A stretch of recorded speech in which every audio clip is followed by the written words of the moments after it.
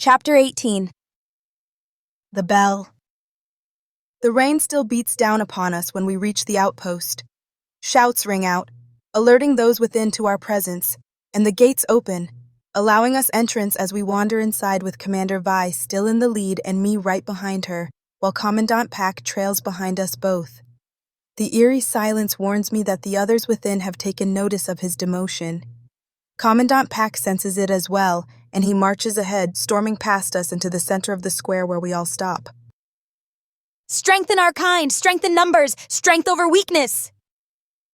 The Arelian chant echoes in the background as arbiters performing drills repeat our most sacred beliefs. Without thinking, I chant along with them, repeating the words that have been drilled into my mind since birth under my breath. "Listen up!"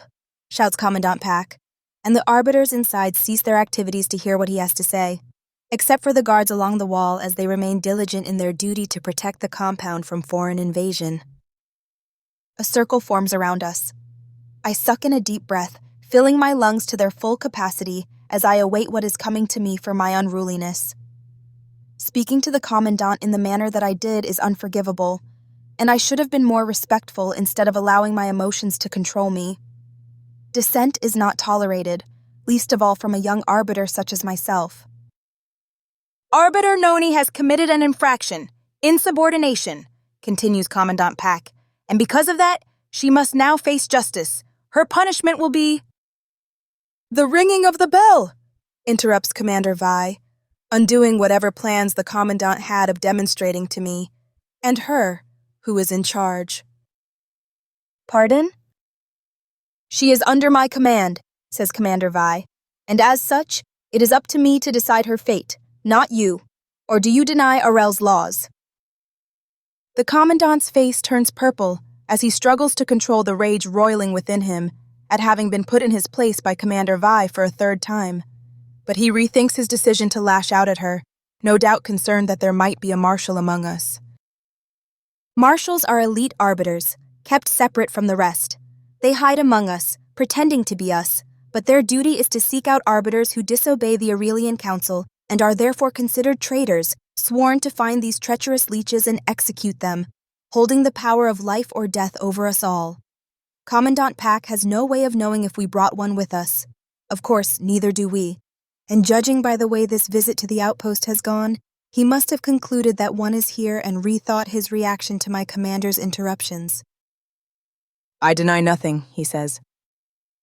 The gathered crowd backs away, allowing a group of 5 arbiters through, while on the other end, past a cluster of outbuildings, a post is set up with a single bell atop it. My goal. I have only seen this punishment performed once, back at the training facility.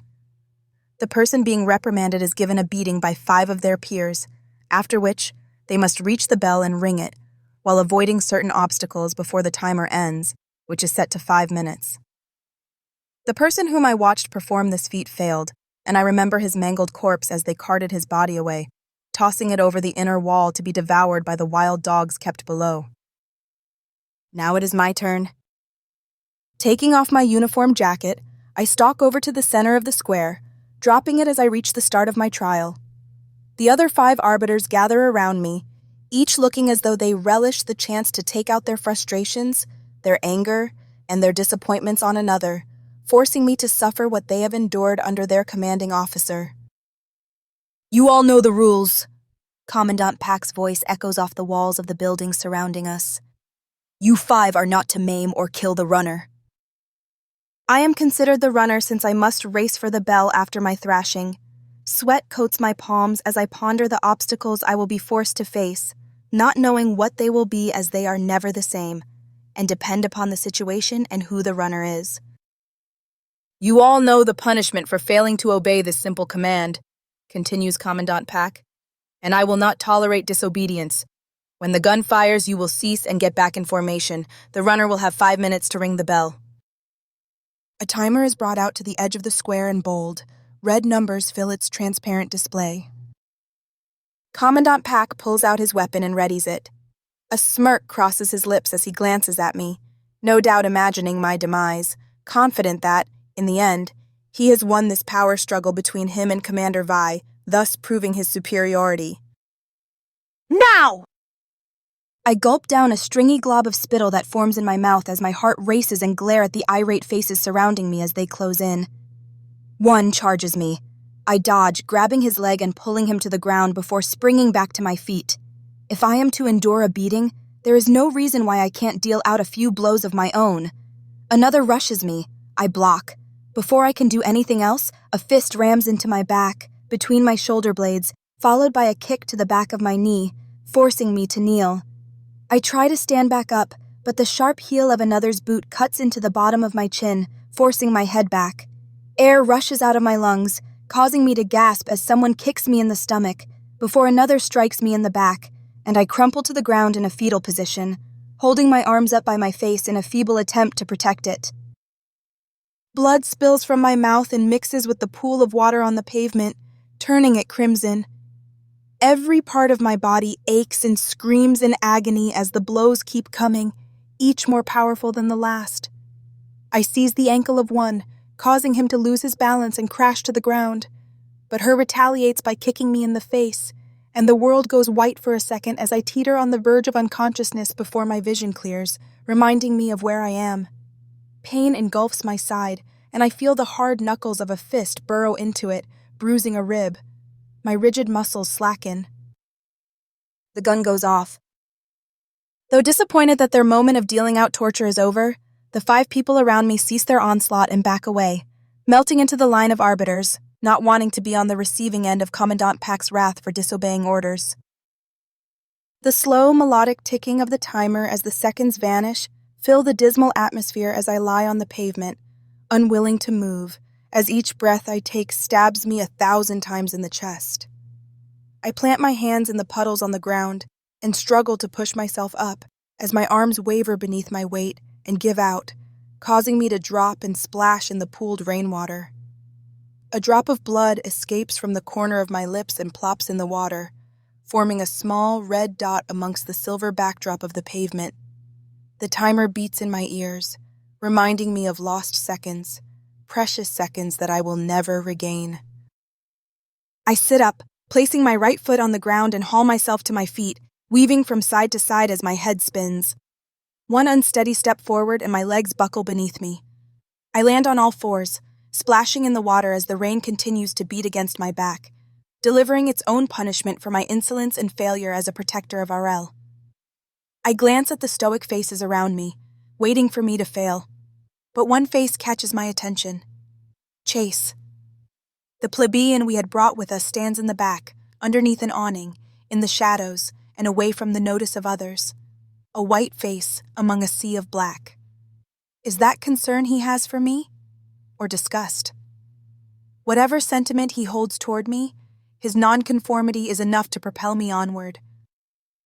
I stand up, rising to my full height, as water drips down the sides of my temples and my soaked ponytail sticks to my back, while the bits of black strands that have escaped their hold glue themselves to my bloodied cheeks. 4 minutes left. Inhaling, I run for the bell. Splashing accompanies my frantic movements, performing a chord as I rush to beat the timer. A swooshing noise prickles my ears. It takes me a moment to recognize it as a knife that has been thrown, and I jump backward just in time to avoid being struck, landing on my back. I roll onto my stomach just as a boot crashes into the pavement where I had been, snatch the knife, and jam it onto my opponent's shin. Ignoring his cries of pain, I dart away, heading for the bell once more, having defeated my first obstacle, assuming he does not follow me. I stretch out my legs, timing my breathing with my feet, as I race for the bell, leaving the square and entering a walkway with buildings on each side, aware that time is against me, and what my fate is should it win. Something long and solid slams into my back, knocking the air from my lungs and propelling me forward, and once again, I find myself on the ground. I roll onto my back and face the arbiter leering over me, holding her stock prod with triumph and noting the sparks that fizzle on the end. My second obstacle. She jabs the ground with her prod, just missing me as I roll to the side, clinking when it strikes the concrete, while a buzzing sound is released from it as the electricity that charges through it curses its missed opportunity at harming its prey. I jump to my feet. Before I can swing around and face her, she stabs me with the prod and my muscles seize from the electricity coursing through my body, forcing me to my knees. She jabs me again with it. Unable to move, I scream from the pain that riddles my body, while my mind turns toward the timer and the ever-decreasing number of seconds. She lifts the prod. I crawl through the pooled rainwater toward the bell, focusing my attention on it, wiling myself to move forward, when she jabs me again, and I curl into a ball from the electric charge. A maniacal laughter fills the air. Is that her? Is she gloating over my failure? Struggling to ignore the pain, I roll onto my back, seize the prod, and rip it away from her grasp. Stunned, she stares at me, unsure of what to do. But I do not give her a chance to come up with a solution as I strike her in the stomach, forcing her to double over. Though dazed and still in pain, I haul myself to my feet. She charges me. Raising the stock prod, my knuckles turning white from my strong hold on it, I stab her in the throat with it, watching as it bursts through the back of her neck, skewering her. I let go of the prod. Her body collapses on the ground, convulsing from the electrical charge as blood pools around her neck and head, her horror-filled eyes staring at the dark sky. I rip the prod from her wound and run off, leaving her there to die. Something metallic skids across the ground, heading toward me, and I spot the small cylinder that has appeared from the crowd watching me. Recognizing it as a flash bomb, I know I have seconds to escape its blast. A steel ladder runs up the side of the building next to my left. I jump at it, climbing upward to the top, keeping my focus away from the flash bomb. A pop sounds as it detonates, releasing a bright burst of white light and smoke, just as I reach the top of the ladder and close my eyes, avoiding the worst of the effects. Unable to see what awaits me on the ground, I climb downward and jump off. My head still spins a bit from my beating, but I cling to the side of the ladder to regain my sense of balance as I envision the bell and refocus my attention, reassessing my bearings in an effort to not get confused or lost in the smoke. The drone of the time still beats in my head, reminding me of its impending end. A clearing in the smoke appears and I spot the bell. Not caring what lies ahead, I run for it. Rain pours around me as I charge for my goal, desperate to win, to prove that I am worthy of being an arbiter. Almost there. The bell nears, and for a moment, I believe that I have passed, that nothing will stop me when a burning sensation strikes my right arm, just below the shoulder, as a bullet grazes me, and the distinct sound of a gunshot echoes around me. I keep going. Bullets pummel the ground in front of my feet, and I skid to a halt to avoid them, turning around, and my moment of triumph abandons me as the guard that had accompanied Commander Vi and I to the outpost steps from the crowd and into the middle of the walk, observing me. I should have expected this. I trusted him to ensure my safety while outside the wall of Arel. Of course, they would use that trust against me to cause me to falter and second-guess myself. Such tactics are the norm in Arel when chastising an ornery individual.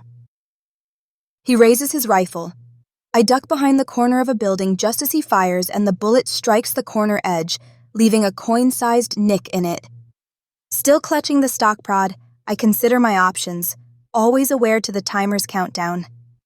Soppy footsteps approach, masked by the hiss of the rain, but I remain still, engulfed by the deluge and doing my best to control the involuntary shivers that threaten to take my body hostage.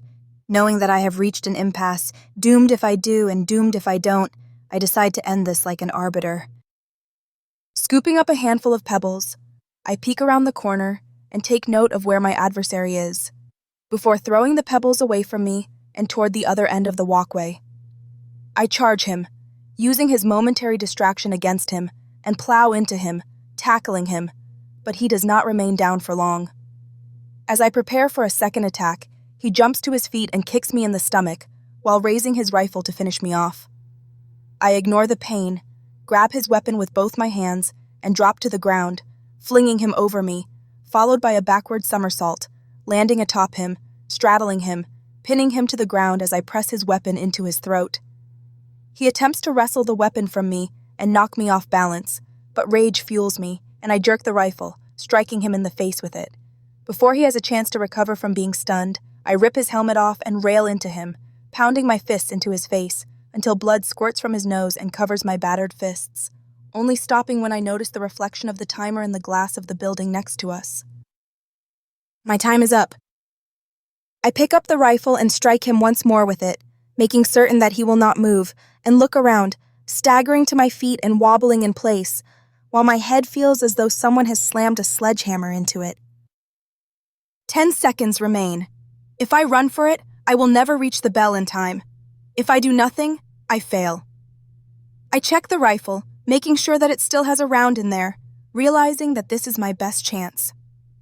Calming the storm within me, blocking out the harsh yelling of the pounding rain, I raise the rifle, aim, and fire, letting my last hope ride on that single shot. It strikes the bell and the crystal, crisp ringing of it sings in my ears, drowning the harsh screech of the timer.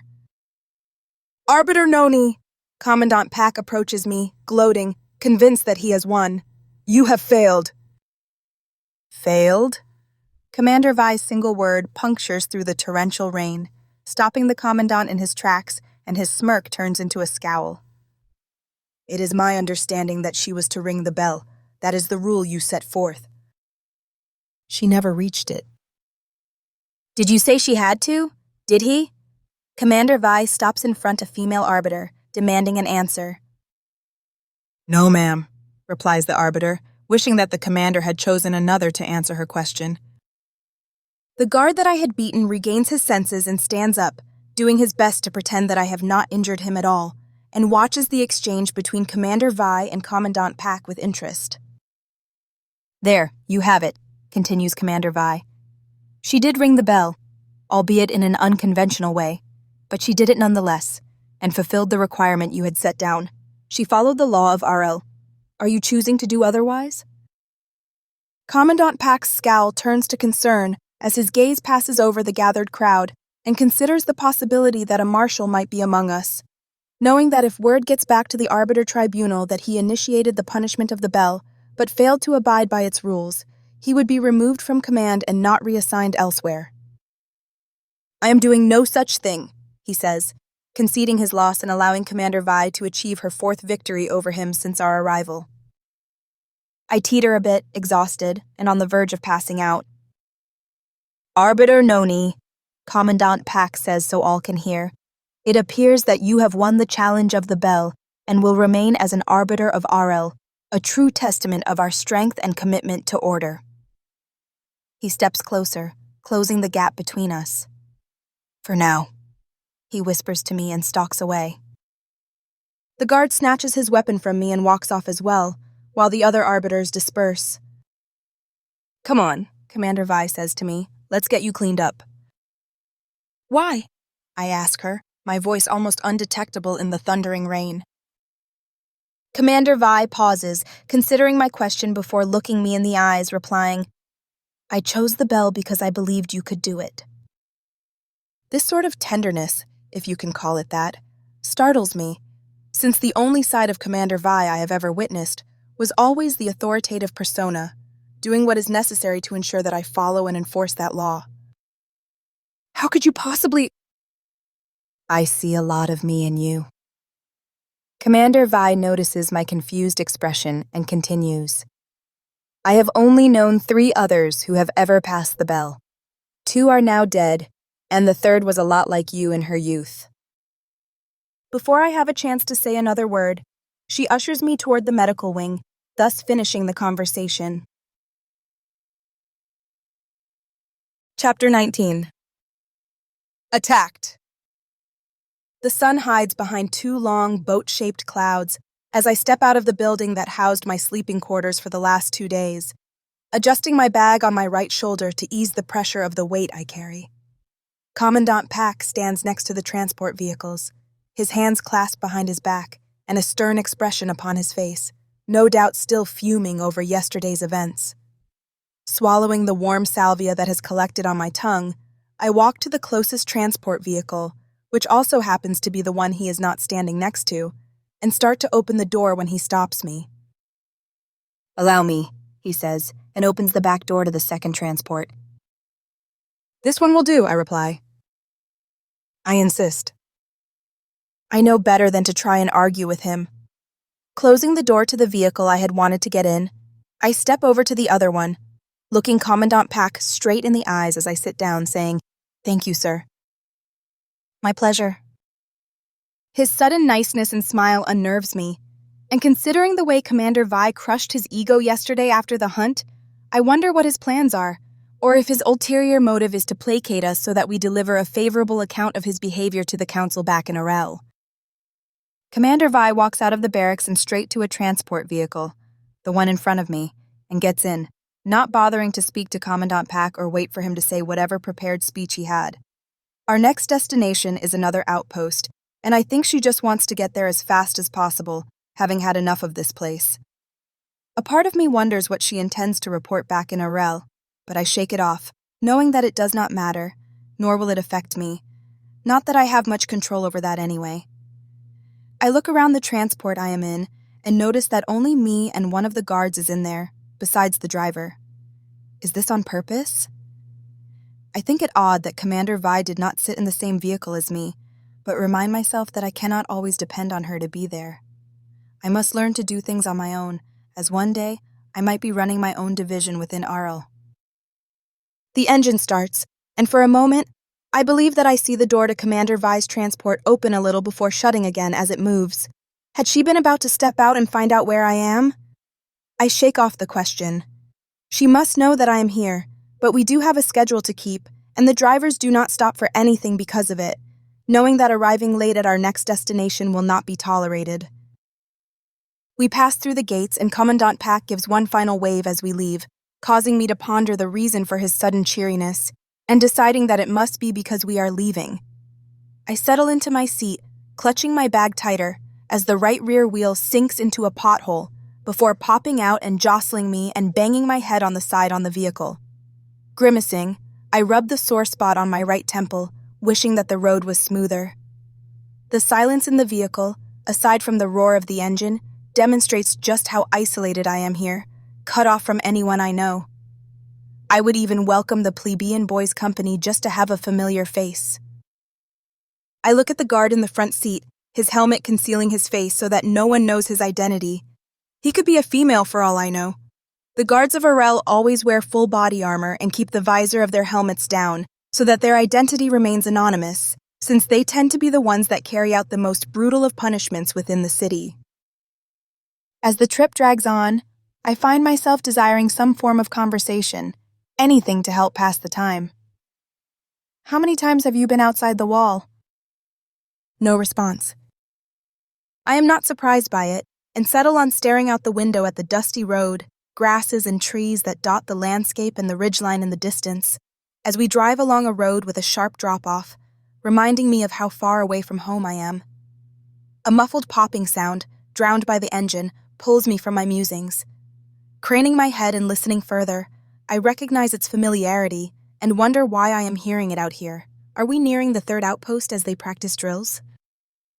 It happens again, and my mind jumps to action as I notice a flash from the ridgeline before the ground in front of the leading transport is struck, followed by a slew of gunfire. Another mortar shell strikes the space between my transport and the one ahead of me, creating an ear-splitting explosion that causes my ears to ring as fire and smoke consume the ground, and I am unable to see the leading vehicle. "Look out!" I scream. The driver cranks the wheel and the transport swerves, skidding and stopping only when one of the rear wheels hangs over the edge of the hill. I place my hands on the back of the seat in front of me, catching my breath as I regain my senses from having been tossed around in all the commotion, glad that the ringing in my ears subsides enough for me to hear a familiar voice shout orders.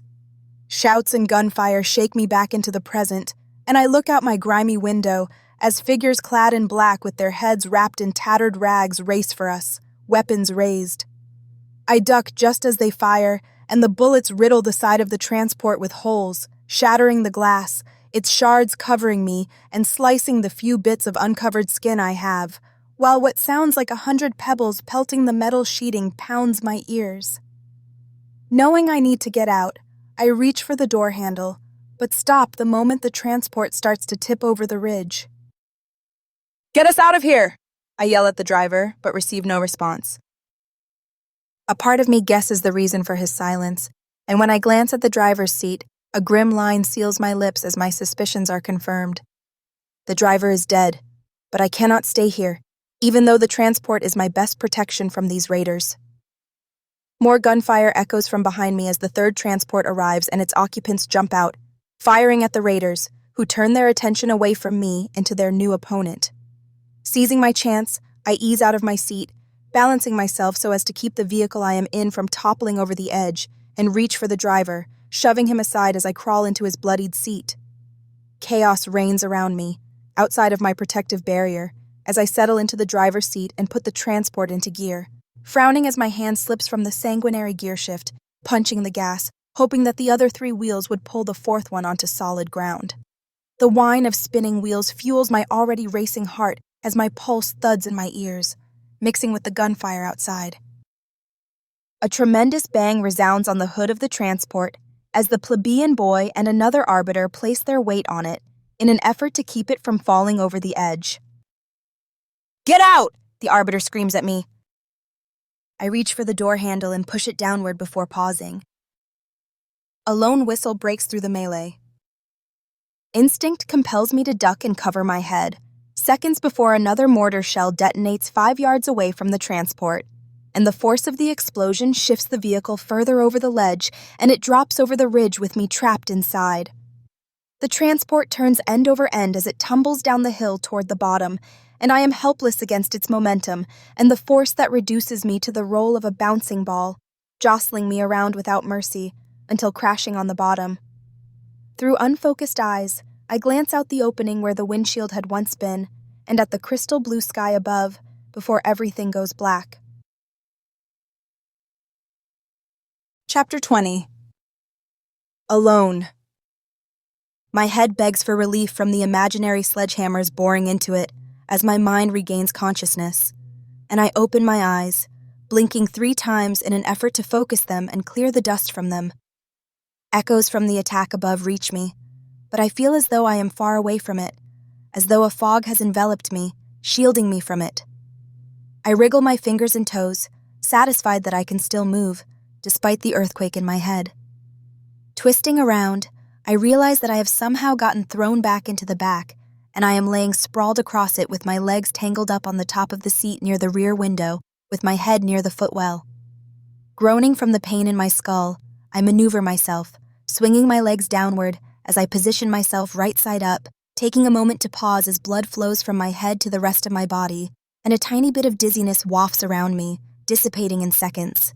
But the pain remains, making me wish the blood vessels would quit pulsating in my temple.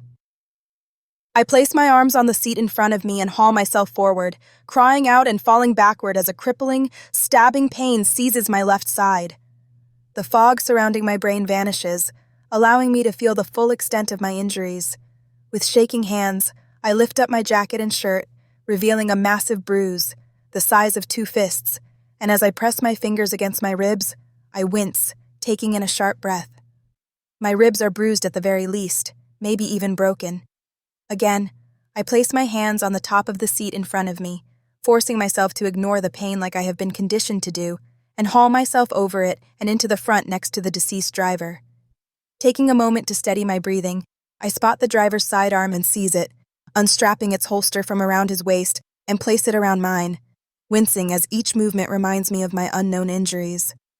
Though I know that I have the possibility of a cracked rib, there may still be other injuries as well, the silent, fatal kind. Crunching brush alerts me to another's presence, and I crouch behind the dashboard. A figure moves through the trees and underbrush, not bothering to practice any form of stealth, and as I peer closer, I spot the white skin and ragged clothing. The plebeian boy has been sent down to assist me. Before I have a chance to call out to him to be quiet, I sneeze, and the congestion in my sinuses clears for a moment, alerting me to another problem: gas. I glance in the side mirror and curse as I notice gasoline spurting from the tank, admonishing myself for not being aware of this earlier. 1 spark and we are both dead. I turn the handle to the passenger door and push against it, but it refuses to budge and allow me to escape. The puddle of gasoline grows. I need to get out. I bring my feet up and kick at the passenger door and continue kicking it until it hangs open enough where I know I will fit, and crawl through it, clinging to it the moment I get out. The transport has landed a few feet away from another drop-off. I lean forward to glance downward at the tops of the trees and their wide, emerald fronds, and the faint mist that envelops them, obscuring the bottom of the gorge and the soft roar below. Is there a river nearby? I try to envision the landscape around me and my place within it, but the pervasive smell of gasoline jerks me back to my current predicament. More crunching brush distracts me, and I watch as the plebeian boy, Chase? Is that his name? Runs toward me. The fool! Does he not smell the gas? Easing my way around the door, while gripping it as tight as I can to avoid slipping on the loose, mushy soil, I inch my way to the front of the vehicle and onto more solid ground. I have no time to rest or be relieved that I have escaped what could have been my coffin, for the plebeian boy races for me unaware of the danger that awaits. "Stop!" I shout at him, waving my arms, but he ignores me and continues, while the skirmish above us rages, unconcerned about our plight. A single zap confirms my worst fear. Knowing I have no choice, I sprint away from the transport, catching the plebeian boy around the middle, doing my best to force him to turn around. But he stumbles, causing me to fall as well. Another spark lights up above the puddle of gas, igniting it. Before I have a chance to regain my balance, both the plebeian and I slide toward the drop-off, propelled by the force of the explosion, and disappear over it, plunging to an unknown fate. I gasp as I strike hard ground and continue to roll downward. I do my best to tuck and roll, but the force of gravity negates my efforts. Bits of dirt fly everywhere surrounding me, clogging my ears and getting inside my mouth as my world spins, and I hear nothing but the sounds of my grunting and groaning as twigs snap beneath me. A searing pain grips my right leg, and despite me crying out, I never hear it as it is masked by my continued tumble down the steep hill. The ground vanishes beneath me. I feel as though I am hanging in the air, until I drop, whipped by the wind, before smashing into something hard that gives way underneath me and covers me, drenching my clothes and my hair. I have fallen in a river. I manage to break through the surface of the water long enough to take a deep breath, before being sucked under again by the current as it whisks me away, twisting and turning me in so many directions that I have no idea which way is up or down, as the foamy water fills my ears with its roar, encasing me in a dark and soundless bubble. I kick my legs, and I am struck by an intense pain. I open my mouth to cry out, only to find myself choking on frigid water instead, coughing, sputtering, and inhaling more water despite my attempts to breathe air. Someone tries to grab me, but I push him away, thinking that he is a threat. I thrust my arms downward, propelling myself upward and out of the water long enough for me to hear a voice shout at me, "Grab my hand!" A part of my mind realizes that the plebeian boy is still with me, and it is him yelling at me to take his hand. I fling my arm outward and he seizes it, gripping it in his muscled and callous hand as he hauls me toward him, while he uses his other arm to swim for the riverbank. I try to kick in an effort to help swim, but my right leg does not want to cooperate, and each movement sends a shooting pain up it, causing my injured side to ache even more, a momentary relief from the constant pain I am in. Water gushes over my nose and mouth, forcing me to gag and cough. My convulsions make swimming to shore more difficult. Despite the trouble my actions pose, the plebeian manages to reach the riverbank and drags me onto the moist sand. Bits of it get into the tops of my pants, grating my skin, but I do not care, thankful to be able to breathe without water finding its way down into my lungs. A few more rounds of coughing and I am able to breathe better, but all the relief from that brings is an acute awareness that my leg sits at an odd angle, and the massive bruise on my side beneath my ribs has turned a shade darker. The plebeian boy lays next to me, gasping for air, no doubt exhausted from having saved both of us, but his presence so close to mine disgusts me. He should not be lying on the ground, but looking for survivors of the attack, or at the very least, getting me something to drink, since my parched throat has decided to make itself known. "Fetch me some water," I command him. "Are you kidding me?" I smack him for his insolence, my reflexive action indicative of what I have always been taught. He jumps back but refuses to rub his cheek where my hand has left a mark, glaring at me instead. "If you please, ma'am," he says in a controlled voice. "How am I supposed to do that?" I release an exasperated sigh. "Use one of those broad leaves from the trees. Cup your hands if you must." He glances at the leaves on the nearby trees which hang over the river, either unaware of our plight or unconcerned, and sets his mouth in a firm line, as though he hadn't thought of using one of them as a way to hold water. I watch, doing my best not to disturb my leg or side, as he climbs up the trunk of one of the trees, reaches for one of the larger leaves, and jumps to the ground, breaking the frond free of its hold. He twists it into a cone as he steps toward the water, kneeling down and allowing the river to fill it, remaining there as he drinks his fill. Aghast at how he ignores my need to drink, I struggle to get up, but fall back onto the sand, cringing in pain. "What are you doing?" I demand. "Getting a drink," he replies as though it should be obvious. "Bring me some water this instant." His empty hand clenches into a fist, but I ignore his irritated demeanor, focusing more on the makeshift cup in his hand that has just been refilled with water. Doing his best not to spill it, he brings it over to me, and though he tries to lower it so that I can take a sip, most of the water tumbles from the cone, covering my face and chest. "Look what you've done!" I yell at him. "It was an accident." Again, he speaks to me as though we are equals. I raise my fist and prepare to strike him, but he catches it in midair, striking me off guard as no plebeian has ever done such a thing before. It is not allowed. "Bring me some more water now," I say. He drops my fist in the leaf cone, saying no. No? He is refusing my command? I order you to fetch me some more water. "Get it yourself." The plebeian boy walks off into the trees, leaving me alone on the riverbank with the few birds I hear singing, the trees, and the river for company, all of them mocking me. I listen as his footsteps fade, and all my haughtiness and desire to prove my dominance disappears. Cut off from the people in the transport, and having no idea where I am on my own for survival, but my injuries may kill me before morning.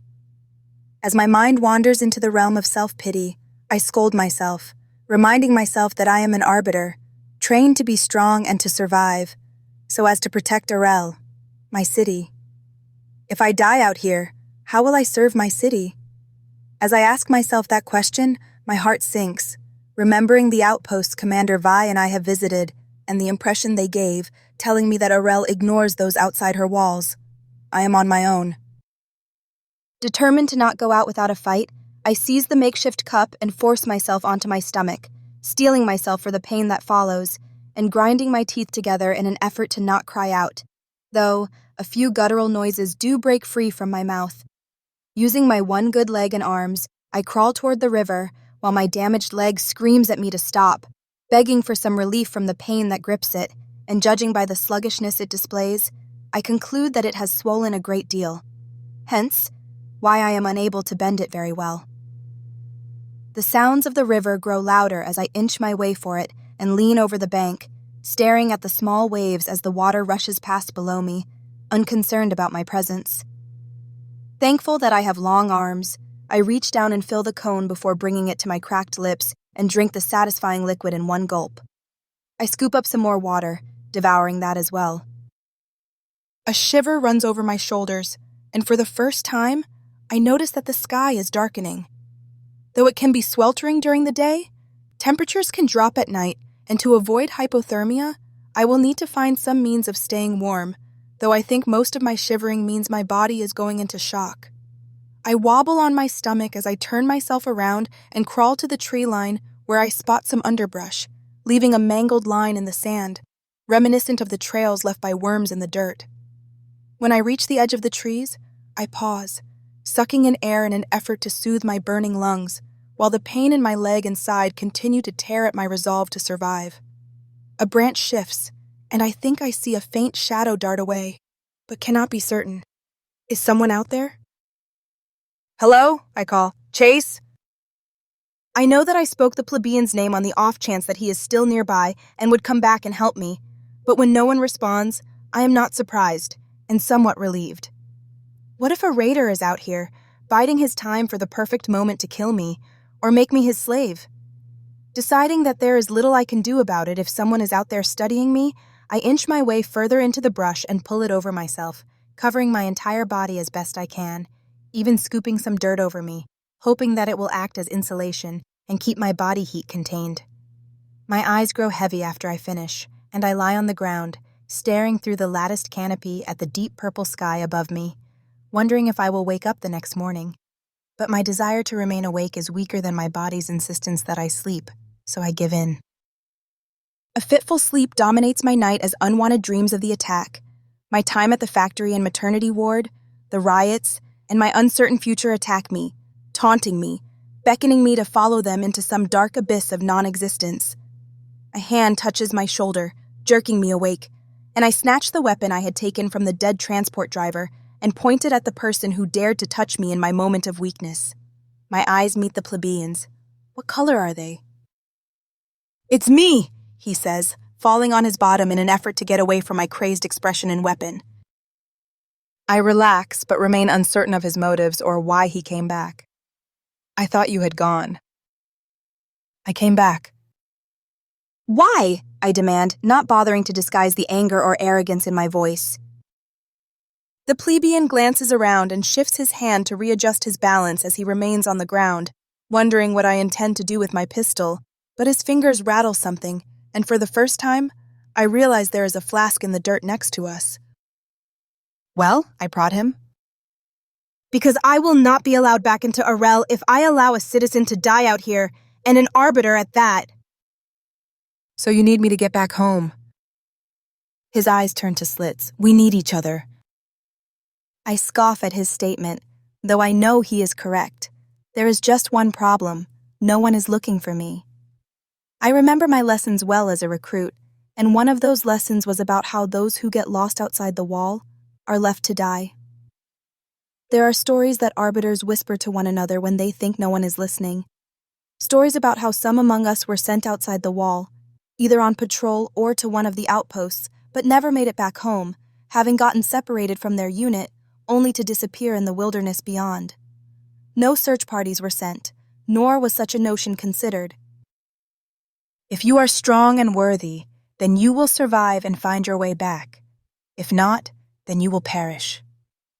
Muller's voice echoes in my mind as I remember one of his many lessons, and this specific instance centered upon a single recruit asking about an arbiter, one whom had decided to initiate the rite of conquest, an act where an arbiter challenges a superior officer, and was said to have gone missing beyond the wall. Most arbiters initiate the challenge in the hope of gaining a higher rank or better assignment within Arel, but the challenge can be made for any reason and is one of the few rights that arbiters have. The weak must be weeded out. Muller's voice finishes in my head. Therein lies my dilemma. No one will come searching for me. If I tell this plebeian this, he will leave me here to perish, but if I keep this a secret, he will find out at some point when it becomes evident that no one in Arel cares if I am missing. This is to be another testament of my strength and will as an arbiter to prove that I am fit to protect Arel. The only problem is, I need this plebeian to survive out here because I will not get far on a broken leg. "Plebeian." "Chase," he interrupts me. "What?" "You know my name, and you know that it is Chase. Though I do not appreciate being spoken to in such a manner by him, I am in no position to argue. Very well. Chase, there is something you should know." A quizzical expression clouds his face at the change in the tone of my voice. "No one is going to come looking for us." "Of course they will." "No, they won't." He looks into my hardened eyes, and the truth of what I have told him strikes him as his disbelief morphs into concern. "Then, how?" "I'll have to." His expression sours as I speak. "We'll have to find our way back to Arel." "So you know the way back?" "That is another problem. I have never been outside the wall and relied on those who drove the transport vehicles to navigate the area and know where to go. And since I had been stuck in the back of the transport, I did not get to see enough of the surrounding area to get my bearings." "You do know the way back?" "No." "Perfect. Don't they teach you people tracking and survival?" "How dare you question the training of our arbiters? I may not know for certain the way back to Arel, but I can find my way to one of our outposts, and they will get us back home. You insolent!" I try to stand up, allowing my anger at being questioned to force me to forget that I cannot walk, and the moment I put weight on my injured leg, I crash back into the dirt, crying out in agony. Stay still, you idiot! Out of reflex, I raise my hand to strike him, but he catches my fist in midair, and the vehement look in his eyes tells me not to do it again. I jerk my arm free, saying, "You'll have to set the bone." His furious expression turns to worry. How? "We'll need some sticks or anything that can be used as a splint to keep me from bending my leg, and we'll need rope of some kind. Those vines might work." He gets up and wanders into the wooded area, searching for fallen limbs that are sturdy enough to be used as a splint. Minutes tick by as he picks up a few and tests them before tossing them aside. One breaks the moment he touches it, and I imagine my leg doing the same when we hit the water of the river yesterday. Soon, he finds 2 staff-sized branches, which must have come from the upper part of the trees, and sets them next to me, hurrying off to tackle the vines. Ripping one from its hold, and the strength of his muscles astonishes me. When he finishes, he coils the vine next to the wood and stares at me, waiting for the next set of instructions. Find something sharp. You'll have to tear the pants leg away, I tell him. He does not question me, nor does he get insulted as I issue my command, knowing that setting my broken bone has to be done if we hope to get out of here.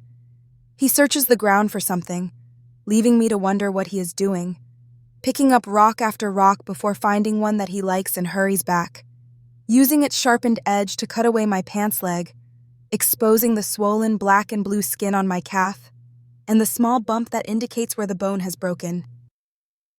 Feel where the bone has broken? The pleb, Chase gives me an inquisitive look. Feel my leg. He runs his calloused hand over my lower leg, and his expression changes when he feels the area where the bone has snapped. You'll have to push it back in place. I'm not a doctor. I glance away from my leg and stare at him, and the genuine concern in his eyes. Neither one of us is a doctor, and this is not an ideal situation, but I know that the bone must be set, or I risk losing my leg from the infection that will set in.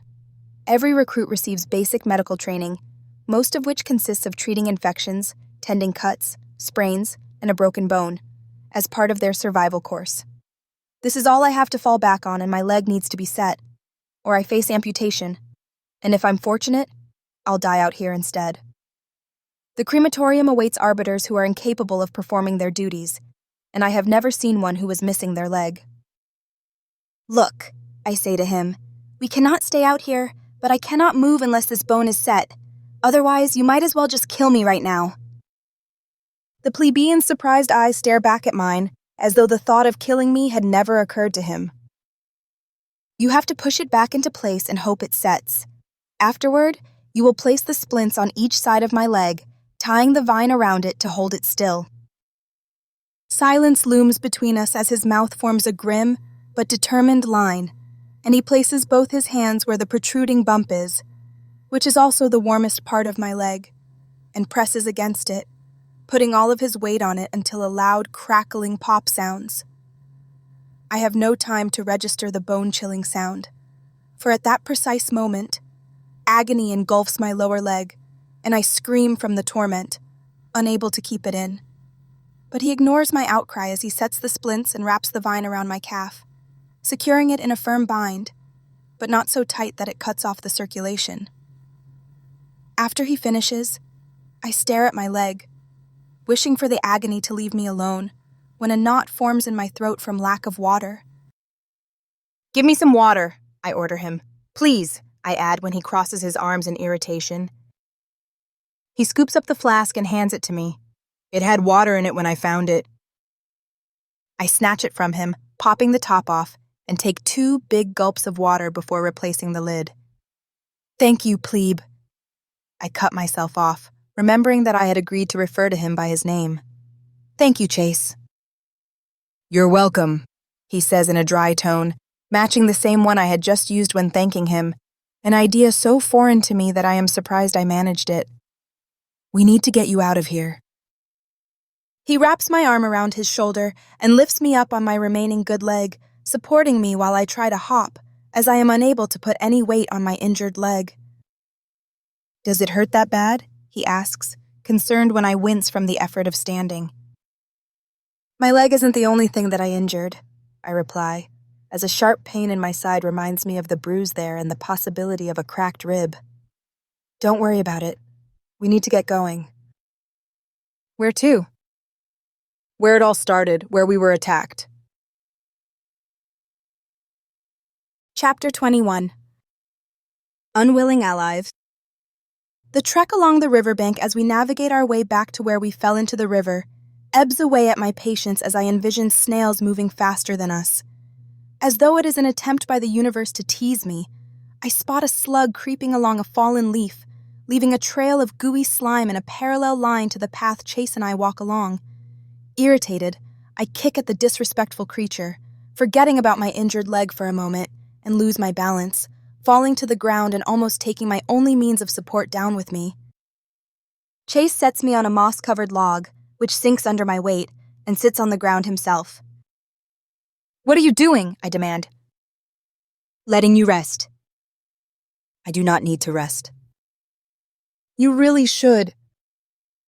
The more time we spend here, the less time we'll have to find our way back. I know that I should stop for a moment, but my pride refuses to allow me that luxury, nor do I have any desire to stay out here longer than I need to, dependent upon a plebeian's generosity. He slaps his hands on his bony knees and jumps up, walking over to me in a single stride and hauls me to my feet, ignoring my grimaces, and drags me along.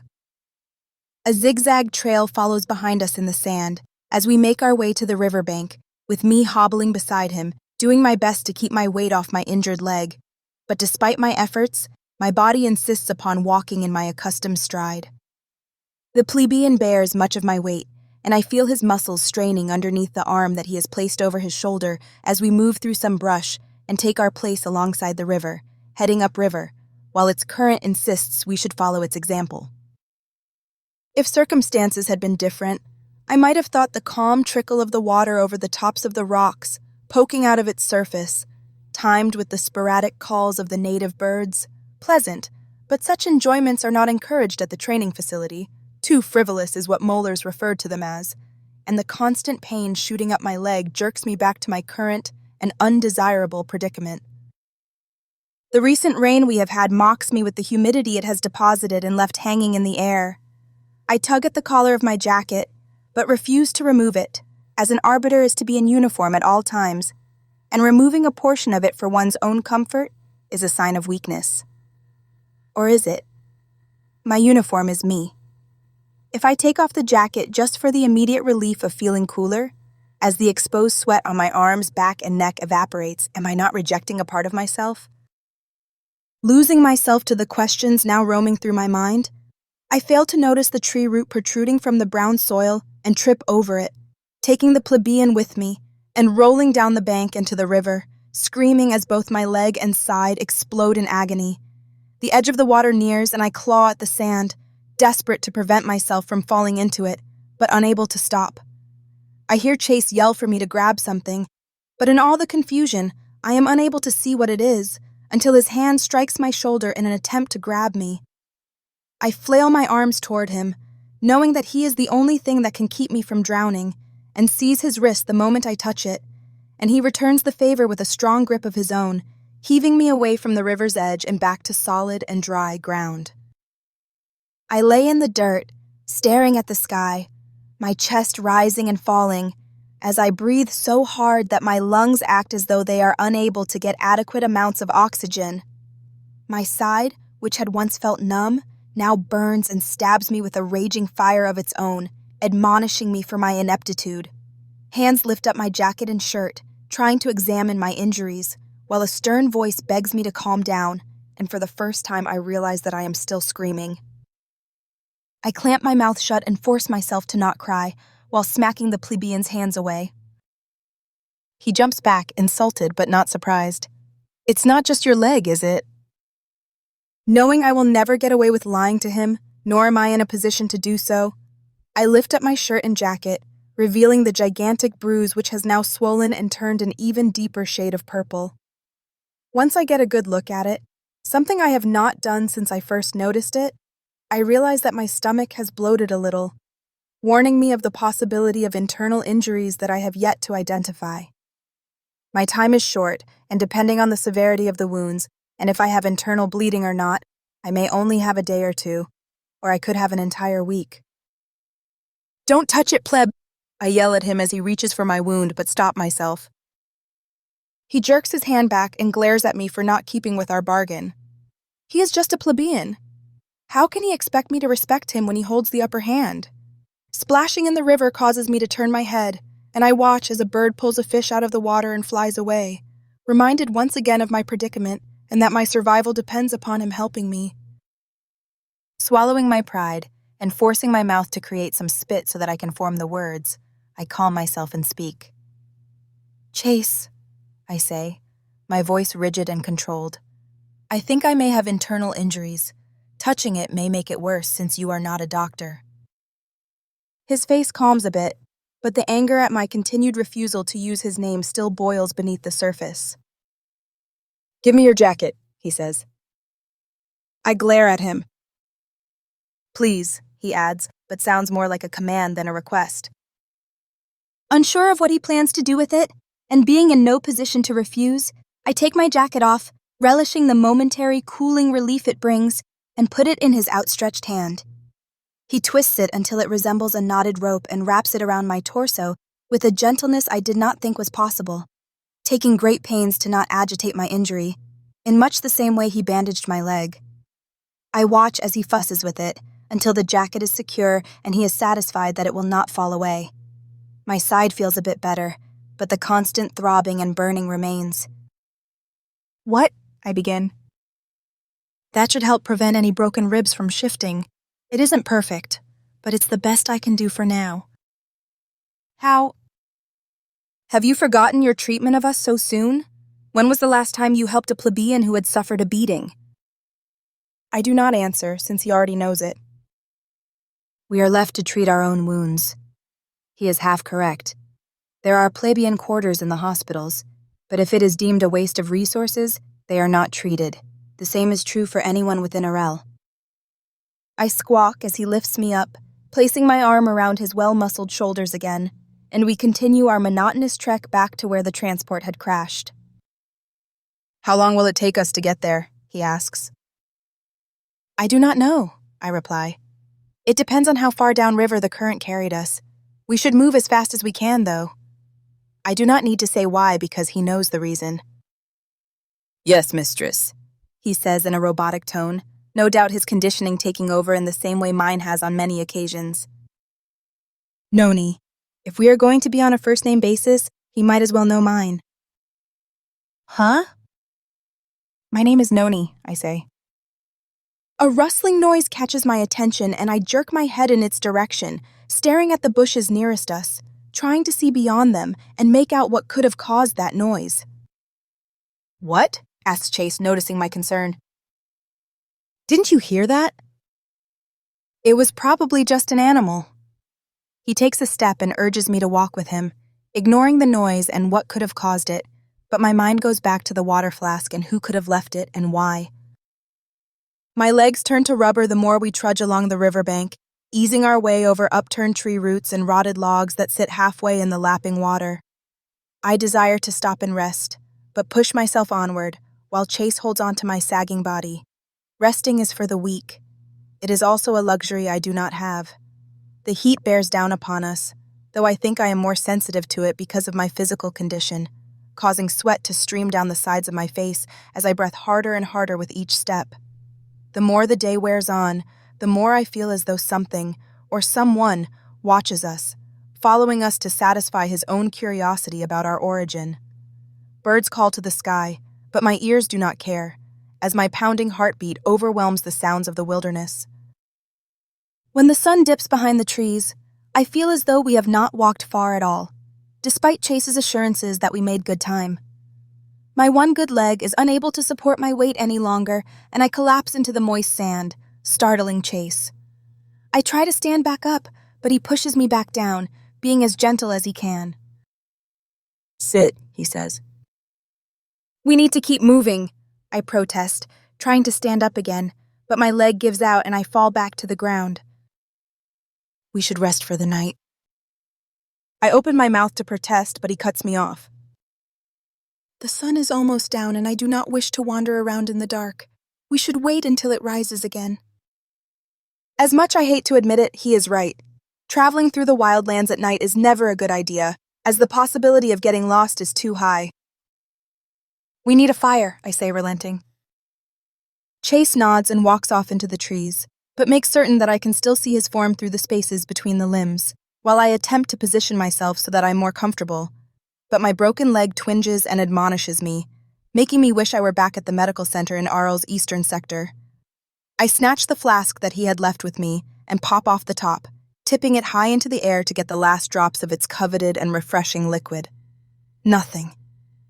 Disappointed, I screw the top back on and plop the container in the dirt beside me. Again, I hear something. I turn toward it, but all I find are trees and rocks. The hairs on the back of my neck stand up, and the feeling of being watched washes over me for a second time today. Do the people who attacked us know that we are out here? Are they biding their time until they finish us off, having placed a bet among themselves over whether we make it back to the road or not? As I stare at the wide jade leaves in front of me, I never hear Chase's footsteps as he walks up with an armload of wood. The branches clop together and thump in the sand when he drops them, causing me to jump. Didn't mean to startle you, he says. You didn't, I reply, trying to save face, but the look on his face betrays that he does not believe me. What were you staring at? He asks. I heard something. It's the jungle. There's always something out here. Don't dismiss my concerns so lightly, I snap at him. Pleb. Again, I cut myself off, reminding myself of our bargain, but a lifetime of conditioning is difficult to undo. Chase, I say again in a calmer tone. I know I heard something and it did not sound like an animal. Would you like me to go check it out? Yes. Sighing, he jumps to his feet and moseys over to where I point, his body language indicating that he thinks I have imagined the whole thing, or have gone delusional due to my injuries. He pulls back a few branches from some overgrown brush, but with each passing moment, his shoulders sag, and I know that he has found nothing, making my insistence that he investigate my hunch seem foolish. He stalks back to the pile of dead branches without a word and builds a fire, using 2 stones to start the flame. Once the first crackle sounds, relief showers over me, as I have no desire to spend my night in total darkness like I had the previous one. Remembering the empty flask, I toss it to him, saying, "It is empty." His jaw tightens, but he picks up the flask and strolls over to the river, refilling the small container and brings it back, setting it upright in the dirt next to me. Anything else? He asks. We need food, I reply, recalling the small bit of survival training I have had. We do not have any. Aggravated by his response, I plunge my hand into the soft ground and scoop dirt away, forming a hole, and keep digging until I uncover what I'm searching for: earthworms. Though not something I would choose to eat on a normal day, they are edible. I snap a twig free of one of the pieces of wood Chase had brought, pick up a wriggling worm between my thumb and index finger, and skewer it before dangling it in the fire. Once I believe it has cooked enough, I eat it, challenging my companion to do the same. Unsure of this new menu item, Chase refuses to grab a worm, but his grumbling stomach forces his hand. He lifts a writhing worm into the air and holds it before him, studying it a moment until he places it on my roasting stick and hangs it in the flames. Once cooked, he holds the limp worm before him, his eyes darting from it and to me, before summoning the courage to eat it. His sour face almost makes the entire experience worth the trouble. Have you never eaten a worm before? I ask him. He shakes his head. The texture I can live with, but I can't quite get past the taste. What does it taste like? I hadn't registered any flavor with the worm I had eaten, having swallowed it whole instead of chewing it. Like dirt, he answers, and we both laugh. We finish consuming the worms, roasting each one before slurping it down. The wriggling earth dwellers fail to satisfy our palates, but for the moment, our stomachs have stopped insisting on being fed. Once I finish my final worm, I lean back as best I can, but my leg keeps sending twinges of pain, warning me to not move too much, not that I want to. Here, Chase hands me his last worm that he has just pulled away from the licking flames of our small fire. Keep it, I say. You don't have to prove how strong you are out here. This isn't the core. Shaking my head, I turn away from him, showing him my back as I take off my undershirt, a standard-issue black tank top with the Arelian insignia on one of the straps, and wring out what moisture I can, as it has soaked up a lot of my sweat, and do what I can to brush off some of the dirt and grime that has collected on it. Even here, the insistence on keeping a clean uniform, something that has been instilled into me and drilled into my head since birth, dictates my actions. A light touch prickles my left shoulder, and I seize it with my right hand, twisting the hand the fingers belong to and throwing it to the ground where it thuds in the dirt with a tremendous but dulled thump. Chase's surprised eyes stare back at me, and I rip my hand back, feeling remorseful? I'm sorry, I say, but the words stumble out of my mouth as through my tongue has never spoken them before. And I realize that this is the first time in my life that I have ever apologized without being forced to by a superior officer, the first time I have expressed regret for my actions to a plebeian, and mean it. Chase stares up at me in surprise, doing his best not to look at my exposed breasts.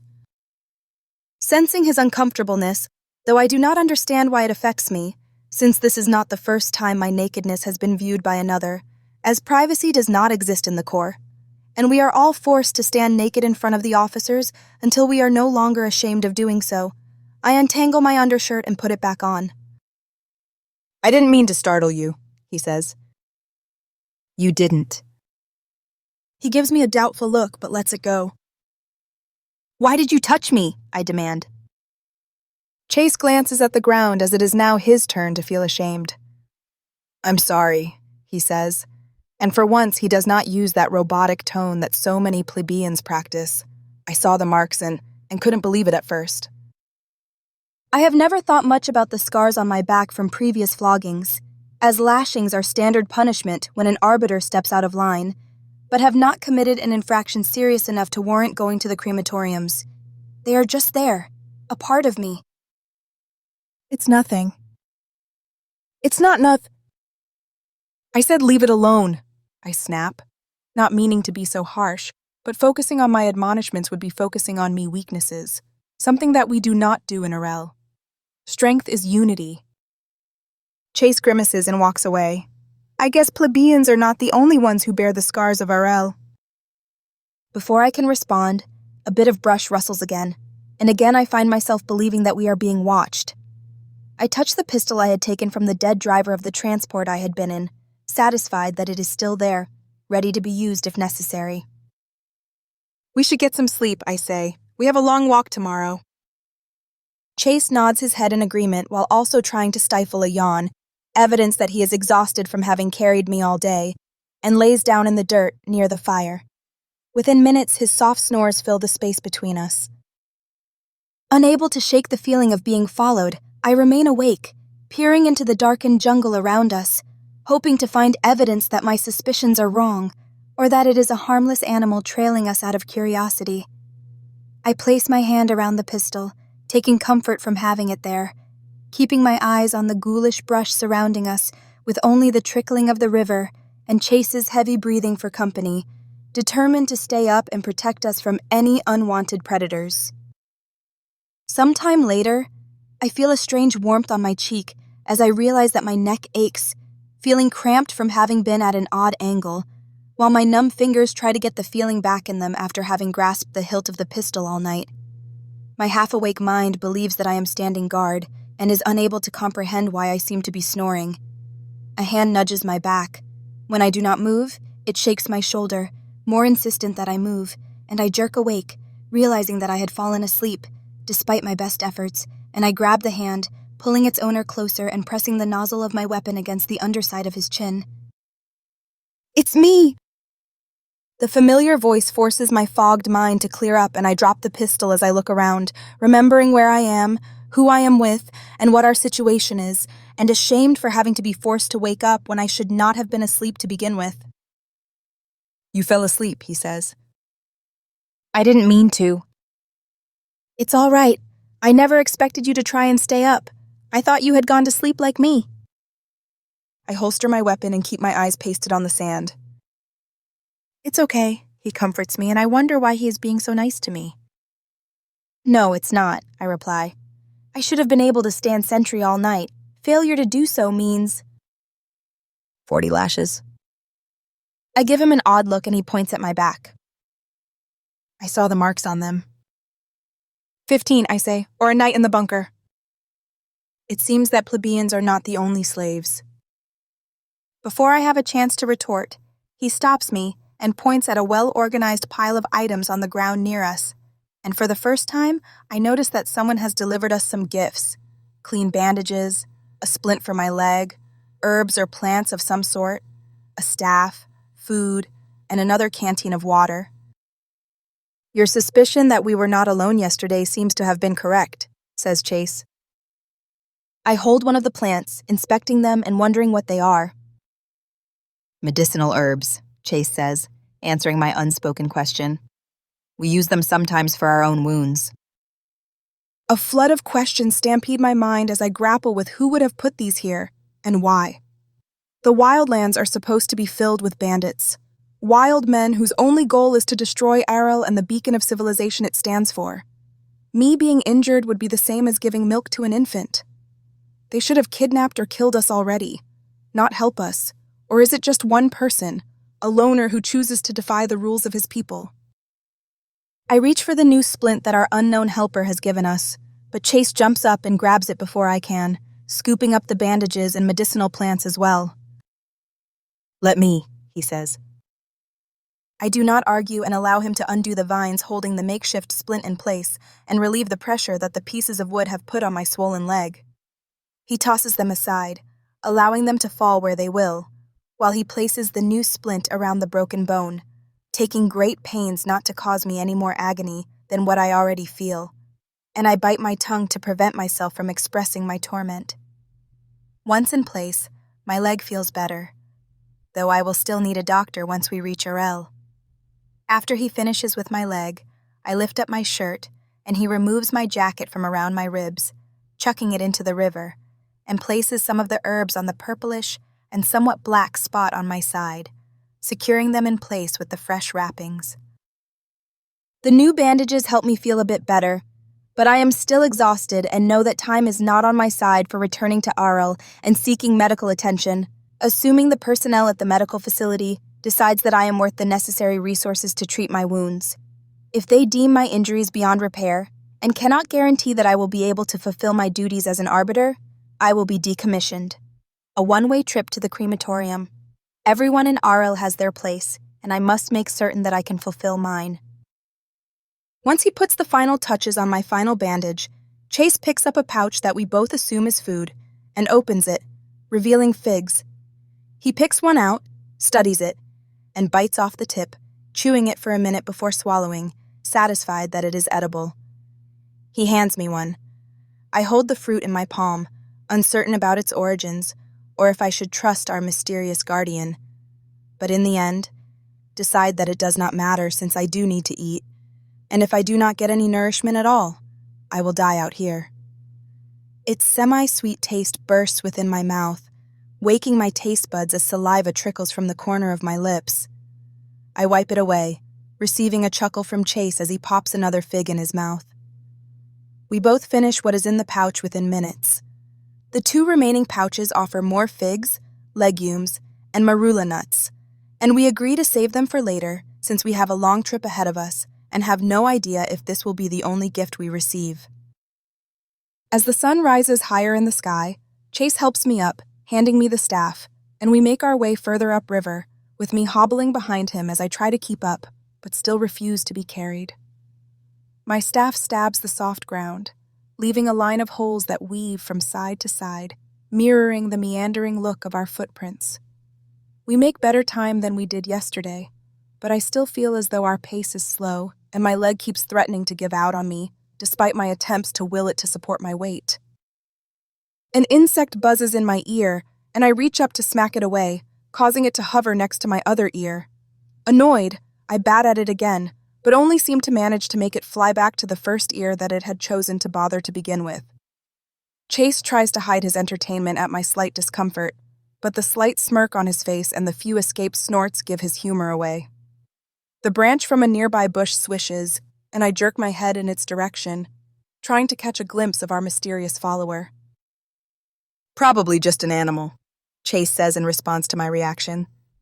He knows I believe otherwise, and a part of him suspects it is something else as well, considering the 2 nights of gifts we have received. Despite the hairs on the back of my neck standing on end, warning me of unwanted eyes watching us, I play along with Chase's suggestion that it was an animal I had heard and smile, shrugging my shoulders.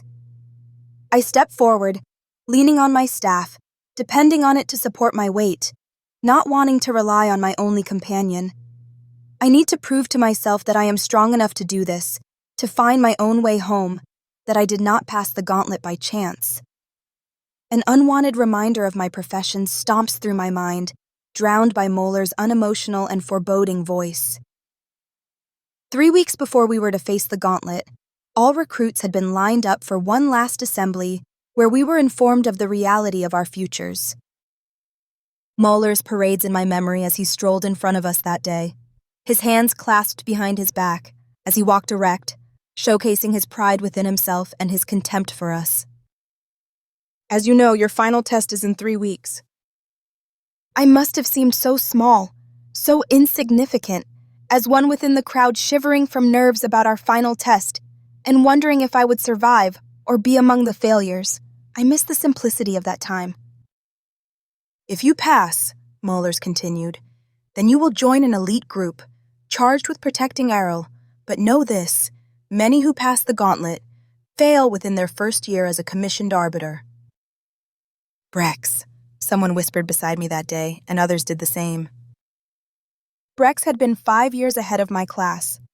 He had passed the gauntlet, and many among the training facility had believed that he would go far as an arbiter, being one of the strongest and most resourceful of all the recruits. Even Moeller's had been enamored by his skill, a feat that most believed to be impossible, since Moeller's praises no one. After he had been commissioned, something happened to Brex. He changed. No one knows for certain what happened, and the official story is that he had a mental breakdown, lost his mind, and thus had to be put down like a rabid animal. He never completed his first year as a commissioned arbiter. Rumors spread about how he had tried to take over the armory in his region and give weapons to the plebeians, while another rumor insisted that he had tried to assassinate one of the presidents of Arel. The official story said that he had contracted an illness, which allowed his mind to be poisoned against Arel, the very city that he had sworn to protect, causing him to incite a rebellion. His licentious attempts to overthrow the leadership of Arel ended when arbiters, led by Moeller's himself, no doubt wanting to exact revenge on the one recruit he had once believed in, arrested him. Brex's trial had been publicized throughout Arel, and his punishment carried out that same day. Back at the training facility, we watched as an airborne transport dumped Brex in the wilderness and left him there with a few drones to monitor him and transmit his punishment to the television screens throughout the city. We watched for a week as he struggled to survive in the wildlands outside of Arel, a grim reminder of what lies outside our walls, until a group of barbarian raiders found him and murdered him. Brex's promise as an arbiter turned into a nightmarish ending and serves as a reminder for what happens to those who fail to protect Arel. The crematorium is preferable to his fate. Do not, Moeller's had said, 3 weeks before my gauntlet, when the whispering finished, follow his example. A slender branch poking out of a nearby tree snaps, startling me from my musing, and I jump as a squirrel leaps from the branch, landing on the ground and scurrying away with a nut in its mouth. See, Chase says to me, just an animal. My side throbs and I grimace instead of smiling at his comment, not sure why he is attempting to comfort me or draw my mind away from my worries about being followed, unless this is his attempt to force his own mind to not focus on our dilemma. I stab the ground with my staff and take another step, forcing myself to keep going, hoping that we find the place where we had fallen into the river soon, though I am unclear about its exact location. Everything had happened so fast that all I can do is guess, and the further we go, the more I question my memory of where the vehicle is. Neither of us talk much as we walk, which I am thankful for because it takes every ounce of effort I have to control my breathing and appear to not be in pain, despite Chase's constant eye on me. But he keeps a respectable distance, only lending me a helping hand when I ask for it. His gray eyes, the same shade as his sister's, harbor concern about my continual struggle to walk. I stop. In our path rests a lone tire, leaning against the protruding roots of a tree as though it had been placed there. The trickling of the river fills the foreboding atmosphere around us as I glance around, searching for signs that we were not alone, wondering who placed the tire there and why. I hobble over to it, but Chase stops me. Let me go, he suggests. I glower at him, not liking the idea that he thinks I am incapable of looking at it myself, and I want to know if it had been on the nearby ground before it was moved, or if it had been carried there. Reading my mind, he points to my leg and my side, and I know that he is right. My injuries prevent me from being able to move with ease, meaning that he should be the one to go.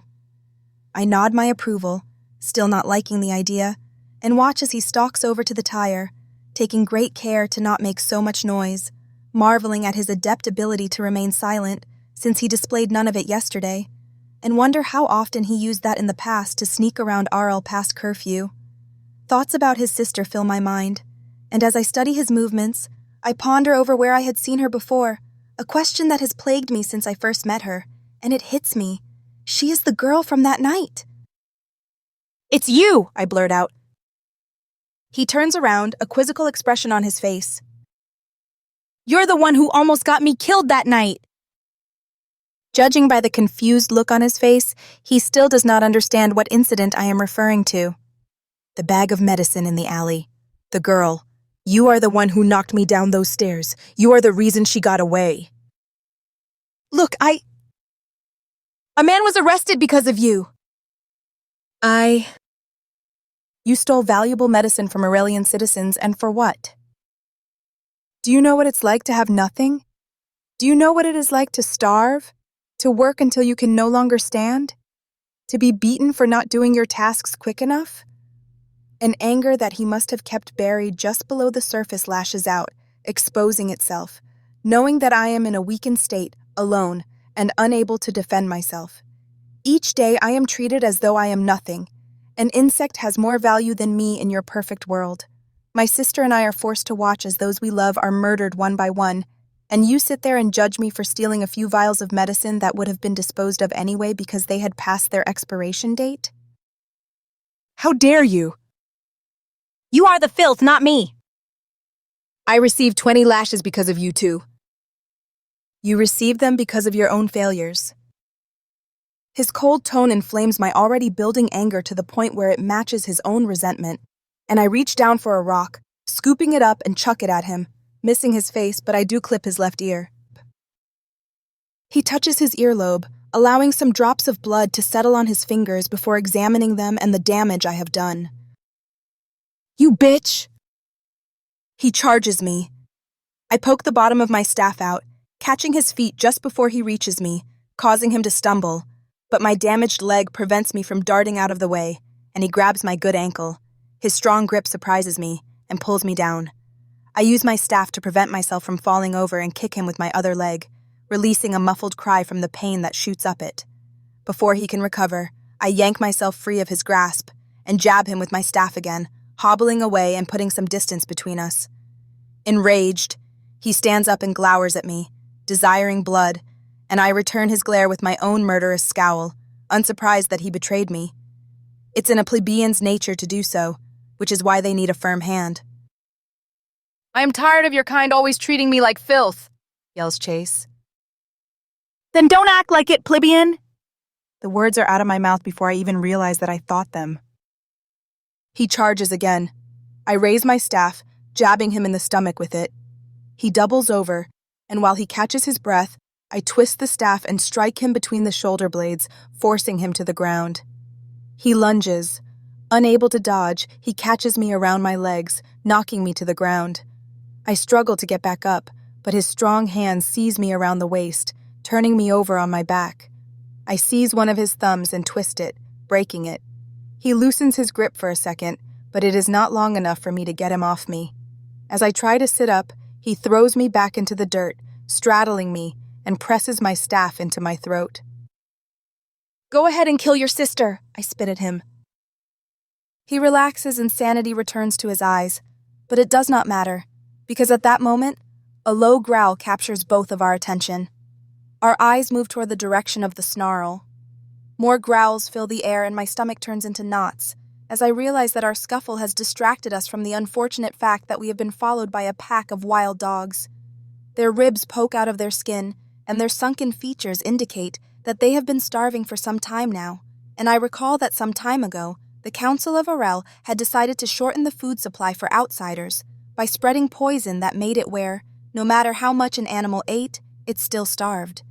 It would take years for the wildlife to rebuild their populations, making it so that those who depended upon them for survival would perish. Now it seems that their moment of brilliance will be my downfall. The growling intensifies, followed by wrathful barks. Chase's eyes look into mine, but there is nothing we can do. The dogs outnumber us, and despite their state of starvation, will overpower us the moment we attempt to flee, not that I would get very far to begin with.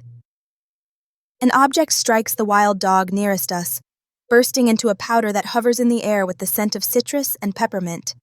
The animal backs away, not liking the smell. More fist-sized balls arc through the air, striking the dogs on their muzzles or sides, each one exploding into a powder that hangs in the air, creating a thick, powdery fog that overwhelms one's nose with the combination of peppermint and citrus. A blur of movement streaks through the dry mist, carrying a cudgel, and strikes the lead dog with it, knocking it to the ground. Startled and afraid, it scrambles to its feet and hurries away. Howling, the pack of wild dogs run off after their alpha, disappearing into the brush, while Chase and I are reduced to a series of coughs. Once the dust settles and we can breathe again, we are alone. Chase climbs off me and gives me his hand to help me up, but I refuse it, snatching my staff instead, using it to haul myself to my feet. I hobble over to the tire, not caring how much noise I make, since it is evident that we are not alone in this wilderness, and inspect the rubber sphere, noting an impression in the dirt where it had landed. Someone had picked it up and leaned it against the tree just so we would find it. Craning my neck, I scan the precipice above us and spot a bit of metal. It might be the transport vehicle that had carried me down here. I scour the side of the steep hill, searching for a place where we can climb. To my right towers a tree, growing out of the ledge, but its roots dig deep into the earth, poking out of the hill in such a way that it mirrors a ladder of sorts, though more haphazard and precarious, but it could work as a way of climbing upward. Either way, if we stay here, we are dead. "Look," Chase says in a soft and apologetic tone, "There," I cut him off. "We'll climb up there." Though I detest the idea, I still need his help to get up this hill, assuming he does not allow me to fall on the way up there. He looks at where my finger points and nods his approval. I start for it, but he grabs my arm, stopping me, but jerks away the moment I face him.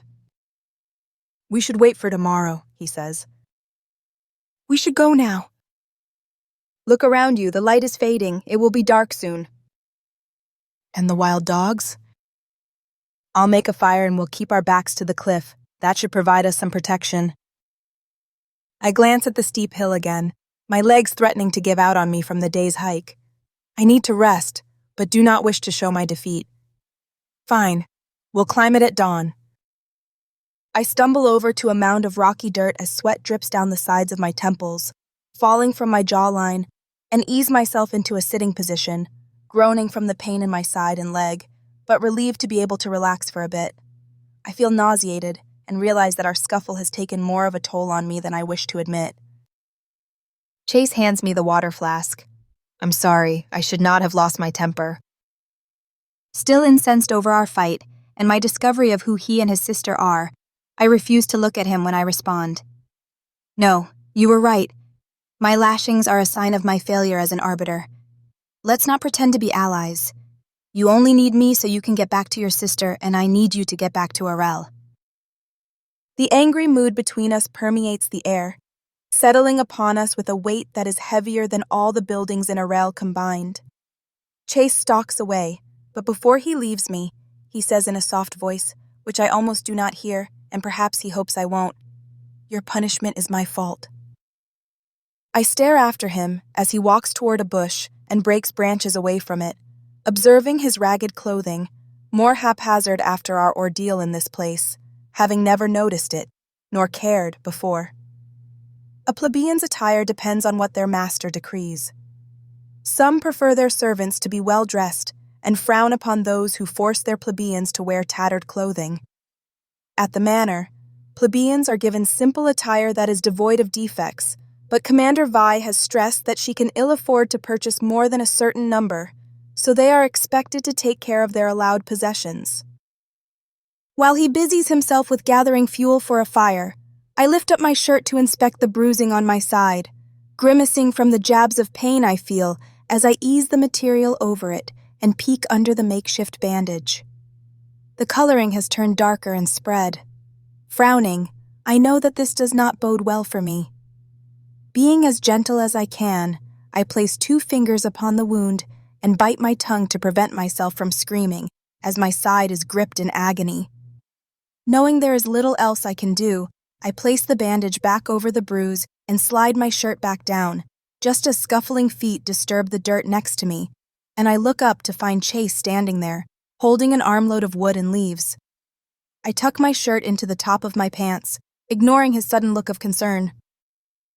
He places the wood in a pile near me and proceeds to gather some rocks, building a boundary with them to try and prevent any flames from leaping out and igniting a nearby tree or some of the dead vegetation rotting on the soft earth. I watch as he puts 2 blocks of wood in the center and tries to light them from rubbing 2 rocks together. But even though a few sparks are created, the humidity in the air and the damp wood prevents a fire from starting. "You need an accelerant," I tell him. He ignores me and continues to struggle against the will of the elements. Irritated at his refusal to listen to me, I snatch one of the rocks from his hands, take the ends of my hair, its once long silk strands, now frizzed and tangled, and cut off a chunk, holding it out to him. He takes it and the stone I had snatched from him and places it on the wood. One of the sparks from the striking rocks ignites the hair, and we both shove some dried leaves on it until the broken branches catch fire and burn with a strong blaze, for which I am thankful, but refuse to show my relief to Chase. My eyelids grow heavy as I watch the bouncing flames until I am no longer awake. Crackles drowned by a buzzing sound fill my ears as my fogged mind struggles to wake from its dreamlike state. But my body desires sleep, and I find myself dropping off before a sudden snapping sound jerks me awake. Still groggy and exhausted, I struggle to open my eyes and focus on the smoky scene before me, discovering that someone had put green brush on the fire. "Nice to see you're awake," says a familiar voice, and to learn that Chase is still there surprises me. I try to sit up, but a hand pushes me down. "You should stay put." "How long was I out?" I ask, my voice cracked and hoarse from having not spoken in a while. "A day," says Chase. "A day? I was asleep for that long?" "But it is dark," I say. "Okay then, maybe a little longer than a day. The sun hasn't been down for long, though." His quiet and subdued tone provides a stark contrast to the anger that had filled his voice earlier, before I had fallen unconscious. "Why didn't you just leave me?" I ask. "You said it yourself. I need you to get back into Arel." I swallow a load of spit that has filled my mouth, not surprised by his answer, as I had expected it, though he could have just taken some of my clothing and shown it to the authorities in Arel, claiming that he had tried to save me, but couldn't. It wouldn't be that far from the truth, and every breath I take reminds me of this fact. The idea that he had already thought of it, but had decided it wouldn't work, enters my mind, and I push the whole notion away. "Thank you," I whisper. Chase stares at me with a bewildered expression, wondering if I have lost my mind, and a part of me wonders it as well, as this is the first time I have ever thanked a plebeian, and my gratitude is sincere. "For what?" he asks me. "For not leaving me."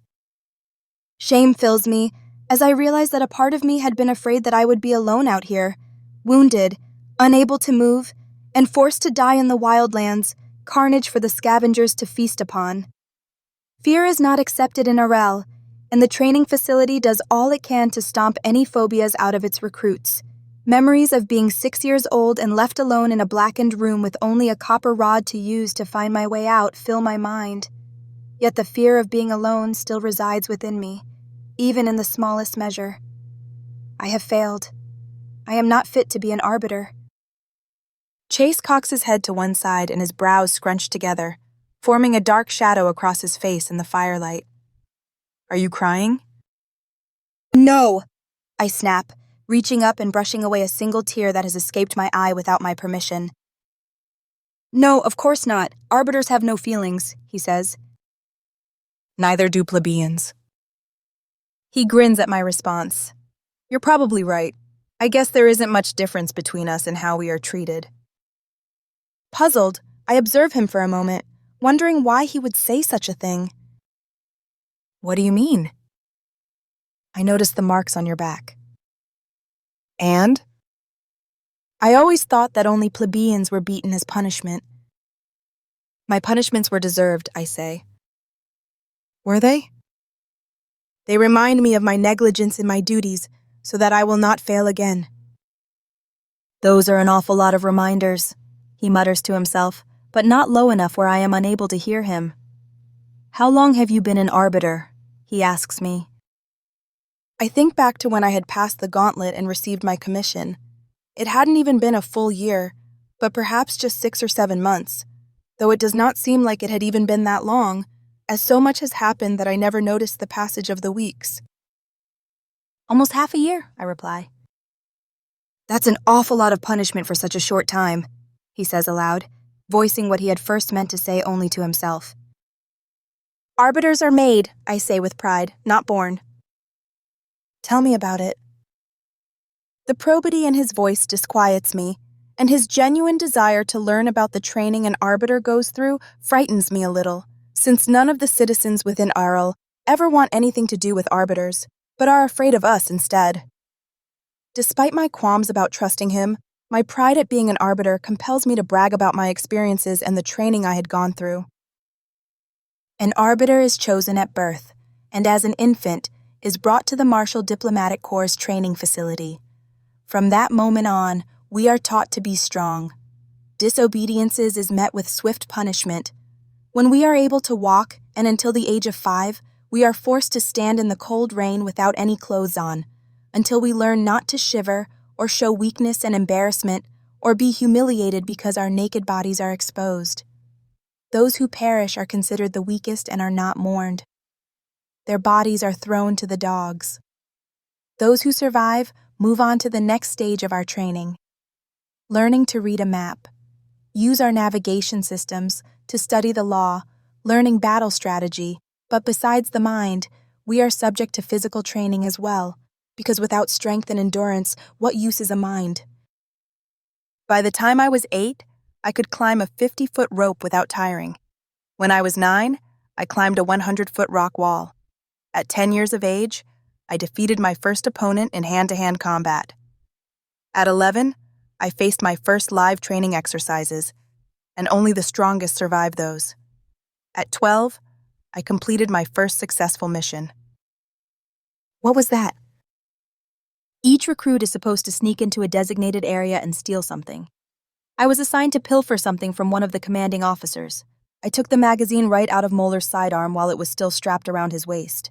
Of course, I had bribed an older recruit to distract him, allowing me to complete my mission. I know that Chase has no idea who Moeller's is, but the way I speak about my former training officer must have told him all he needed to know about the man, or at the very least my sense of accomplishment at what I had managed to do. By the time I was 13, I continue with my story, I completed a survival training course. Each recruit is dropped off in an undisclosed location after receiving 2 weeks of classroom instruction and expected to survive for 5 days. By the age of 15, I had completed several mock battles and witnessed my first execution of a criminal. In the end, those who survive their training must pass the gauntlet. Emotions are not allowed, except anger. We are the pillars that Arel stands upon and are expected to uphold its laws at all cost. Failure means death. When I finish speaking, I study Chase's face as he listens, and my curiosity about his interest in my past overrules my mouth. Why do you care? My sister and I were born plebeians, always forced to serve the citizens of Arel, and always reminded of our place and where we belonged. Our lives were chosen for us because we are fair-skinned, and I hated everyone in Arel for it, thinking that people like you have it easy, but it appears that I am wrong. We are both slaves in the end. I am no slave, I scoff at his notion. Did you choose the life of an arbiter? Of course not, but that is how our society has survived. Everyone has their place. My voice trails off, and I dislike the direction this conversation has gone in. Your sister, I say. The one question plaguing my mind now pushes its way out of my mouth, and I wish to change the subject. Why was she there that night? A somber expression covers Chase's pale face. We needed medicine for our mistress. I remember that his sister had made a similar statement when I had questioned her before she ran off and escaped. Could your mistress not go to a medical center? As a citizen, she would have been treated. No, she wouldn't have been. Her illness had been deemed untreatable, and the medicine had been denied to her because it would be a waste of resources to treat someone who was already dying. That is why Gwen was there. Not everyone within Arel agrees with its laws, and some will do anything for a little extra comfort. I stole my mistress' favorite piece of jewelry and sold it for the money necessary to purchase the medicine. In the end, it did not matter. She had passed that night while Gwen and I had been trying to escape from you. Why did you care so much about her? Aren't all Arelians the same to you? Gwen's and my first master treated us with an iron hand. I took most of the beatings, but it wasn't enough to prevent him from splitting us up. Our mistress had seen Gwen at auction, and when she learned that we were siblings, she promised to pay our first master triple for the both of us. He took it, believing that he got the better part of the deal. She was kind, our mistress, a widow. I think she just wanted company and she treated Gwen and I well. So you thought of her as a mother? As family. I guess a kind mistress would be the closest thing to family a plebeian could have. Like the rest of us, they are taken from their mothers after birth and given to a surrogate who trains them to be proper servants until they are old enough to be sold. Siblings are rare, which is why it is odd for Chase and his sister to exist, much less still be together. Not that it can't happen, it's just rare. You said that you sold some of your mistress's jewelry, I say, my arbiter training kicking in. To whom? Chase clamps his mouth shut, knowing just where I intend to go with this line of questioning, and regrets having revealed so much about his past. There are rumors of an underground movement, a place where people go to trade for items that they need, and where fair and dark-skinned mingle as equals. The problem with rumors is that they are just that, unsubstantiated bits of information, but he knew where to go. I dropped that trail of thought. This is not the time to ponder over what might be, or how I could use it to help myself. Visions of the woman holding a plebeian infant fill my mind again, and the sense of remorse that I had hoped had left me comes crashing back, seizing my conscience and admonishing me with its own lash. It is her eyes. The determined look within them still haunts me, and her willingness to die just so a wailing bundle, whom Arel considered less than human, could have the chance to live unravels me. Did you get dust in your eyes? Chase asks me, and the concern in his voice throws me off. Why would he care? No, I reply, brushing the few tears that have welled up and escaped. Tears? I have never cried before, not since the first time I had been forced to stand naked in the pouring rain amongst others like myself and the hardened officers who patrolled around us with their switches. On that day, I learned what tears bring forth. They create misery. Are you sure? I can get you some water? I'm fine, I snap, and my voice indicates that I have no desire to pursue this matter any further. Chase's disbelieving expression informs me that he does not buy my story, but he allows the matter to drop, much to my relief. Emotions are frivolous and useless, Moeller's voice echoes in my mind, and will only serve to get you killed. Perhaps he is right.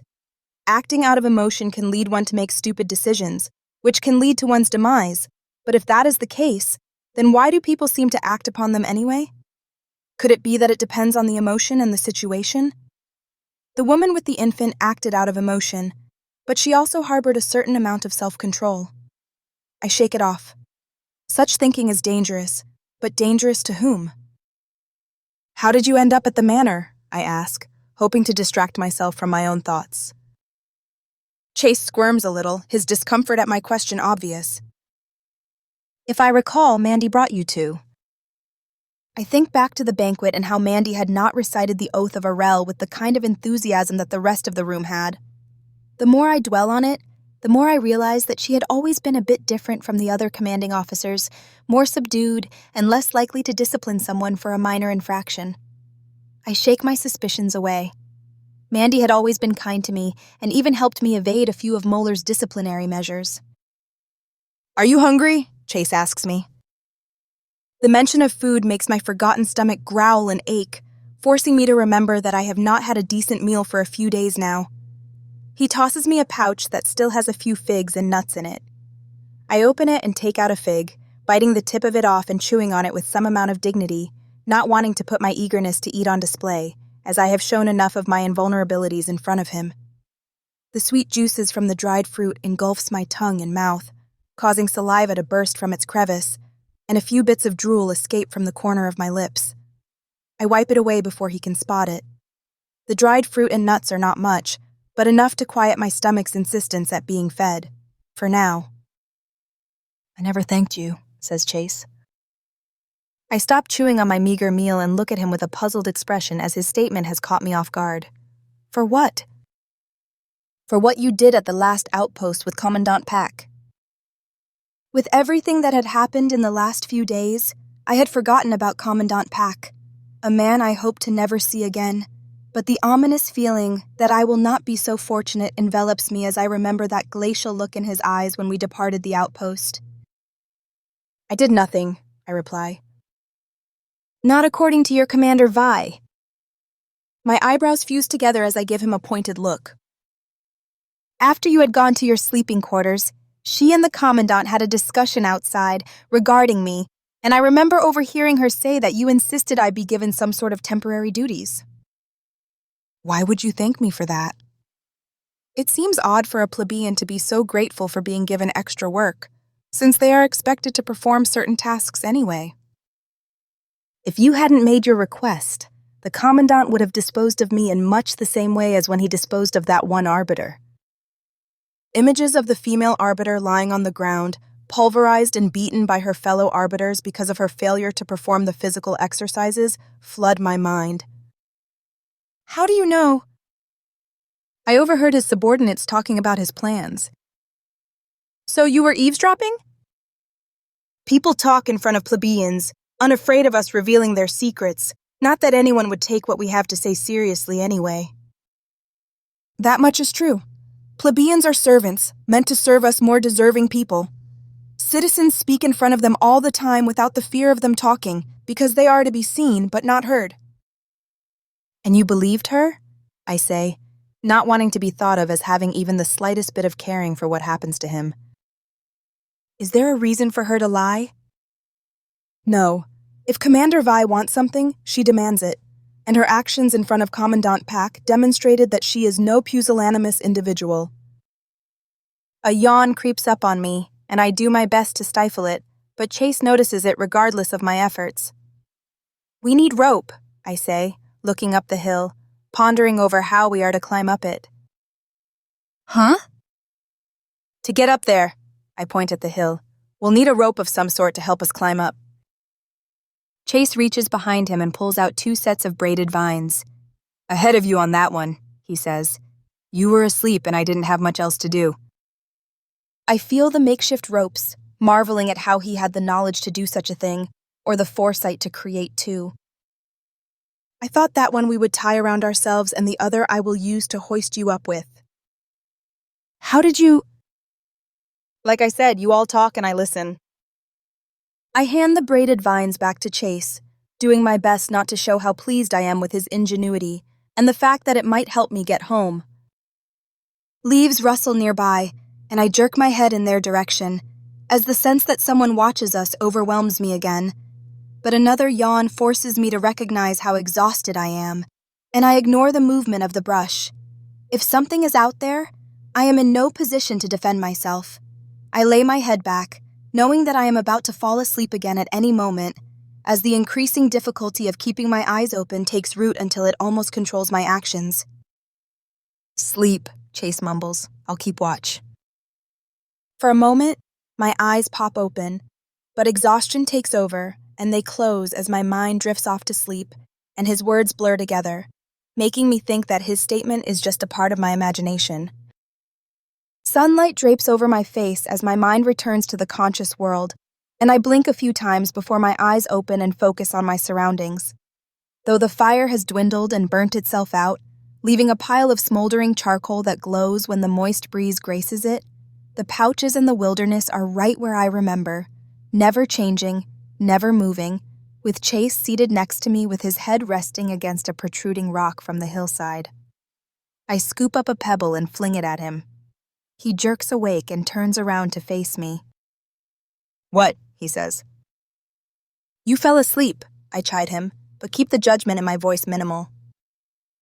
I reach down for the pistol strapped around my waist, checking to see if it still remains there, and notice that something is different.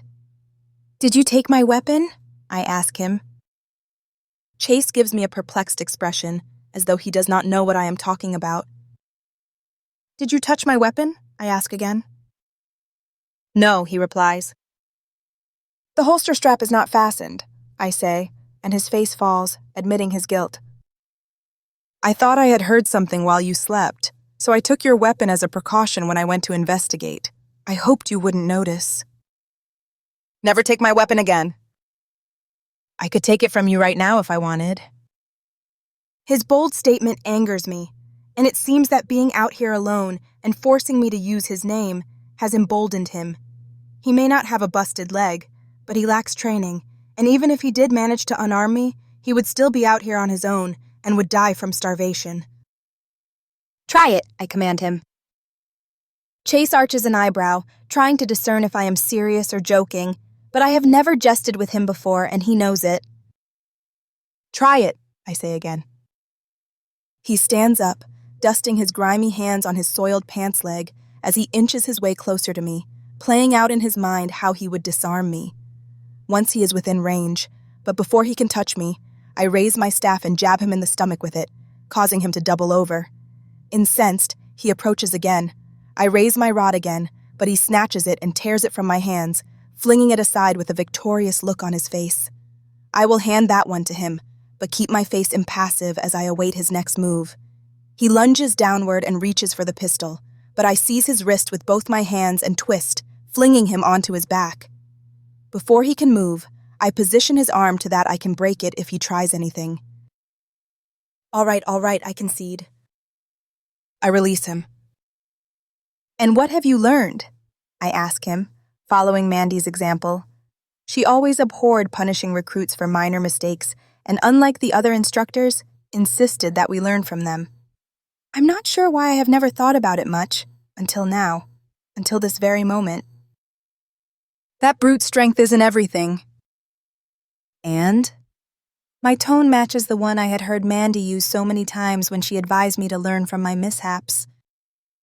That even an injured person can be dangerous, especially when cornered and with nothing to lose. Whereas you have everything to lose. Congratulations, you just passed your first lesson. Chase scowls. Do you even know how to use it? I ask, referring to the pistol. You know I don't. Teaching plebeians how to use weapons is illegal. It is, but as I sit here thinking about our situation and our mysterious benefactor, I realize that it is in my best interest to demonstrate how to use the pistol, in case I am unable to, even if it means taking the risk of him turning it against me. I take the weapon from its holster, take out the magazine, and hold it out to him. Here. He remains where he is, unsure of my motives. I wave it at him, beckoning him to take it. With caution, he takes the pistol from me, holding it out to the side in an awkward fashion, like one who has never handled a weapon before would. Never point it at anything you do not intend to shoot, I tell him, and use both hands to hold it. You have more control that way. He wraps both his hands around the handle, placing both index fingers on the trigger. Fingers off the trigger. Never put your finger on the trigger unless you are ready to fire. And you will only use one finger, so decide right now which one will be your trigger finger. I watch as he obeys my instructions. Now aim for the tree over there. Pick a spot on the trunk and line it up in your sights. Your feet should be shoulder-width apart and stand up straight. And remember to breathe slow, steady breaths. Don't lock your elbows. Keep both your eyes open. That's it. When you are ready, fire. The gun clicks and Chase lowers it, giving me an exasperated look. It's not loaded. Of course it isn't, and not for the reason you are assuming. Before you can use a loaded handgun, you must first be accustomed to its weight and how it feels to hold it. Memories of my first moments of holding a pistol flash into my mind. When recruits are taught the use of weaponry for the first time, they are given guns that are not loaded and forced to carry them around until they become used to the weight, how it feels to hold it, and how your arms can tire after holding it in the air for several minutes. We spend weeks carrying the weapons until we are allowed to use live ammunition. Something snaps in the distance, distracting both of us and reminding us that the morning is disappearing, and if we hope to scale that hill, we need to go now. Chase hands me the pistol, handle first, and I take it, putting the magazine back in, before placing it back in its holster. Fearful that the wild dogs might have returned, or that bandits may have found us, I snatch my staff and press it into the ground, gauging out a hole in the brown earth, and haul myself to my unsteady feet, doing my best to not put too much weight on my broken leg. Chase reaches out to help me at first, but changes his mind and picks up his makeshift ropes. He ties one end of the first one around my waist, and the other end around himself. Chase places his foot on the steep slope of the hill and digs his hands into the rainy dirt to haul himself upward. "What are you doing?" I ask him as he starts to leave me behind. "Going first," he replies as though it should be obvious. Before I have a chance to question his motives for going first, he drops back to the ground and says, "I'm going to the tree right there. I'll tie this." He lifts up the second makeshift rope, around it, and then pull you up. His words make sense, and a part of me regrets assuming the worst of his character, thinking that he planned on leaving me here. If he had wanted to do that, he would have already. He's had several opportunities to do so. "Sorry," I mumble and step back, giving him the room he needs to restart his ascent. He digs his hands into the dirt again, placing each foot in a strategic foothold so that he can push his way upward. Black pebbles clack as they tumble to the bottom, having been disturbed from their resting place by his efforts. I watch from the bottom as he inches his way upward, pushing with his legs while pulling with his arms. He slips. My breath catches in my throat, but I fail to notice it, as my entire focus remains on him, knowing that my survival rests on his success. He reaches the tree he had pointed out to me earlier and pauses, catching his breath. He uncoils the braided vine from around his well-toned shoulder and ties one end around the trunk of the tree, giving it a good yank to make certain that it does not budge, before dropping the other end to me. I snatch it and knot the end underneath my shoulders. Before I signal that I am ready, I slide my staff through both ropes, binding it to my back in an effort to keep it with me, but soon learn that it will not work, and I am forced to ditch it. Disappointed, I toss it to the ground and give the line 2 tugs.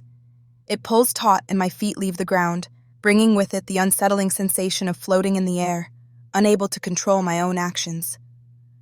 My body scrapes the side of the hill as it is dragged upward, and each bump sends a wave of pain through my leg and my side, causing me to grimace. But I endure it, not wanting to show weakness. Bits of dirt sneak down my shirt, much to my ire, but there is little I can do about it as I look upward and keep my eyes fixed upon Chase in the tree.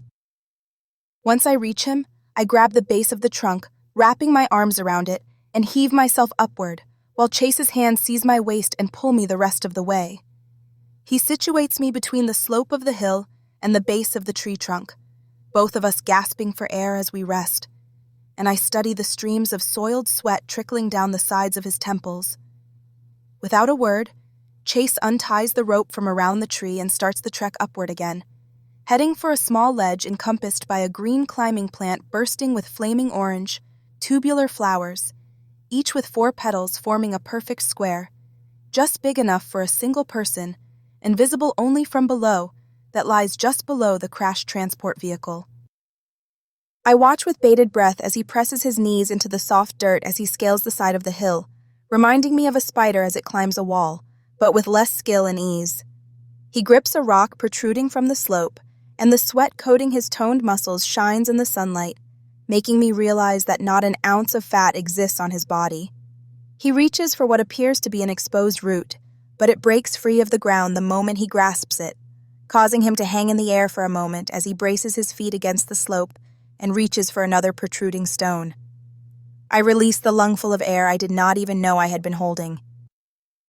Small rocks tumble down the hill not far from me, creating a musical series of clicks and clacks, and I jerk my head in their direction. Peering into the brush that grows on the hill, I squint as I try to see through it and the bushes that somehow grow above me, but see nothing. I glance at Chase before turning back to the falling pebbles, convinced that he could not have done it. My desire to know the cause of this disturbance overwhelms me, that I do not hear Chase calling my name at first, and only realize his desire for my attention when he yanks the rope around me. I look up and we lock eyes for a moment, allowing me to glimpse the perturbed expression on his face. Again, the makeshift rope pulls taut, and the sensation of dangling in the air grips me as I'm lifted up and my feet scrape the sides of the hill. I do my best to use my one good leg to help push my way upward, while pulling with my arms, grinding my teeth each time a jolt of pain grips my damaged limb. Almost there. I reach for the same rock that Chase had used moments before, and ignore the sharp edges that poke my palm as I squeeze it tight, using all my strength to lift myself up so as to ease the burden on Chase. Whether he appreciates my minuscule efforts or not, I do not know. Pebbles rain down upon me, surrounding me, cutting my exposed skin with their fury from being disturbed from their resting place, their form of revenge, I assume. Another tug and I reach the ledge. I grab it and pull myself up, but before I can get in a seated position for a chance to rest, Chase shoves me toward the edge, urging me to keep climbing, since the plateau where the transport vehicle stopped rolling is just an arm's reach away. Though disappointed at not having a change to rest my tired muscles, I do as he says, knowing that if I stop now, I will never continue. I stretch my right arm upward, reaching for the ledge above me. At first, I believe that I have caught it and start to pull myself up when I slip. The sharp rock slices my fingers, and I would have tumbled downward if Chase hadn't caught me and balanced me on the narrow crevice he sits on. Taking 3 deep breaths, I reach upward a second time and grasp the ledge above me, my bloodied fingers wanting to slip once more, but before they do, I reach with my left hand and seize the edge, heaving myself up while Chase lifts me with his arms. I roll onto semi-flat ground, the fine dust coating my grungy uniform, turning it a light brown, and stare at the blue sky with its few bulbous clouds that drift across, unconcerned about our plight. I take the second line we have and crawl over to the front end of the transport vehicle, being careful not to roll off the slope, and tie the free end around the front bumper before inching my way back to the edge.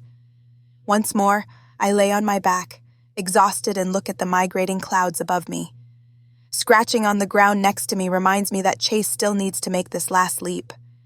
I roll over onto my side to reach for him, but just as my hand grips his wrist, his foot slips and he plummets to the bottom. I gasp as the rope around my waist pulls tight and squeezes my insides to the point where I am afraid that it will cut me in half.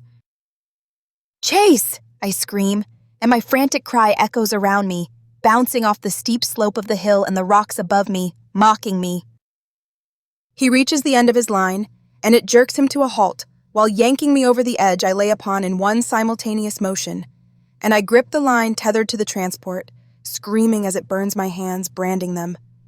We both dangle in the air the way noodles swing from a fork as they are brought to their demise. Straining, and my arms burning, yearning for relief, I haul myself upward, climbing the rope back to the precipice that the transport vehicle, our shared goal, rests. I scramble onto the ledge, my side chastising me for my negligence of its injury, while my leg also begs for my attention. Positioning myself in a seated position, I do my best to use my legs to support me as I attempt to pull Chase up, but my injured limb refuses to bear any weight, while my one good leg wobbles, unable to bear it all. The rope slips and I squeeze tighter, clenching my fists around it to the point where I think that there will be nothing left of my stinging palms. I heave him upward, struggling against my failing body and gravity as my strength threatens to give out. My mind wrestles with what to do, presenting two solutions: die or cut Chase loose. I shove the latter solution away, unable to bring myself to do it, to cut him loose as though he is nothing more than a piece of refuse to be discarded when its use is spent. My brain yells at me to let him go and cut the line, but I just sit there, unable to do it, wondering why I cannot. My butt slides an inch across the ground toward the ledge. As I come to the realization that this could be my last moments, I decide that I would rather die than live with the guilt of killing the one person who tried to help me escape this place. Another jerk threatens to pull me over the edge. I take a long, slow breath and stare straight ahead, unsure of what has changed within me or why it has come about. Brown hands, with specks of coarse black hair on the fingers, seize the rope I cling to and pull it upward, saving Chase from the fate of smashing into the ground below us. The top of his head appears, followed by his face, neck, and shoulders. Relieved, I reach for his arm and grip him just below the shoulder, while the mysterious hands grab his other one, and together we pull him onto the crevice away from the edge and to more solid ground.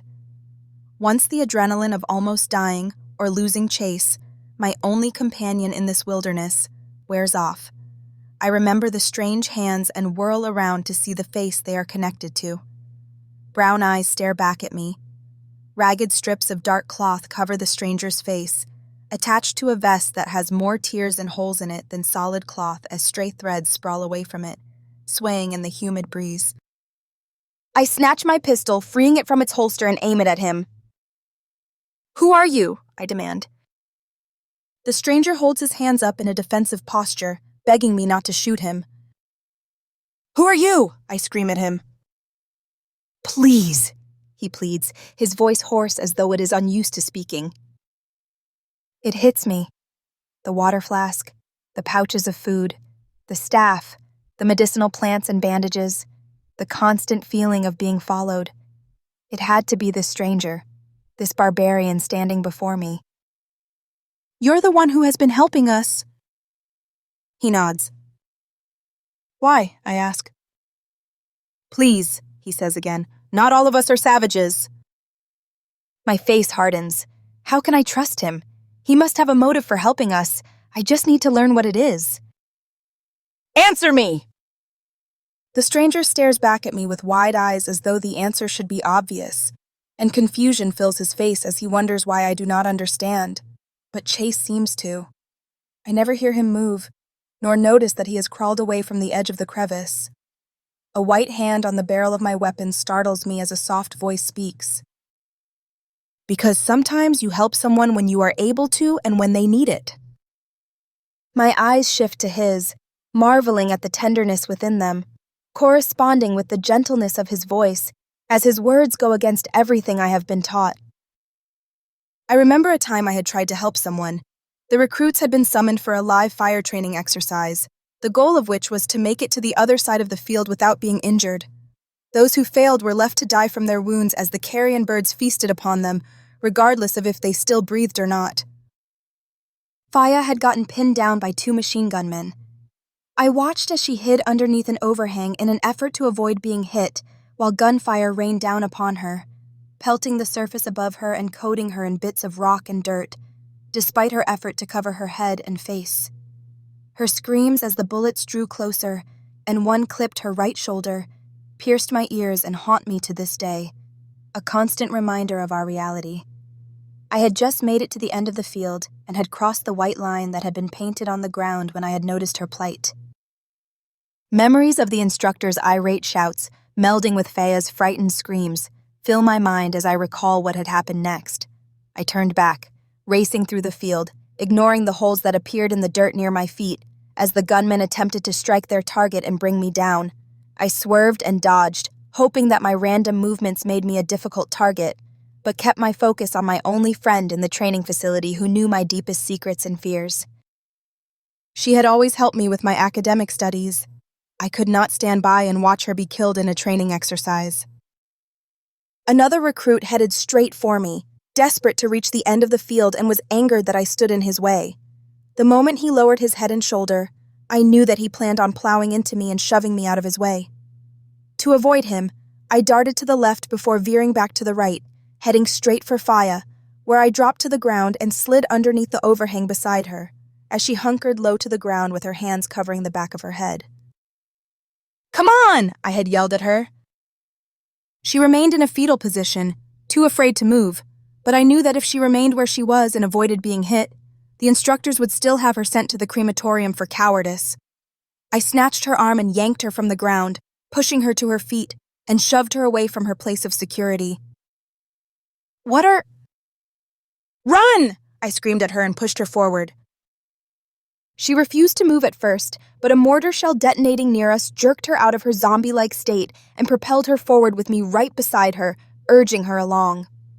We raced across the field, amidst the chaos of gunfire and explosions, our gaze fixed upon the white line as we crossed it together.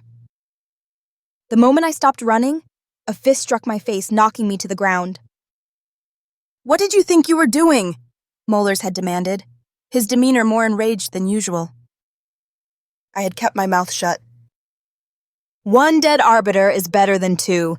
Do not waste your time helping one amongst yourselves who is too much of a coward to complete a simple task. You either make it on your own or you do not make it at all." I glared at him, and the venom in my glare was all that he needed to strike me again. Except I blocked him and broke his nose to an overwhelming series of gasps from the other recruits as they watched our battle of wills. Enraged, Mollers seized me by the throat, lifting me up, and whispered, his mouth so close that the stench of the salmon he had eaten for lunch that day attacked my nose, so that no one else could hear. "If you were a full-fledged arbiter, I would accept your challenge in the right of conquest. As it is, I have a better punishment for you." He snatched my hair and dragged me to the white line on the ground, facing the field as the last recruit ran across. "You will watch as your friend here runs back to the starting line before returning here.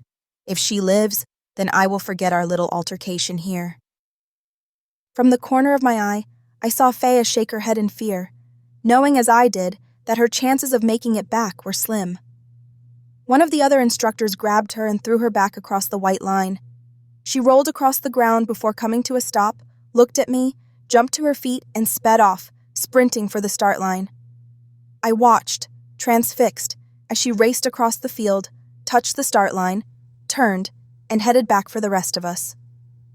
The ground erupted beside her, and I thought for a moment that Mollers had won, but a darting figure shrouded by smoke ran across the field, coming closer and closer until Faya popped out of the murky veil and stepped across the white line. Mollers dropped me to the ground, fuming at having lost. As the vivid scene fades, and I am brought back to the present, I think back to the gauntlet and how I had helped some of the recruits there, unsure as to why I always ran to the assistance of my fellow arbiters, despite the directives of our instructors. An image of the barbarian I had refused to kill during Commandant Pack's hunt fills my mind, as though my subconscious is trying to tell me something about myself. "Why have you been helping us?" I asked the stranger again. "My grandfather and my father before me have always helped those who escape the tyranny of the wall, and so do I." "The wall? You mean Arel?" He nods. "We have not escaped," I say. "We got separated from our transport after we were attacked and got lost." "I know you are." His response reminds me of riddles, and I despise riddles. "It was people who looked like you that—" "They are not my people. My clan do not attack your kind." "Clan?" I ask, having always been taught that those outside the wall were one and the same. "There are many of us, but we all serve different leaders. My clan do not care about your people, but others out here, the other wild men, are different. They are the ones who attack you, and with weapons they have not made themselves." "They come from Kittian," I say. "No, not Kittian." "What do you mean?" The stranger looks around, wanting to leave. Please, it will be dark soon. I can help you get to the road above us, but let me go after that. My muscles strain under the weight of the gun as my mind wrestles with allowing him to assist us, or doing what I have been trained to do. He is an outsider, an enemy of Arel, and it is my sworn duty to protect my city. But as I stare at him, I see someone who is no threat at all, just like the barbarian from the hunt. I lower my weapon. Chase takes one arm and the stranger takes my other. Together, they lift me up, my side screaming at me for relief from the agony it has suffered the last several days, while I seem to not feel anything in my broken leg. Chase starts for the slope, but the stranger stops him, pointing out a path with less of an incline. I wince as they carry me there, trekking up the hill at a faster pace than my mangled body agrees with, but I keep my mouth shut, wanting more than ever to get back to Arel. The shadows of the trees lengthen, and the temperature decreases by a degree or two as they struggle to climb the hill, bearing my weight, panting as they go. But neither of them complain, and I notice that Chase's desire to help me seems to have changed from a purpose that would serve him and his sister to something else. The more I ponder it, the more my mind tells me to stop worrying and to just give in to my tired body's desire to sleep. I shake my head.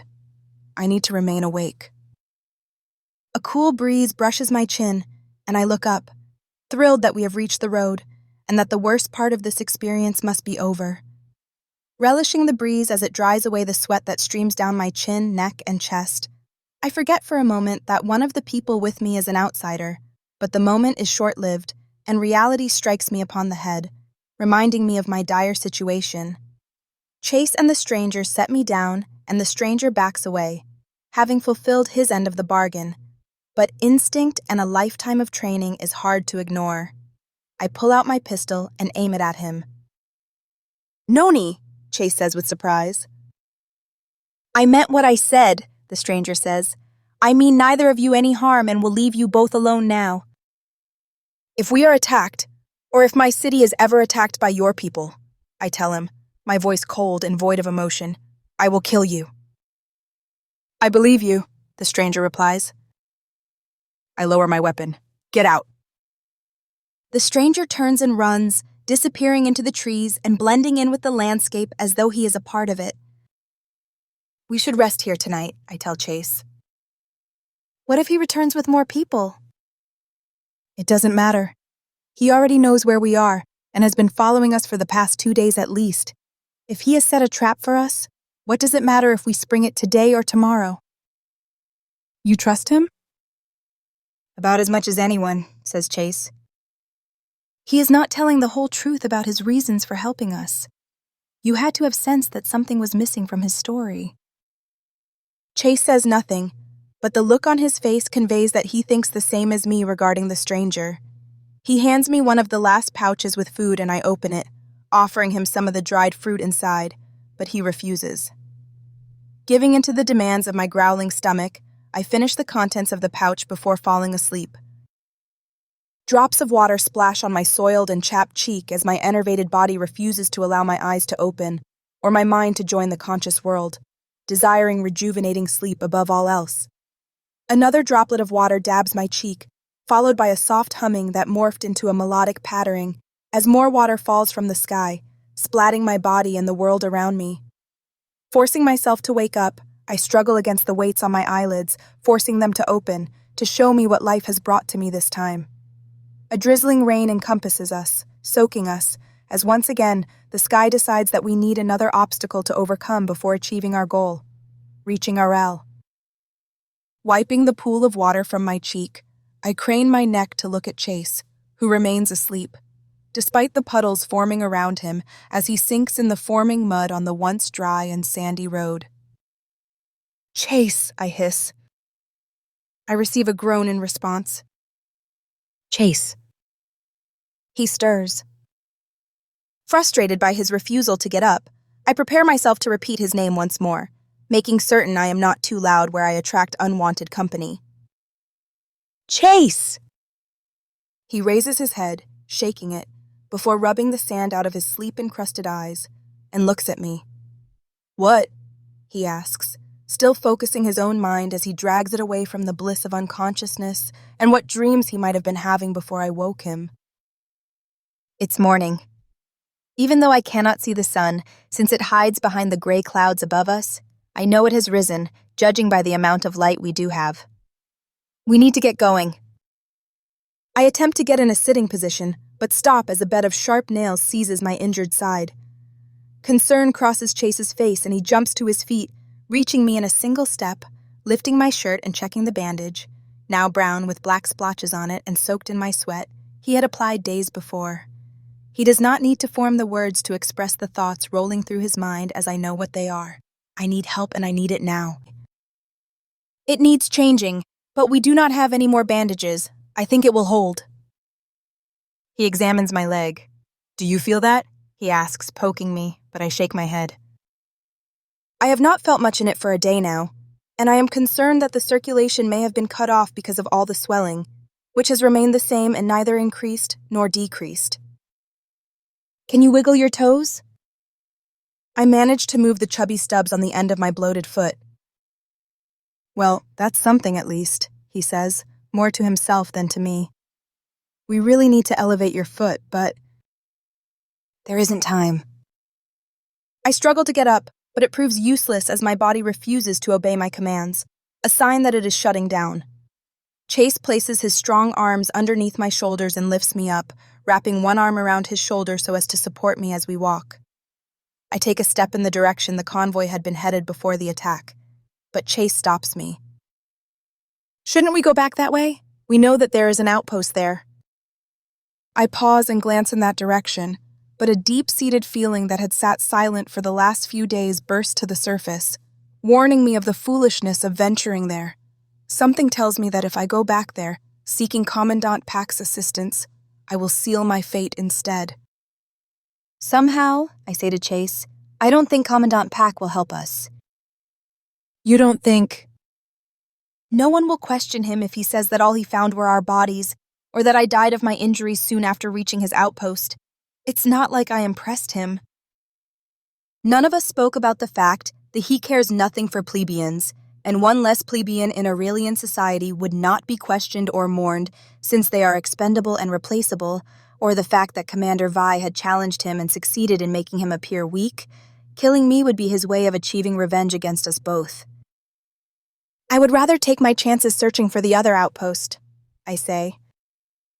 Chase offers no protest, but holds onto my arm, which he has wrapped around his shoulder, while placing his other around my waist, taking slow strides so as not to aggravate my crippled state any further, thus making it worse. We navigate our way down the muddy road, me hobbling more than walking, sloshing in fresh puddles as the rain floats around us, falling in a delicate motion to the ground, coating everything with its life-giving shroud. The refreshing rain brings a sense of renewal, having calmed the raging heat from the last few days, but I know it will not last as the weather comes and goes in cycles. A minuscule breeze, not enough to motivate the leaves of the trees to move from their static state, but enough to revivify us, cools our water-soaked skin and I relish it, enjoying the sensation while I can, as such pleasures are unusual. Without the sun to guide us, I have no idea what time of day it is, or how long we have walked as we continue our trek, never stopping, not even for a moment's rest, refusing to show weakness by allowing our tiredness to expose itself. I stumble, but Chase catches me and puts me back on my feet, never letting go. I study him from the corner of my eyes, being careful not to make him aware of my interest in how he conducts himself. He left me alone in this wilderness when we first became stranded here, but he came back. Why? Despite my harsh words flung his way, words I have been taught to think and say, he bestowed upon me a kindness by continuing to help me get back to Arel. Though he has his own reasons, his sister being one. That must be his entire reason for existing, and it hinges upon the hope that I will defend him once we get back, though my mind refuses to let go of the notion that he seems more human than the citizens I am sworn to protect, and that frightens me.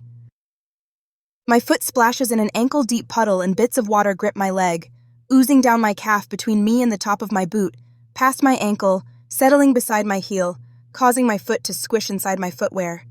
The clammy sensation tickles my foot, and I frown, having never liked water in my shoes, as it wrinkles the skin on the soles of my feet, making them smell terrible with an odor that would even cause molars to faint. A low rumble caresses my ears. I pause, straining to listen to it, wondering what it is, as it never changes in pitch, tone, or rhythm, but remains constant, like that of an engine. That's it. It is an engine, and as the rumbling intensifies, a mixture of fear and joy grips me as I have no way of knowing if this means we are about to be attacked once more, or if it means that we are to be rescued. To the trees, I say, erring on the side of caution, as the distrust that has been beaten into me over the years takes over and dictates my reaction to this new development. Hearing the rumble for the first time, Chase shares my reluctance to expose ourselves until we know whether we are dealing with a friend or an enemy. He guides me to a more level area within the trees, and we stop just beyond the veil of the brush, watching the road with intense interest, waiting and hoping. The ground vibrates beneath our feet as nail-sized pebbles bounce along it, doing a little jig of their own in anticipation of who approaches and what it might mean.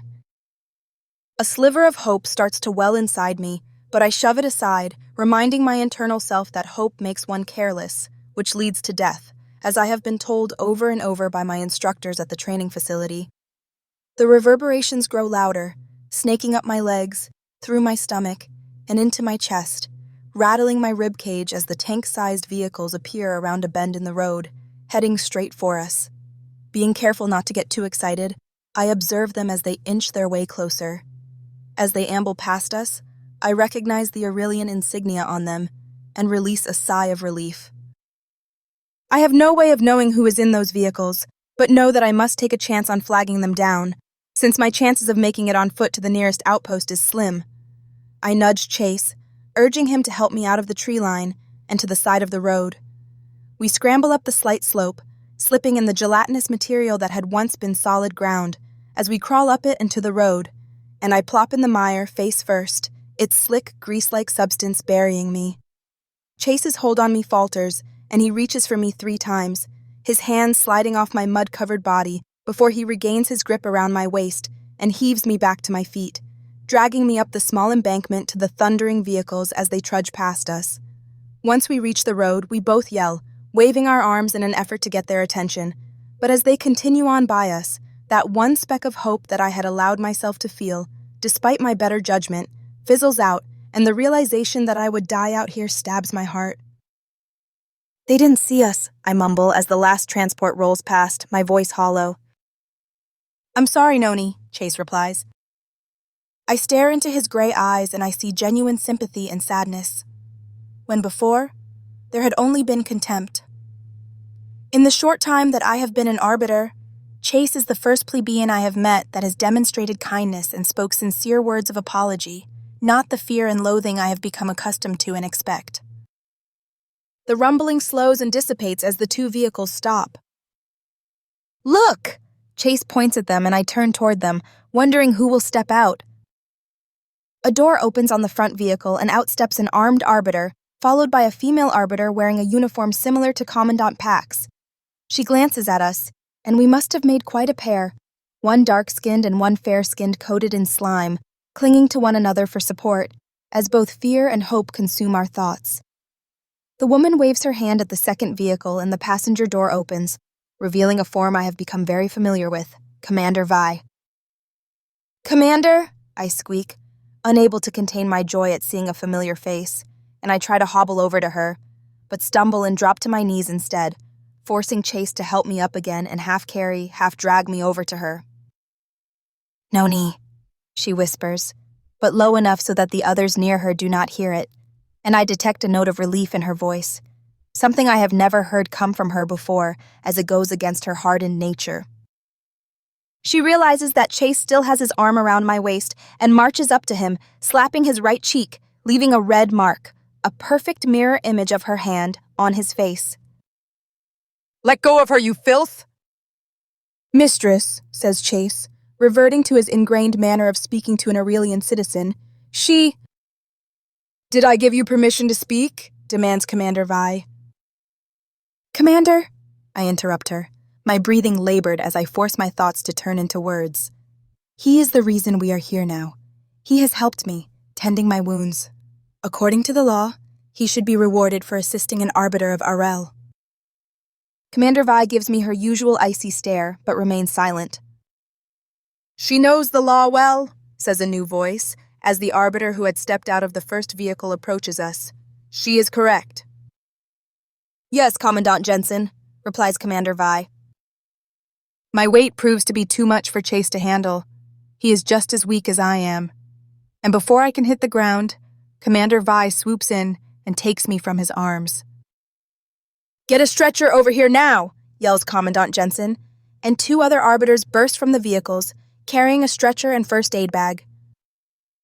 I allow myself to be put on it, not caring if I give in to my exhaustion and close my eyes as I am carried away, while another arbiter shoves Chase into the back of a transport, not bothering to tend his bruises or cuts. The last conscious thought I have is that I am going home to Arel. Chapter 22. The final outpost. I stare out the window of the room that has been assigned to me before my arrival at the third and final outpost that Commander Vi and I were scheduled to visit. At least 5 weeks have passed since Chase and I were found on the side of the road. Instead of taking me back to Arel, Commandant Jensen thought it best to bring me straight here, since the compound has a medical wing with all of the most up-to-date equipment. My memory of what happened soon afterwards is spotty at best and jumbled, and according to Commander Vi, I had gone in and out of consciousness for at least 2 days. Being bedridden for so long frustrated me, not to mention the boredom that follows, and I was thrilled when they took the cast off my leg, though I still have to wear a brace for the next week. I will be grateful when I can start exercising again and get back into shape so that I can continue to perform my duties as an arbiter, besides the fact that I detest being cooped up in a room, unable to go anywhere or do anything. Jealousy builds in the back of my mind, nestling in as it weaves its web of deceit and desire, while I watch a group of arbiters strolling outside, and I wonder when I will be able to do that again, instead of hobbling with a cane by my side for support. To my right is a stone square, similar to the one in the outpost run by Commandant Pack, where arbiters perform drill exercises, but instead of fear filling their faces, they are confident and resolute, ready and willing to defend their station if called upon to do so. One man stumbles a little as he runs in place, and I watch as the commanding officer leads him to a shaded area, believing that he has been in the hot sun for far too long. The memory of Commandant Pack's swift punishment for any who did not meet his impossible standards hovers in the back of my mind. An image of the woman whose pain I helped relieve flashes before me, warning me of just how different some places are. Tired of being confined to my quarters, I shamble over to where my cane is, one assigned to me by the senior physician stationed here, put on the fresh uniform jacket that has been given to me, and approach the door scanning my wristband. Passage denied. The words scroll across the door in bold red lettering, reminding me, once again, that I am supposed to be in bed resting. But if I stay within these suffocating walls for much longer, I will lose my mind. Irked, but not deterred, I grab the knife that had been brought in with my breakfast and use it to pop the paneling off the tiny square box near the doorway. Using a trick that Faya had taught me once when we both wanted to sneak out of our room at night to meet up with some other recruits for a nighttime excursion, I strip the 2 copper wires in the control box and intertwine them together. A hiss sounds, and the door slides open, allowing me to stumble through, and I smile to myself when they close behind me. The sunlight hurts my eyes for a minute when I step outside. Having gotten used to being indoors due to my injuries and at the insistence of the head physician, I amble down the asphalt path, my cane tapping one beat at a time in tune with my slow steps, as I head toward their gymnasium, which is outside and similar to the one at the manor back in Arel. Other arbiters stroll past me, saluting me, something that I am unfamiliar with, since it is I who is supposed to salute them. My rank is lower than theirs. I return the gesture, still intrigued by their show of respect for someone of my rank. 1! I turn in the direction of the unified shouts and find another group of arbiters participating in their exercise routine, where a single rep consists of a push-up, jumping to their feet and doing a jumping jack, before finishing with another push-up. 2, they shout in unison. I pause my slow stroll and observe their movements, remembering the times I have had to participate in such exercises, and if I were not still recovering, I would be joining them. 3! One of the arbiters glances up and notices me. His face morphs from concentration to excitement, and he jumps to his feet at attention. "Arbiters!" he shouts. "Attention!" The others spring to their feet and face me. Arbiters, salute! They all salute me. Taken aback, I stand still for several moments before I remember that I need to return the salute out of recognition and respect. So I rein in my initial shock and bring my right arm up in a salute. Pleased, the arbiters return to their exercises, while I remain in my statuesque state, grappling with their response to my presence, wondering what has warranted it. "They respect you," says a voice. Startled, I turn and face the commanding officer of this unit. "But I have done nothing, sir." "You survived outside the wall."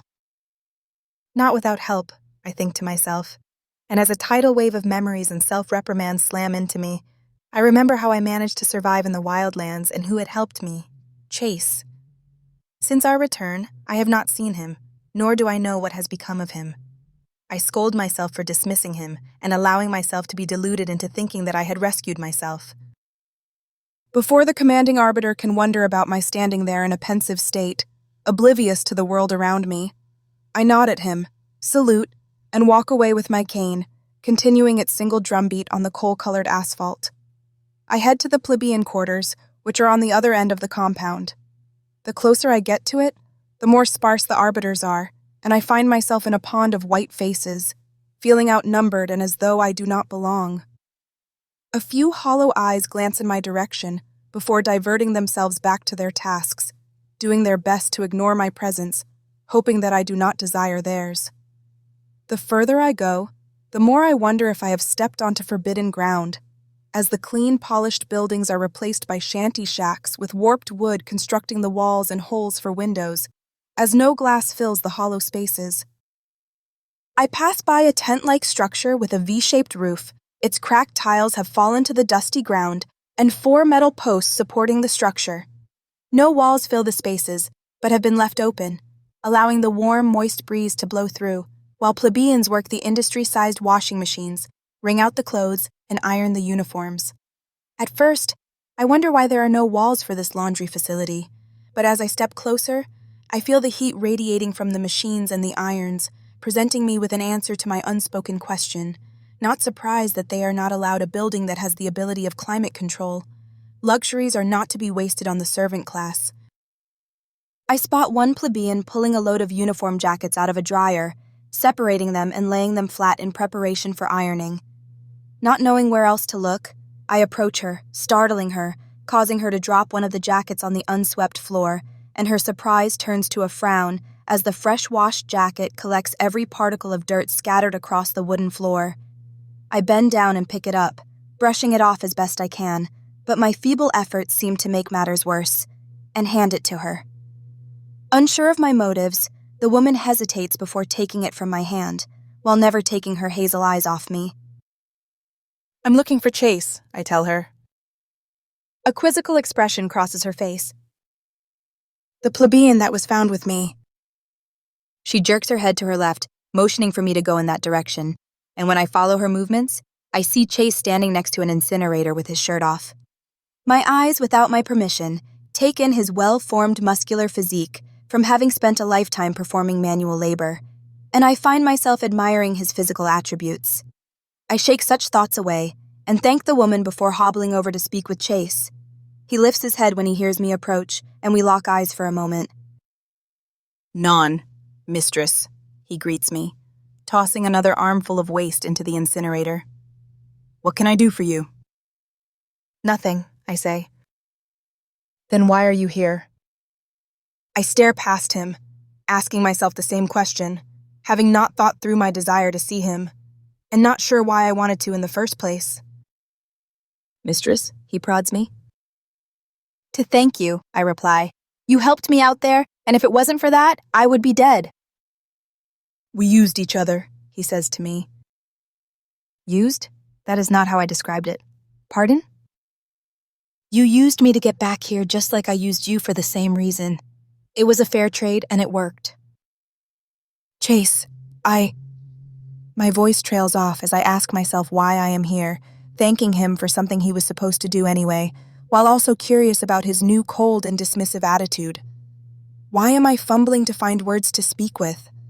Why am I insulted that he refuses to accept my sincere gratitude?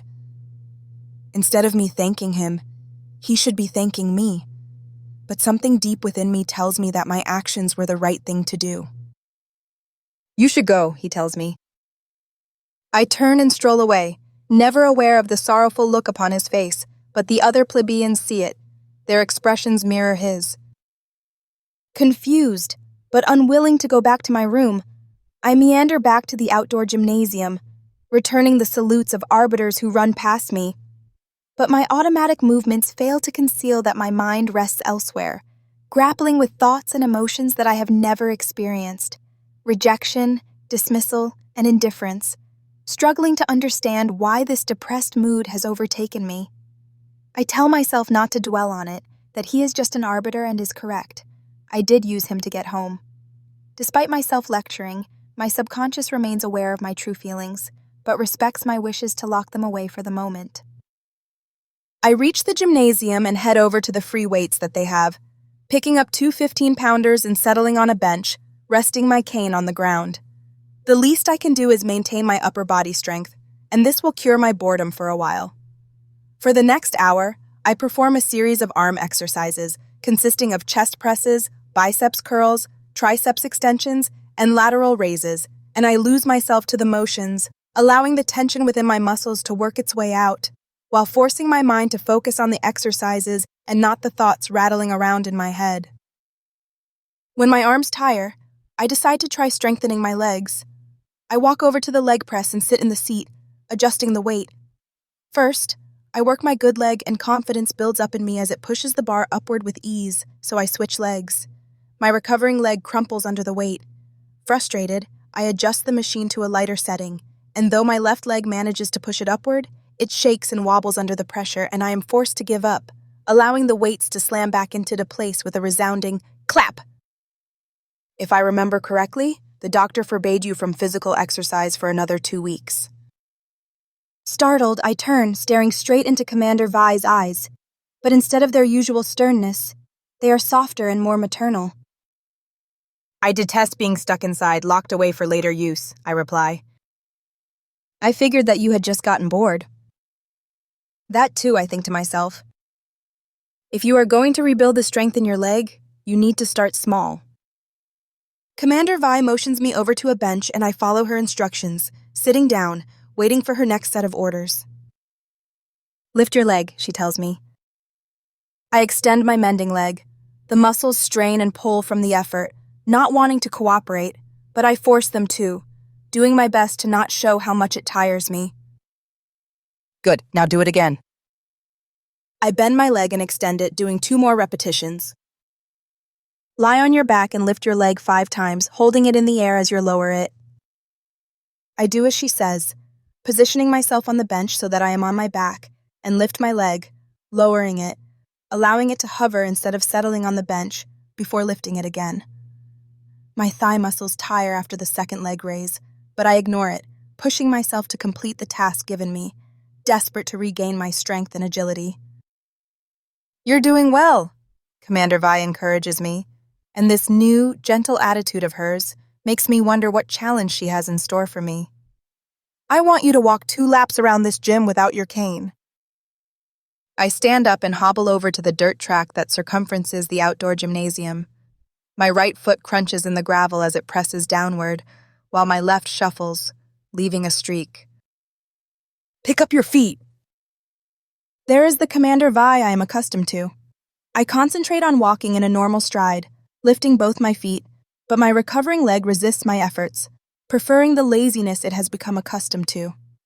Struggling against my body's desire to be indolent and my personal wish to regain my physical strength, I lift my foot higher with each step, forcing it to walk the way it should and not drag in the dirt, picking up my speed as I go. Lift those knees in the air, higher, higher! Commander Vi's commanding voice echoes in my mind, fueling my efforts, adding strength to my own will and stubbornness, reinforcing the mental commands I give my body. My knees rise high in the air as I walk, performing high kicks with each stance, forcing myself to balance on my left leg, reminding it of how it should function and that its time for languor is over. I complete my first lap. My leg screams at me to stop as the muscles burn from the exertion I put them through. But a lap around the track is child's play, something I have done since I took my first step as an infant. This should be the easiest exercise I will ever perform. I charge into the second lap, lifting my knees high, only taking a normal step when needed, so as to avoid stumbling or falling down. The more my leg admonishes me for being so harsh, the more I push it, taking deep breaths to stop myself from gasping, welcoming the stream of sweat that pours down the back of my neck and between my shoulder blades. Only 3 more yards to go. I quicken my pace. Again, my mending leg begs for mercy, but I refuse it. Mercy will not help it regain its strength. Weakness is death! The chant taught to me so long ago repeats in my mind as I push myself onward. With one final stretch of the leg, I cross the finish line, completing my second lap and stagger over to the bench, plopping down on it, allowing myself a moment of rest, while my leg continues to chastise me for being so cruel to it. Commander Vi stands over me. You've done well. I look up at her, surprised by her praise as she does not give it often, or at all. You are not the first arbiter to suffer a broken limb, Noni, nor will you be the last. If you wish to regain your strength, you will need to reteach your leg the motion of walking and lifting, adding weights as you need to, until you have worked your way up to what it was able to do before the injury. Recovery takes time, but sitting idle is the worst thing you can do now that you know you are capable of more. A trio of arbiters stroll past and salute me. I return it, though I am still unused to this newfound respect. I take a side glance at Commander Vi, who beams from the reactions of the other arbiters in the outpost. You should welcome their respect, she tells me, having noticed my reluctance to accept the honor they are intent upon giving me. But I have done nothing. You achieved 2 feats that most arbiters never do, and you did it in the same week. You survived the wildlands. I had help, I whisper, but she does not hear me. And you outwitted the bell. I had almost forgotten about that, and memories of the bell fill my mind with Commandant Pack's irate face in the center. You are proving yourself to be an interesting arbiter, Commander Vi says, and don't think that the Arbiter Council has not noticed. My heart sinks at her last statement. The last time they took notice of me, I had not acted the way an arbiter should, and they feared that my cowardice would return. I hope that their second opinion of me is more favorable, but would prefer to never stand before them again. I thought I had told you to rest. The head physician marches up to us, with 2 other arbiters by her side, placing her hands on her hips, gesturing how upset she is at my refusal to stay in bed, making me wonder if she had ever been in my position before.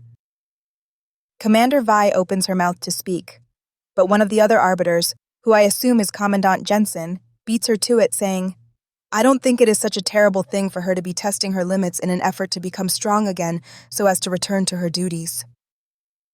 I try to get a look at the arbiter standing behind the Commandant, but the individual remains hidden from my view, shifting her stance every time I get close to sneaking a peek, while something in the back of my mind warns me that I have seen this person before.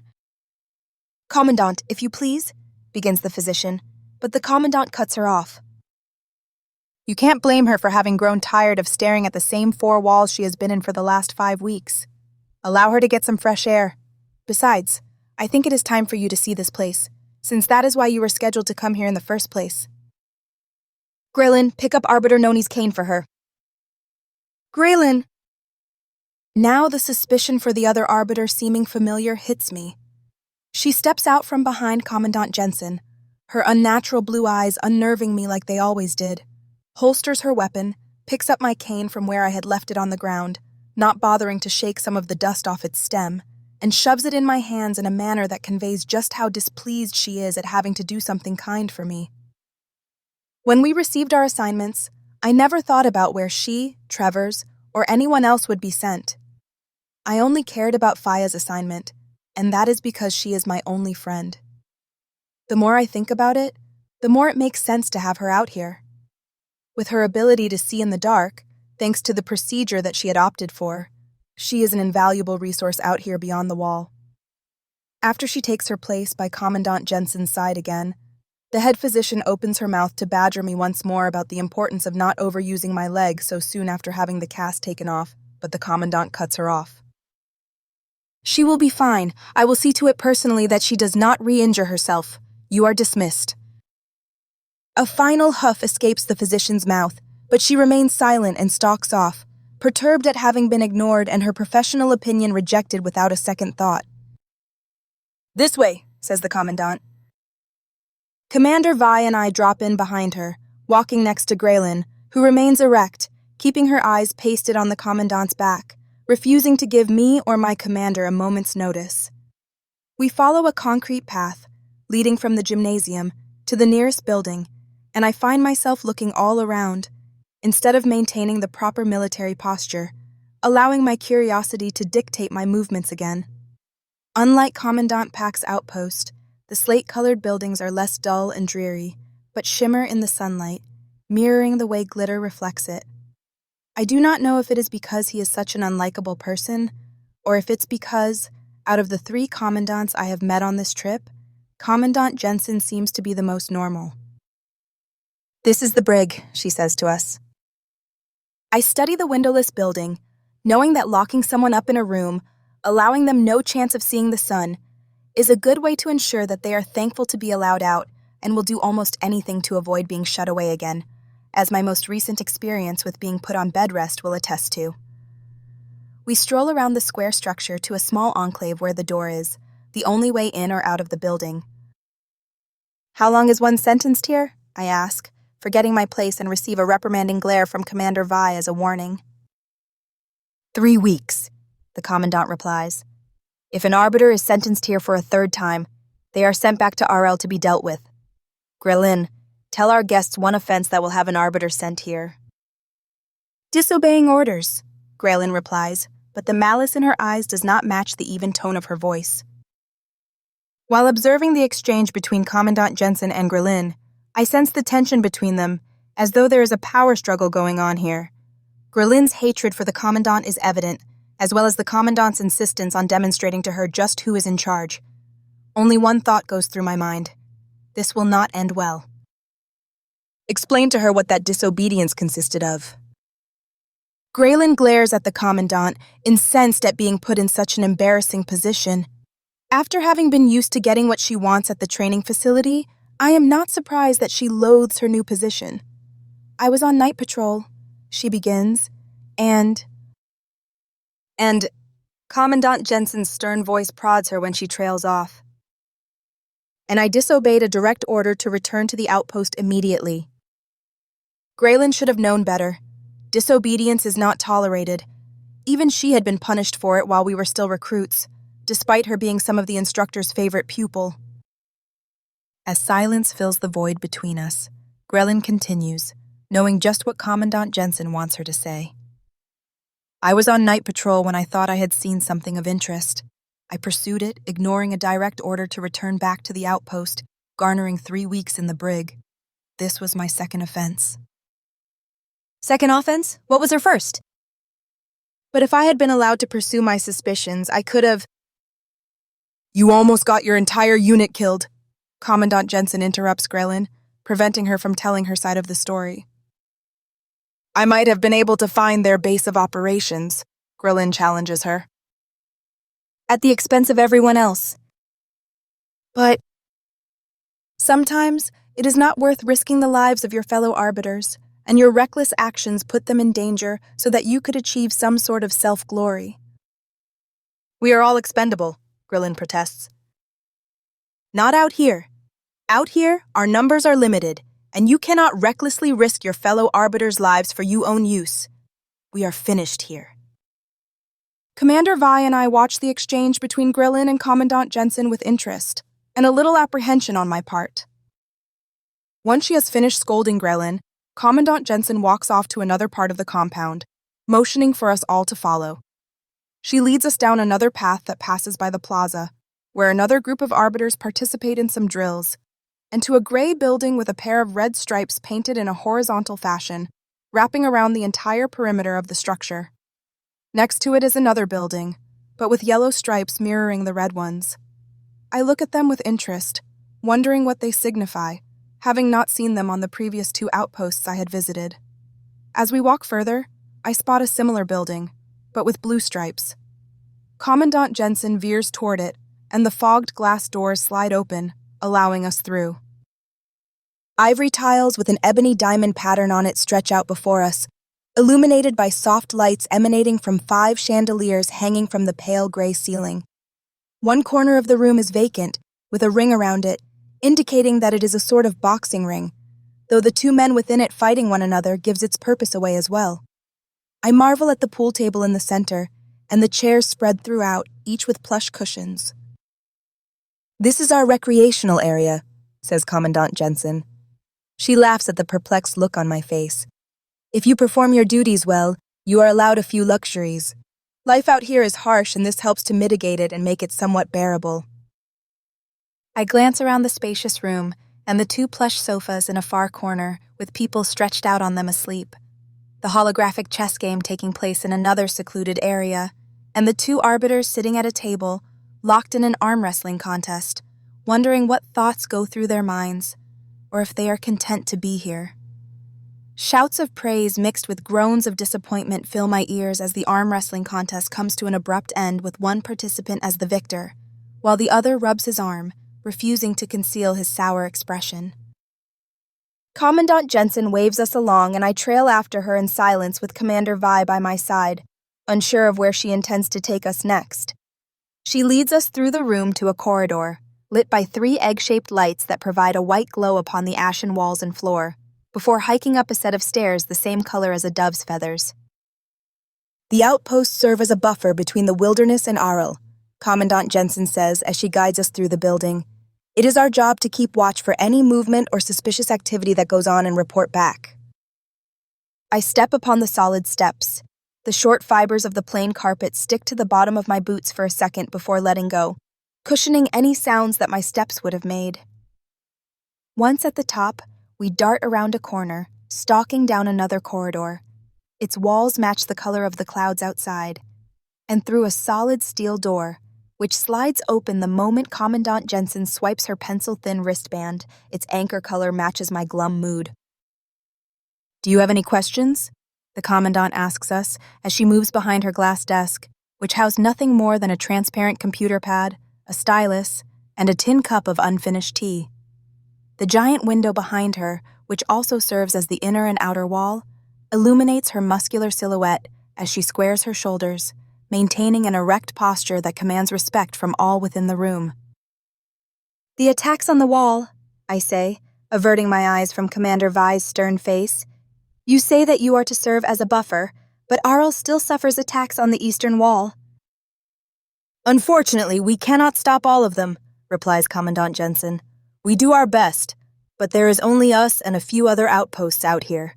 Sometimes the barbarians sneak through unnoticed, though—" Commandant Jensen's strong voice trails off as she allows her thoughts to dissipate, refusing to voice them in front of us.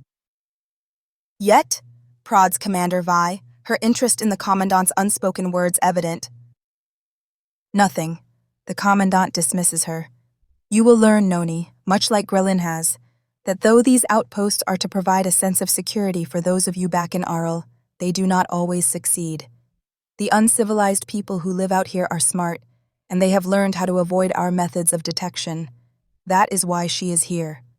Commandant Jensen points at Grillin, who stands at attention with her hands behind her back and her feet spread shoulder-width apart. Her ability to see in the dark is most useful out here. Commandant Jensen motions for me to stand next to her. I obey, doing my best to use a normal stride, instead of limping and showing weakness, as I move toward her, past a set of shelves with our digital books, masquerading as old-fashioned printed volumes, and I notice a small corner of one cover propped open just enough to allow a paper map to peek through. Allowing my curiosity to take root, I pause and stare at the paper, wondering why someone would print a map when they could just put it on a monitor for viewing. The familiarity of the lines on it draw me in, but before I can think too much about it, Commandant Jensen pulls me closer and places me in front of the tinted window, turning me so that I face it. Out there is the world we are charged with protecting Arel from. I focus beyond the field of grass and sand, beyond the wilderness of gnarled and entangled trees, twisted and knotted together in an effort to form a forbidden maze to discourage any who might dare to think of entering their domain. A murky line across the landscape, marking the far horizon, fills my vision, and a moment of musing that I have not thought about since the day I received my commission bursts into my mind, demanding to be heeded and not ignored. The mysterious and mythical place where everyone lives in harmony, does it exist? Our lives out here and at other outposts may seem rough and a bit uncouth to some, but this is our reality, Commandant Jensen explains. Arel is the only place where civilization thrives. And kitchen, I say. Commandant Jensen gives me a startled look before hiding it away, placing her stern facade back in its place, the mask that she shows the people around her. Yes, but Kidion is not Arel and is always trying to undermine our efforts to bring stability to this world.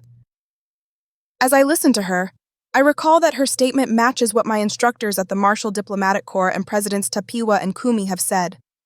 Before, I never wondered about it, but at this moment, at this time, the words make me pause. This is the reality you have seen for yourself when your convoy was attacked and you found yourself alone out there. But I wasn't alone, I say, forgetting to keep my mouth shut. You might as well have been, muttered Commander Vi. But I stop myself from finishing his name, remembering where I am and how it would look if I appeared to be on a first-name basis with a plebeian. The plebeian proved to be an invaluable resource.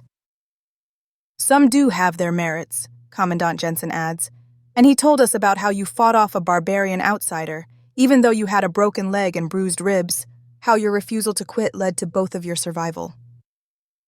Chase lied? I open my mouth to contest the story she tells me, but snap it shut upon reconsideration as confusing thoughts enter my mind.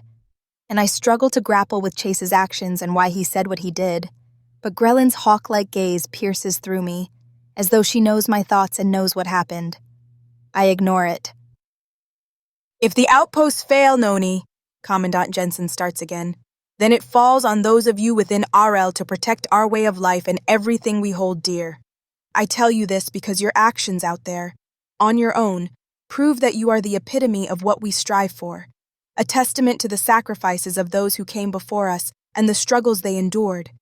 You, Noni, give those of us out here hope for the future. But I digress. You are probably tired and hungry. Grellin, take Noni to the kitchen so that she can eat. Whatever Greylin's thoughts are on being Commandant Jensen's errand girl, her face conceals it well. She salutes her commanding officer and marches out the door, motioning me to follow her. We walk down the corridor and down the stairs, my cane making a single stomp on each step, in terse silence. A part of me is hopeful that I will be able to escape her wrath, but I should have known that I would not be so lucky, because once we reach the last step, Grellin peeks around the corner, making certain that we are alone, before grabbing me by the shoulders and pinning me against the wall. I slam the palms of both my hands against her ears, causing her to stumble backwards for a couple of steps. Using this chance, I tackle her, smashing her against the other wall. She coughs, and I know that I have knocked the air out of her, and I relax my grip. My mistake. Grellin is a formidable opponent, something I should have remembered. She uses my reluctance to finish her against me, using her powerful legs to push herself away from the wall and slam me back into the previous one. I try to kick her, but my healing leg proves to be my undoing as it refuses to hold all my weight, and I fall down with her on top of me. I reach for my cane. Grellin shoves it out of the way and sits on my chest, placing her forearm against my throat, choking me as she leans close, speaking in a whisper. "Don't get too comfortable with your new position," she says, her moist breath leaving a film of saliva on my cheek.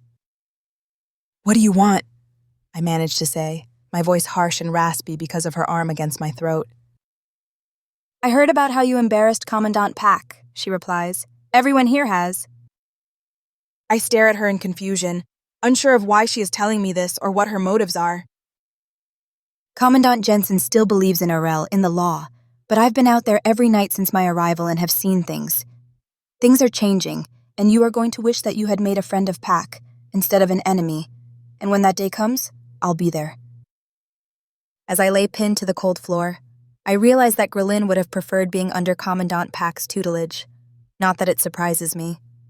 The two are a lot alike, and I know she would have excelled under his command, maybe even have become one of his favorite arbiters. I'm glad you're enjoying yourself out here, I hiss at her, hoping that my next statement will strike a nerve, while Trevor's wastes away in a munitions factory. The irate look on her face tells me that I have accomplished my goal of angering her, and she raises her fist to punch me, but the sounds of marching footsteps stop her, and she realizes that she cannot mark me up too much, or Commandant Jensen might ask questions, and she is still in charge here. Grelin gets off me, removing her arm from my throat, allowing me to breathe. She grabs my shirt and hauls me to my feet before snatching my cane and thrusting it into my left hand. You have to be wondering, Noni, she says to me. The attacks on the wall, the constant unrests. The people of Arel need a firm hand, firmer than what they have right now. Two arbiters appear from around the corner and stop, staring at us in confusion, as though to ask why we are there. Grelin and I both salute them, and she stalks off, taking me to the kitchens, while I trail behind her, wondering what her words mean, or what the purpose of her actions were. We have always had attacks on the wall of Arel. I think back to my first engagement there, remembering the weapons used from Kidian. Does Grelin know something I do not? What did she find on one of her patrols in the Wildlands? Chapter 23. An enemy formed. The transport bounces along the pothole-ridden road. Its right rear wheel hits one square on, causing the back to jump up and me to strike my head on the roof of the vehicle, toward the giant gates that allow entrance through the wall and into Arel. My city. Elation at seeing my home eludes me, running away and hiding as though ashamed of being associated with such a place. Where is the pride I had once felt? Why do I feel so empty, though? I glance at Chase, who sits in the back seat with me, but his gaze remains straight ahead, focused on anything or anyone but me. We had spent an additional 3 weeks at the outpost, and in all that time, he never spoke to me. My mind still wonders why he lied about what had happened in the Wildlands.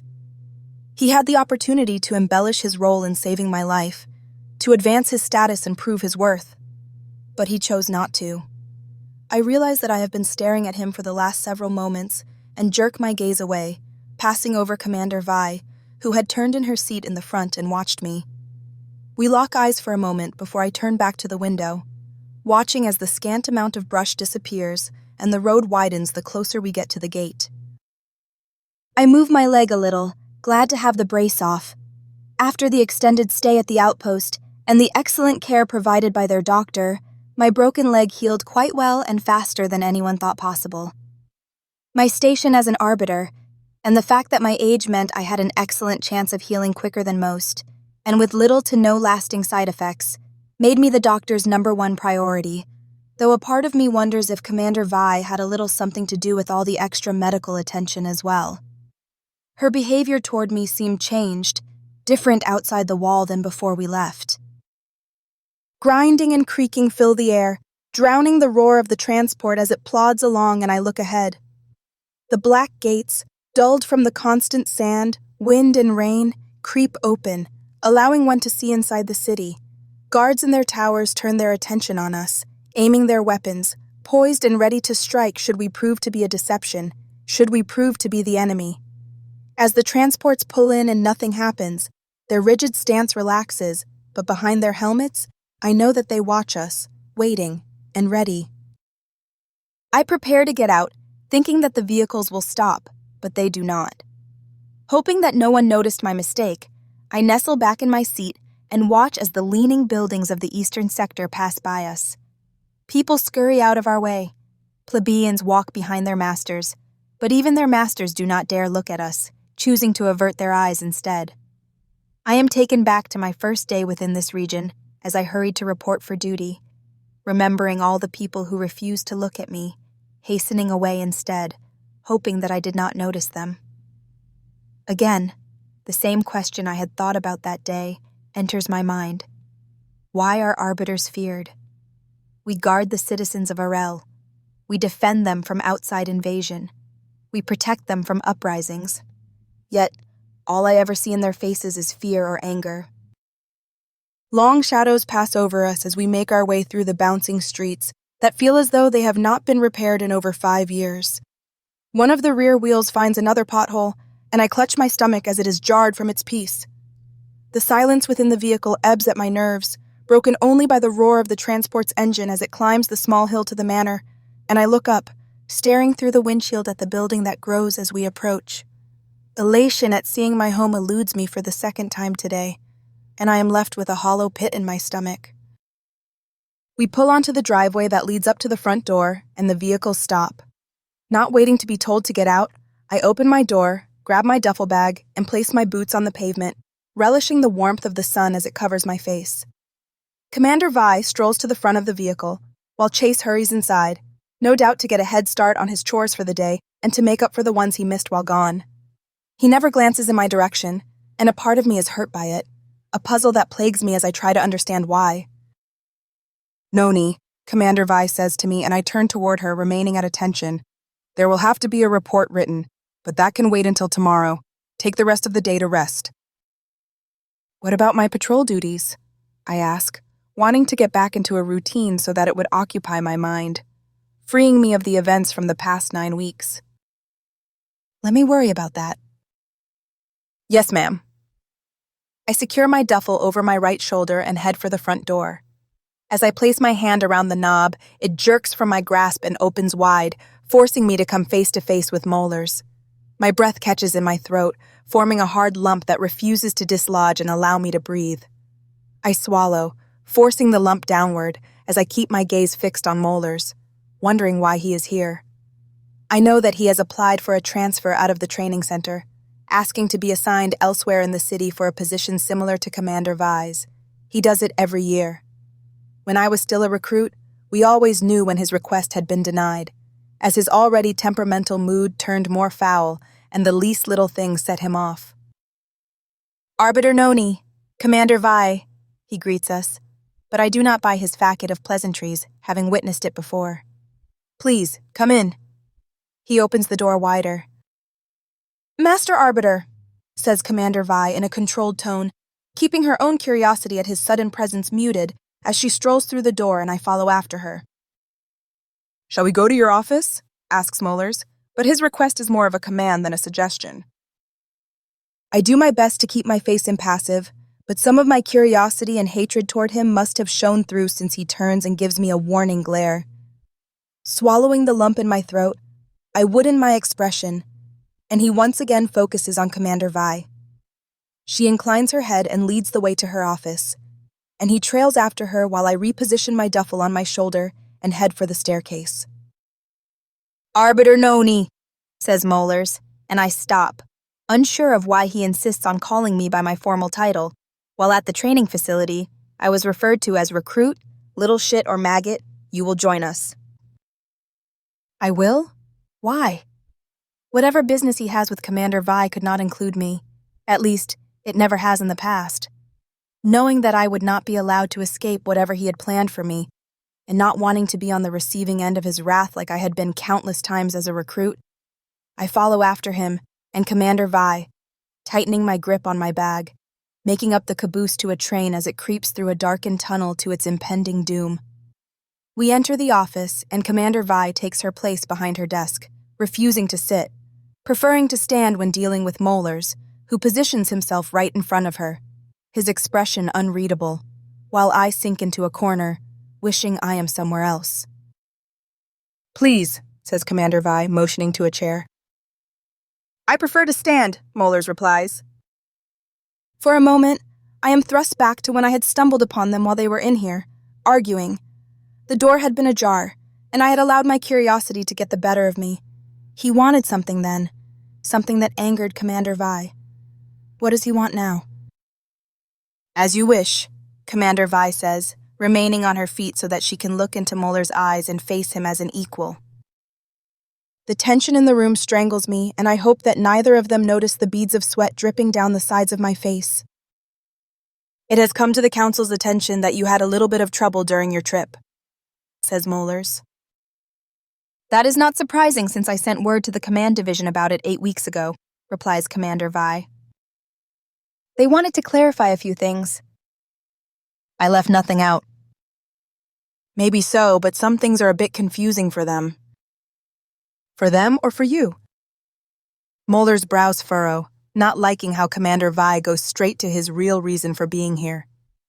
I've warned you before to not make an enemy of me, he growls.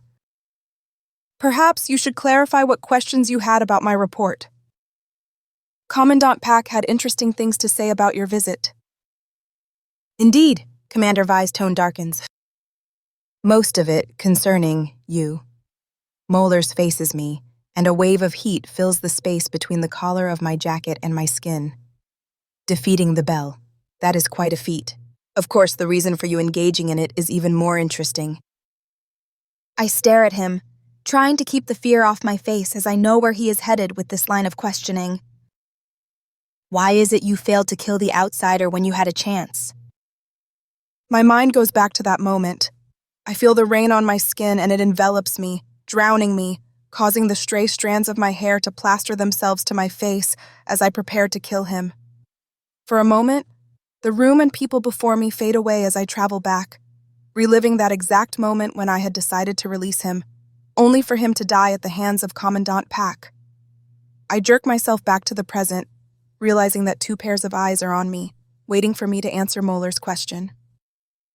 He was not a threat to Arel, sir. And how is it you came to that conclusion?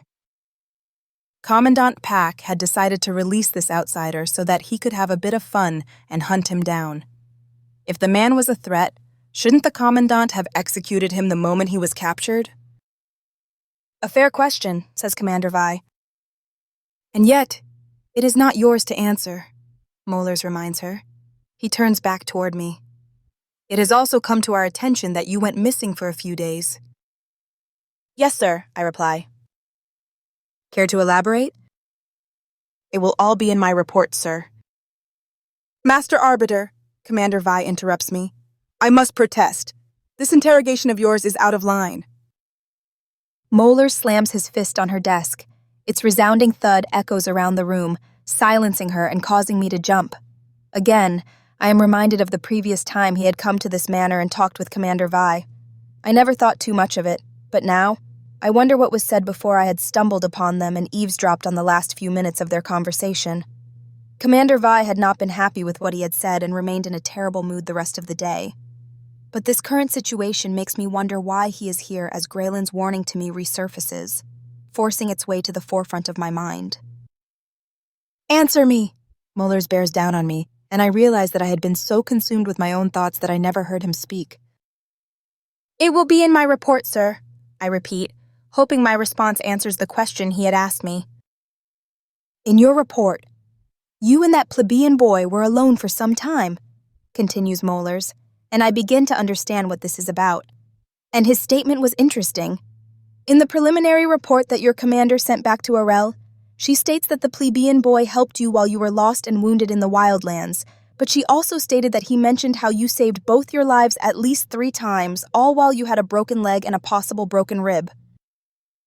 Bruised, Commander Vi corrects him. Mullers ignores her. I wish I knew what Chase had said to Commander Vi while I was unconscious in the medical wing of the 3rd Outpost. All I know is that he credited me with our survival, refusing to take any for himself or to embellish his own role. He helped me as much as I helped him, I say.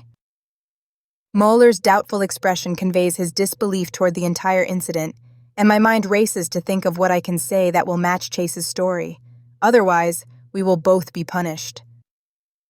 Did you run into any of the locals? Locals, sir? I ask.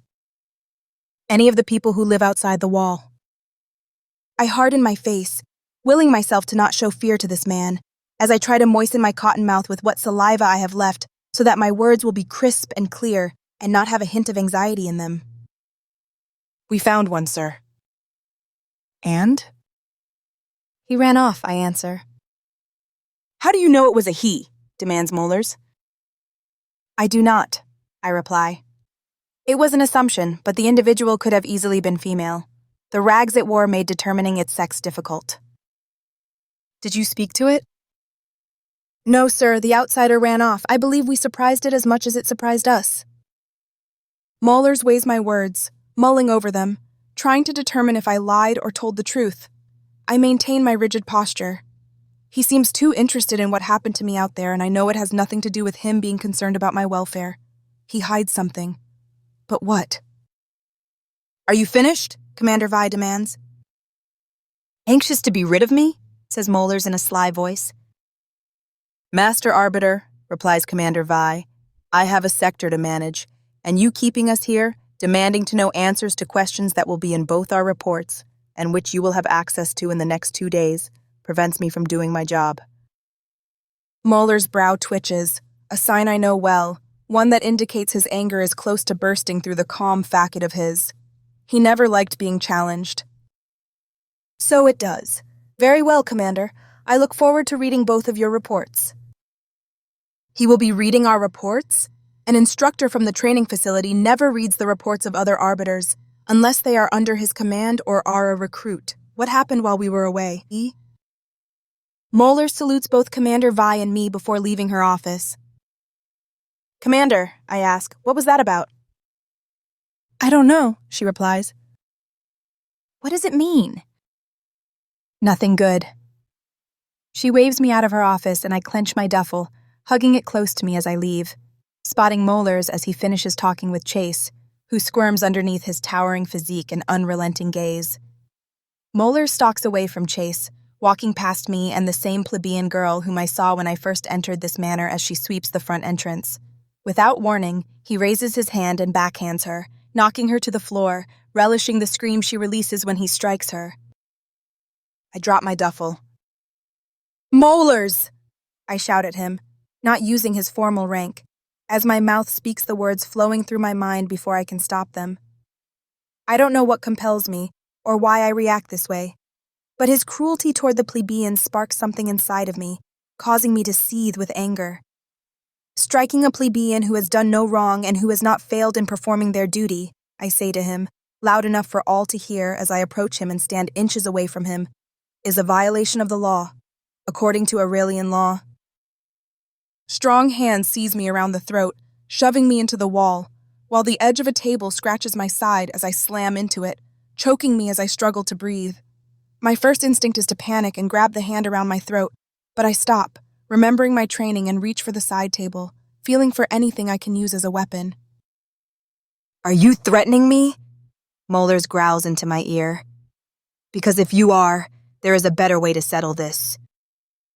My fingers brush something long and slender. I snatch it, but before I am able to act, another hand grasps Molar's wrist in a firm grip, and the knuckles turn white from the pressure. Master Arbiter, Renal's voice echoes around us, and I glance in his direction, having never noticed his presence or heard him approach, and judging by Molar's startled expression, neither did he. That is enough. Molars releases me. I lean against the wall, coughing and gasping for air, doing my best to not show just how close I was to losing consciousness. I glance at Renal, who looks at the slender object in my hand, a broken handle that had belonged to the single drawer in the table, which someone must have placed there earlier and forgotten about it, and I drop it, allowing it to thump on the rug on the floor. Molars heads for the door, but Renal stops him. Master Arbiter! His calm yet commanding voice demands obedience, and no one questions him, not even Commander Vi as she stands in the doorway of her office. Arbiter Noni has not issued your punishment. My punishment?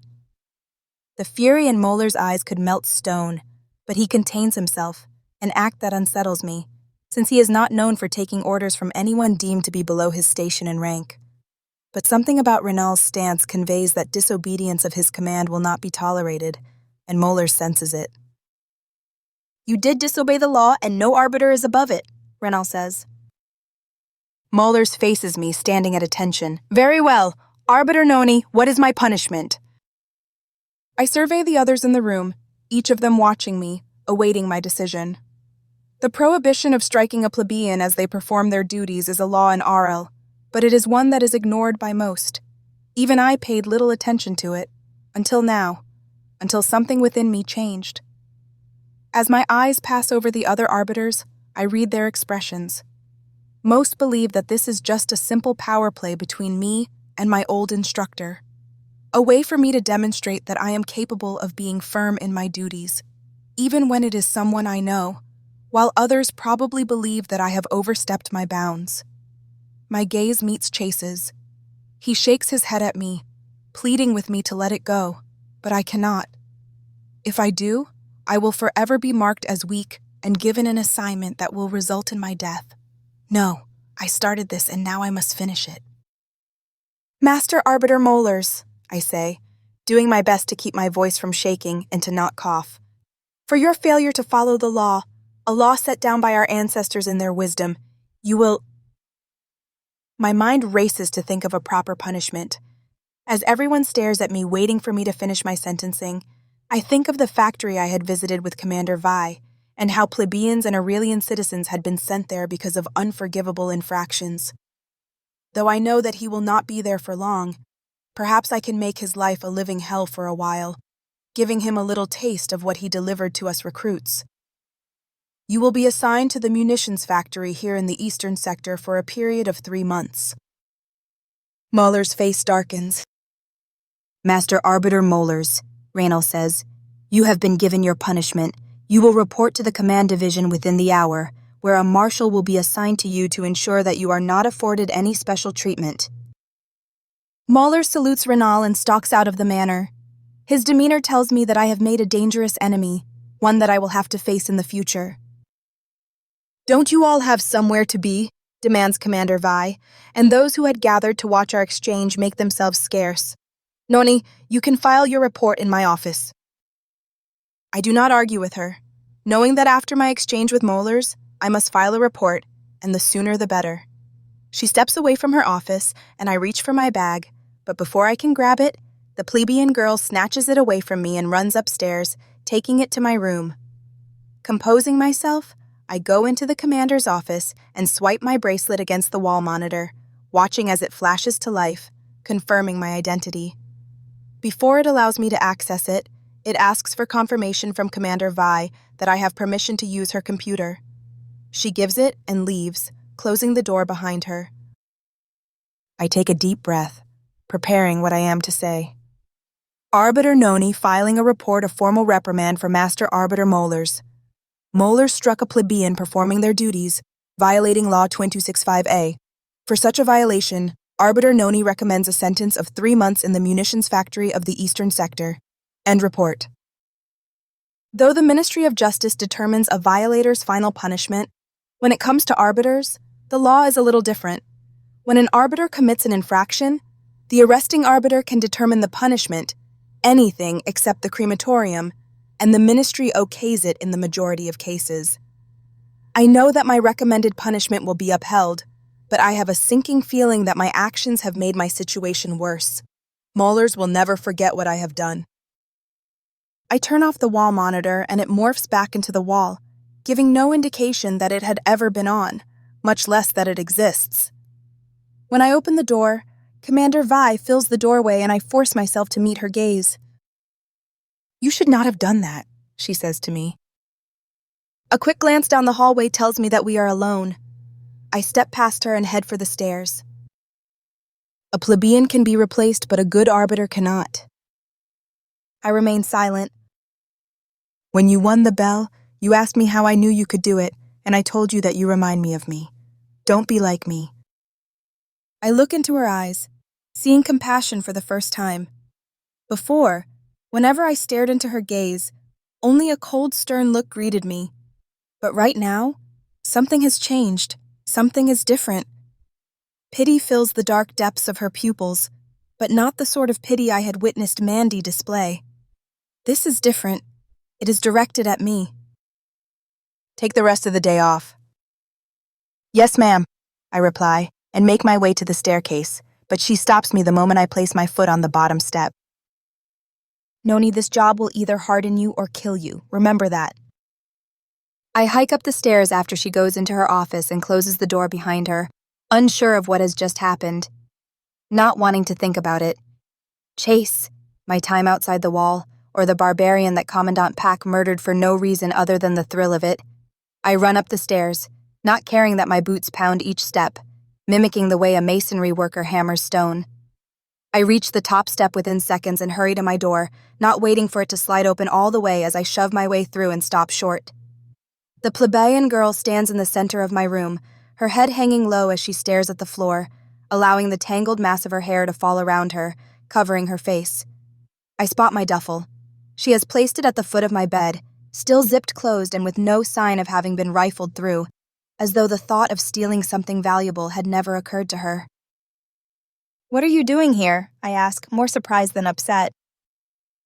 Waiting, ma'am, she replies in an inaudible voice that I have to strain my ears to hear her. Waiting for what?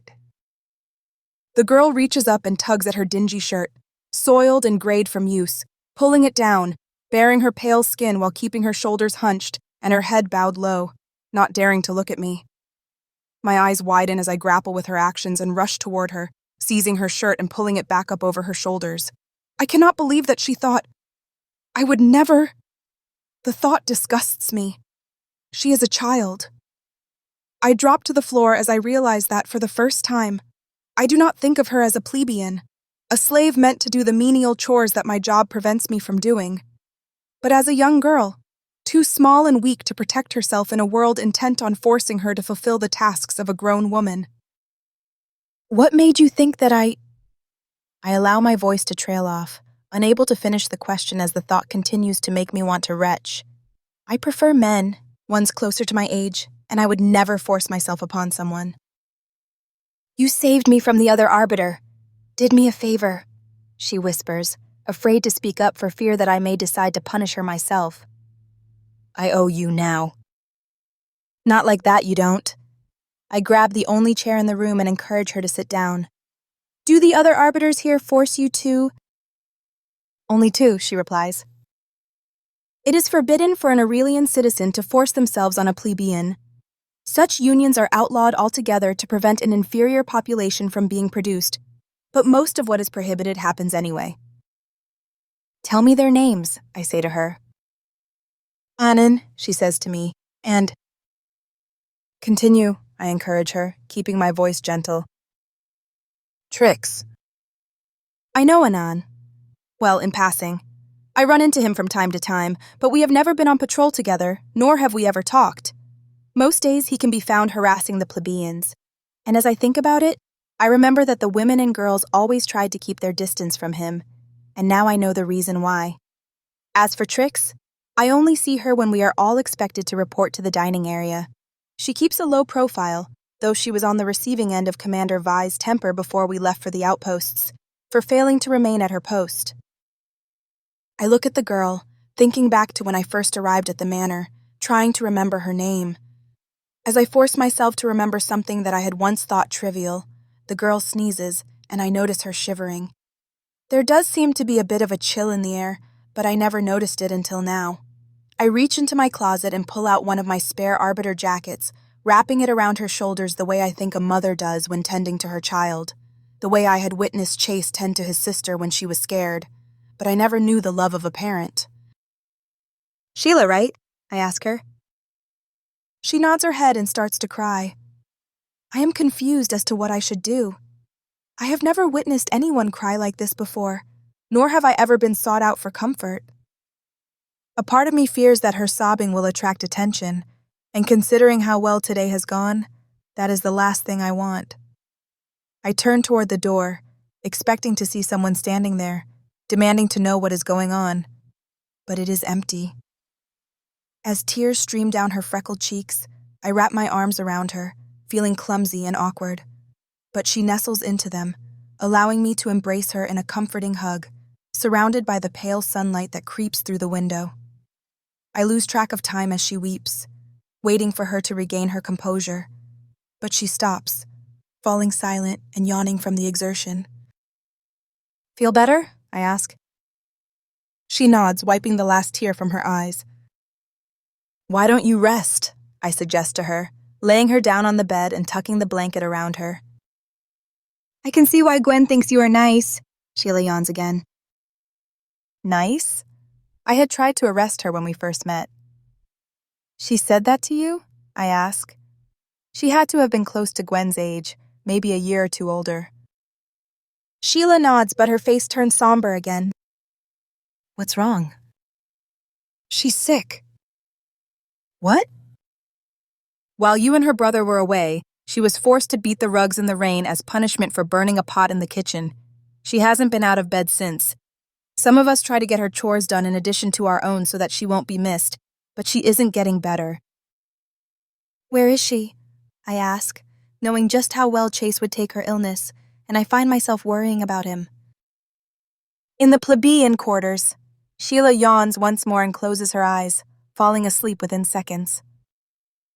I step away from the bed, determined to find Chase and his sister. The door to my room makes a small "sumph" sound as it closes behind me, and I sneak down the dim and gray hallway, heading toward the back stairwell used by the plebeians, leaving Sheila in my room, asleep on my bed. No sounds escape from the main floor or the stairwell.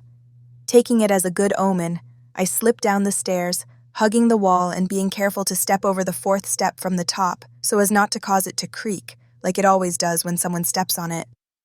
Muted silence swirls around me, encouraging me to continue my descent down the servants' staircase. When I reach the bottom step, I crane my neck to peek around the corner, looking into the kitchen and the corridor that leads to the main entrance and the main stairwell. No one. Unnerved by the lack of activity, I force myself not to dwell on it, but to take advantage of it. Perhaps Commander Vi had decided to send everyone out on patrol, or because of my entanglement with molars, they might have been confined to quarters. Regardless, the lack of their presence is my chance to see Chase and Gwen. I dart from the back staircase to the main hallway, tiptoeing as I creep along it, making my way toward the plebeians' quarters. A cough echoes from up ahead. Startled by it, I bump into a narrow table, causing it to shift. The cough stops. I duck into a doorway just as a head pokes out from the main living area, using the shadow to conceal my presence. The man looks up and down the hallway, pausing to listen for any more sounds that might indicate that he is not alone. And judging by the way he reacts to my clumsiness, I realize that he isn't supposed to be down here either, meaning that Commander Vi had put everyone in lockdown. I watch him creep to the main stairwell and climb them, doing his best to not make a sound. Several seconds pass as I wait, making certain that no one else is down here with me. Before another can interrupt my skulking around, I hurry to the door that leads to the plebeian quarters and open it, cringing when it releases a slight creak, which to my ears sounds as though a raging storm has just opened its fury upon us. Glancing around, I see no one, nor do I hear any footsteps racing to investigate, so I slip through the door and close it with a soft clink. I lean against the door, shrouded in darkness with only a single light hanging from the ceiling, coated in cobwebs, to provide any escape. My hand stretches out and finds a rail. Clinging to it, I take each step one at a time, doing my best to remain silent as they sink under my weight, threatening to give way and allow me to tumble downward. Water pools at the bottom, and I almost slip when I step into it, but manage to catch myself. My antics attract the attention of a plebeian woman. She rushes to the doorway of her room and gasps when she sees me, placing her hand over her mouth to keep from screaming, in case her actions bring punishment down upon her. I place my index finger over my lips, motioning for her to remain silent, as I remember Sheila's reaction toward my sparing her from Molar's wrath, and realize that arbiters do not come down here unless they intend to inflict some sort of punishment, or are looking for something else. Once again, the thought of someone using her in such a manner causes a small swell of vomit to enter my mouth, and I force myself to swallow it, maintaining my rigid composure, not wanting to show disgust or fear in front of this plebeian. If she suspects that I am disobeying orders, she might use that to her advantage. "I am looking for Chase," I tell her in an authoritative tone. The woman points further down the dismal corridor, her pale skin reflecting the murky light emanating from the few lanterns allowed down here. I stalk toward the area she points to, stopping when I reach a corner that takes one down another hallway, and follow it after receiving an approving nod from her. Manual doors line the walls, each hanging from rusty hinges, swaying from the slightest movement, as no latches remain to lock them in place. Stale dust fills the air, enveloping me, causing me to choke as I breathe, unused to such a toxic atmosphere. I poke my head through the nearest door, but the room is empty. Continuing my search, I scour room after room, discovering a plebeian or two in them, each surprised to see me, but too frightened to do anything, finding no sign of Chase or Gwen, and as the minutes pass, the soft plops of my boots on the grungy, dirt-ridden concrete floor remind me that I do not belong down here. I reach the end of the hallway and stop. 2 doors remain for me to choose from. I pick the one on my right and open it, freezing in the archway at what greets me. On the only cot in the room, if you can call a moldy mattress riddled with tears from which its stuffing pokes out, supported by crooked and bent metal rods a cot, lies Gwen, her eyes closed with beads of sweat dotting her face as she shivers underneath a thin and tattered blanket. Chase sits by her bedside. His worried eyes focus on her, and he never notices my presence. I open my mouth to speak, but the words stick in my throat, refusing to come out, to allow me to speak. Swallowing, I force the lump in my throat downward, moistening my mouth and whisper, "Chase." He jumps up and stares at me, unsure of why I now stand in his room. Noni, you shouldn't be down here! Ignoring his statement of the obvious, I enter the room and close the door behind me as best I can, though it just swings on its crooked hinges, mocking my efforts. "I came when I heard about your sister." Why would you care? His words stab my heart, slicing through me as though I am little more than softened butter being spread on a piece of bread. He notices my wounded demeanor and softens his tone.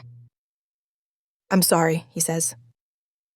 "Sheila told me about Gwen," I say, stepping closer, gasping when I see her ashen face. "Where is she?" "My room, sleeping," I add when he gives me a questioning look. "How is she?" I ask, pointing at Gwen. Chase bows his head and turns away in an effort to hide his tears from me. Not well. She needs antibiotics, but no medical center will waste such resources on her. On a plebeian. He says the last word with disdain, and for the first time I agree with such sentiment, remembering the man at the medical center Commander Vi and I had visited, insisting that the plebeian woman he carried be cured. A pang of guilt struck me as I recall his fate and that of his children. A remorse I have never experienced before, but as I watch Gwen's small chest rise and fall from her shallow breaths, I pity her. They say she has been like this for a few days now. Chase talks more to himself than to me. Some of the others here have tried to cover for her by doing her chores, but they cannot keep it up for long. I should have been here. I place a hand on his shoulder in an effort to comfort him, something I have witnessed others do, but it feels awkward and unlike me, so I release my grip. "She doesn't deserve this," Chase whispers to himself. What happened? She had been well when we left for the outpost, and her sudden illness made little sense, unless... "Vaccinations," spits Chase, or that's what they call them. Every 5 years, all residents of Arel are required to receive vaccinations against various diseases, including the plebeians. During that period, we line up for our routine inoculations, or personnel from the medical centers will visit areas within Arel, distributing them. Our wristbands are scanned, and we are given the appropriate shot. I received one before leaving Arel and never thought much of it, and I am certain that Chase received his as well. Though there are rumors that not all of the immunizations are legitimate. I remember a few years ago, we all had our routine vaccinations, but despite the efforts of the medical centers, a small outbreak took place, preying upon the old and the already infirmed, as well as spreading among the plebeian population. The only areas not affected were the maternity wards and the training facility. They do not receive any injections to avoid harming any children they might be carrying, but they are also segregated from the rest of Arel. The only visits they are allowed are from medical personnel and arbiters, all of whom are given complete health scans to ensure that they will not infect anyone within the ward itself. And though I have received my immunizations every 5 years since I was 3, we are also kept separate from the rest of Arel to ensure that our training is not infringed upon. During the small outbreak, one of the instructors at the training facility voiced his concern that perhaps some of the vaccinations were not immunizations at all, but the disease itself, used as a way to control the population. I never saw him again. Gwen's current condition brings these memories back to my mind, ones I had forgotten about until now. What do you mean? I ask him. You know we received our vaccinations before leaving Arel. Yes. After we left, the rest of the city underwent its 5-year health inspection, where everyone is given a health screening and vaccinations against what are considered the deadliest diseases. That sounds about right. Haven't you ever wondered what is in those shots? I stare past him, not wanting to look upon Chase's tortured face. The truth is, I never thought about it. I just did as I was told. She was like this when we returned. According to the others, she fell ill soon after receiving her vaccination, the same day she was forced to clean the rugs in the rain, and she isn't the only one. Emma died a week ago. The name is not familiar to me, but I keep my mouth shut, allowing Chase to speak. They say that the southern sector got hit the hardest from this small outbreak, and according to the presidents of Arel, it is now on the decline. Most who were affected have died, but she is strong. She won't succumb. Chase brushes away a strand of hair that has plastered itself to her cheek, swallowing back a tear and doing his best to control his breaking voice. Are the plebeians the only ones affected? I ask. No, says a small voice, and both Chase and I whirl around. Sheila stands in the doorway, having snuck in without making a single sound, and I chastise myself for allowing someone to sneak up on me, but push it aside since Gwen's current state is more important. Sheila, I say, yanking her inside, what are you doing here? You were gone when I woke up and I... It's okay, I say, hugging her, unsure where this sudden protectiveness of her comes from or why I feel the need to keep her safe. She pulls away and takes a quick glance at Gwen's still form. You all talk when you think I'm not listening. Some of you even brag about what happens to us. I listen to her speak, knowing that her use of the word you refers to people like me. Some of the old died within a few days, continues Sheila. A friend of mine mentioned that her master's wife, she had been wheelchair-bound for a few years now, died from this outbreak. He died a week later after kissing her goodbye. Those too weak to keep going are dead, citizen or plebeian. A lifetime of conditioning rebels against accepting her words, but Sheila's demeanor harbors no deceit, and I find myself believing her as my thoughts turn toward Gwen and what she means to Chase. Haven't you noticed the fires burning brighter since you returned? Asks Sheila. No, I have not. Gwen coughs and mumbles something, but her inaudible words are impossible for any of us to discern, and my heart aches for the loss Chase will suffer if she dies. I blink my eyes several times in rapid succession to prevent myself from crying. What is wrong with me? I have never felt sympathy for a plebeian before, but ever since Chase saved my life, ever since he lied for me, I am compelled to help him, to return the favor and I have been referring to him by his name, not his station. Conflict reels within me as my mind and heart struggle to overpower the other, wrestling with what I have always been taught to believe against what now stares back at me. One sorrowful face worried that someone he loves will die, and another just grateful to be spared a beating, or worse. I watch as a bit of dribble spills from Gwen's open mouth as she struggles to breathe. I do not know how much longer she has, but know what will happen if no one helps her. As I ponder the last few minutes and what Sheila has told me, it occurs to me that disease can be spread from one individual to another by saliva, and before my mind can stop me, before my heart is controlled by years of training, I ram a finger into her mouth, coating it in her spittle and shove it into mine.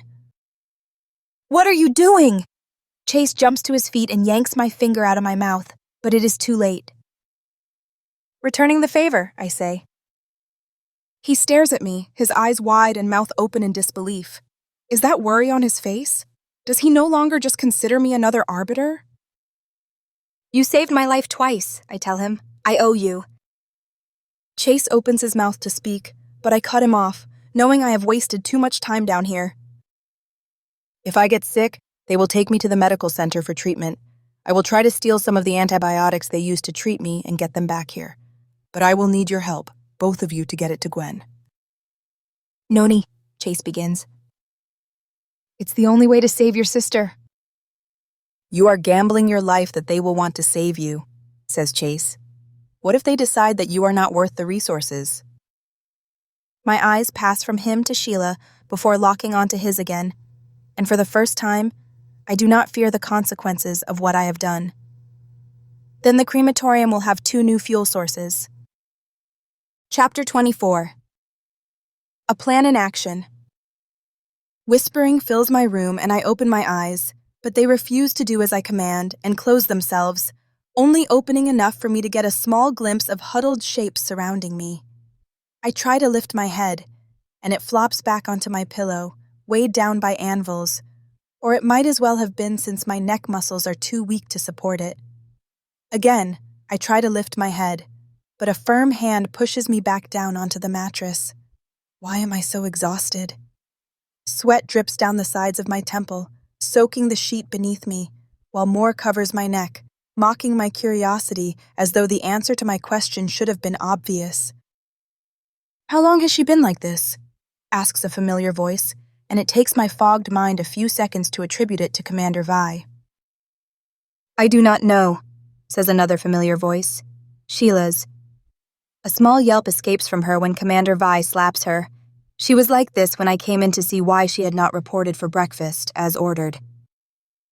I open my eyes just in time to watch as Commander Vi raises her hand again, before rethinking her decision and lowers it, noticing that I have awakened. Noni, she says, her voice gentler than I am accustomed to. Noni, can you hear me? My mouth opens to speak, but the only words my ears hear are jumbled and softer than the slightest murmur in a crowded room, making me wonder if I have spoken, as my voice does not sound like it belongs to me. "Call for a medical transport," orders Commander Vi, and Sheila runs out of the room. Time creates its own pace as I lay in my bed, semi-aware of the activity around me, slipping in and out of consciousness. Seconds, or was it minutes? Later, heavy boots race up the stairs, drawing closer as they pound the hallway, heading for my room. My mind remains locked in its fogged state as gentle hands lift me and place me on a stretcher. Their white uniforms pierce through the small slit in my eyes as I struggle to open them again, and they carry me to the main floor. Chase's head appears at the banister, but vanishes just as fast, and I wonder if I had seen it at all, or if it had been my imagination. As warm sunlight touches my skin, I turn my head, and I am met by Reynolds' worried gaze, burning his concerned posture into my mind, troubling me. My eyes close again as the medical personnel lift me into the transport and the doors slam shut.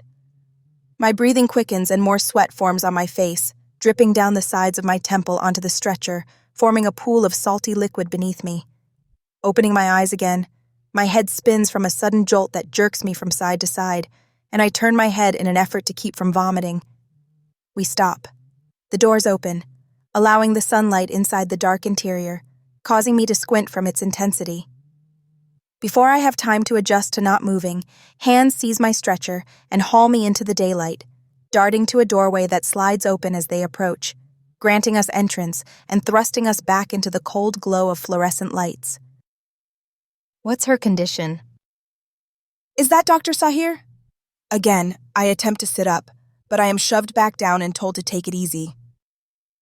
She has a fever, is in and out of consciousness, not lucid at all, replies one of the medics. I open my mouth to refute the medic's claim, but my tongue remains glued to the roof of my mouth, reminding of a time when Faya and I dared each other to place as many cotton balls as we could in our mouths to see who could fit the most in. A thermometer is shoved under my tongue. 103, says the doctor. A bright light fills my eyes as he shines one in them, testing my pupils, before feeling the lymph nodes of my neck and listening to my heartbeat and breathing. My arm swings at him to force him to quit manhandling me, but a pair of strong hands snatches it and holds it by my side, keeping me still. She has the symptoms. My head burns and I cannot stop shivering as chills run through me, attacking every part of my body, tormenting me. But I need some blood work done. A pinch, followed by a small prick, pierces my forearm as a nurse follows Dr. Sahir's orders, and my blood gushes from my vein into a tube, filling it with a red, viscous substance. I try to watch, to remain aware, but my will falters and I am unable to fight my weakened body's demands for rest. Relentless spinning attacks my mind, despite my eyes being close, and the sensation of the gurney moving underneath me jerks me back into consciousness, but my eyes refuse to tolerate the bright white lights bearing down upon me with merciless fervor. Arbiter Noni? The distant voice fills my tumultuous mind as it wavers between the conscious and subconscious, unable to determine which reality I belong in. Only the jerking of my head and the twitching of my muscles provide any indication that the blurred people, the fading whispers, and the icy gurney beneath me are real. More murmurs, more whispers. My unfocused mind struggles to hear them, to understand their words, but my body desires sleep.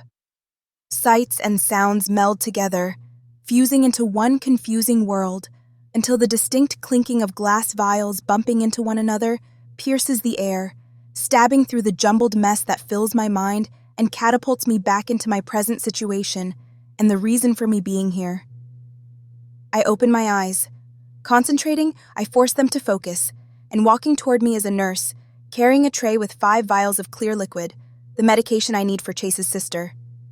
She sets the tray on a table next to me and turns away, heading toward Dr. Sahir as he sits by a monitor, awaiting the test results. Desperate, I reach for the tray, forcing my weakened body to move. It refuses. I flop back down on the bed.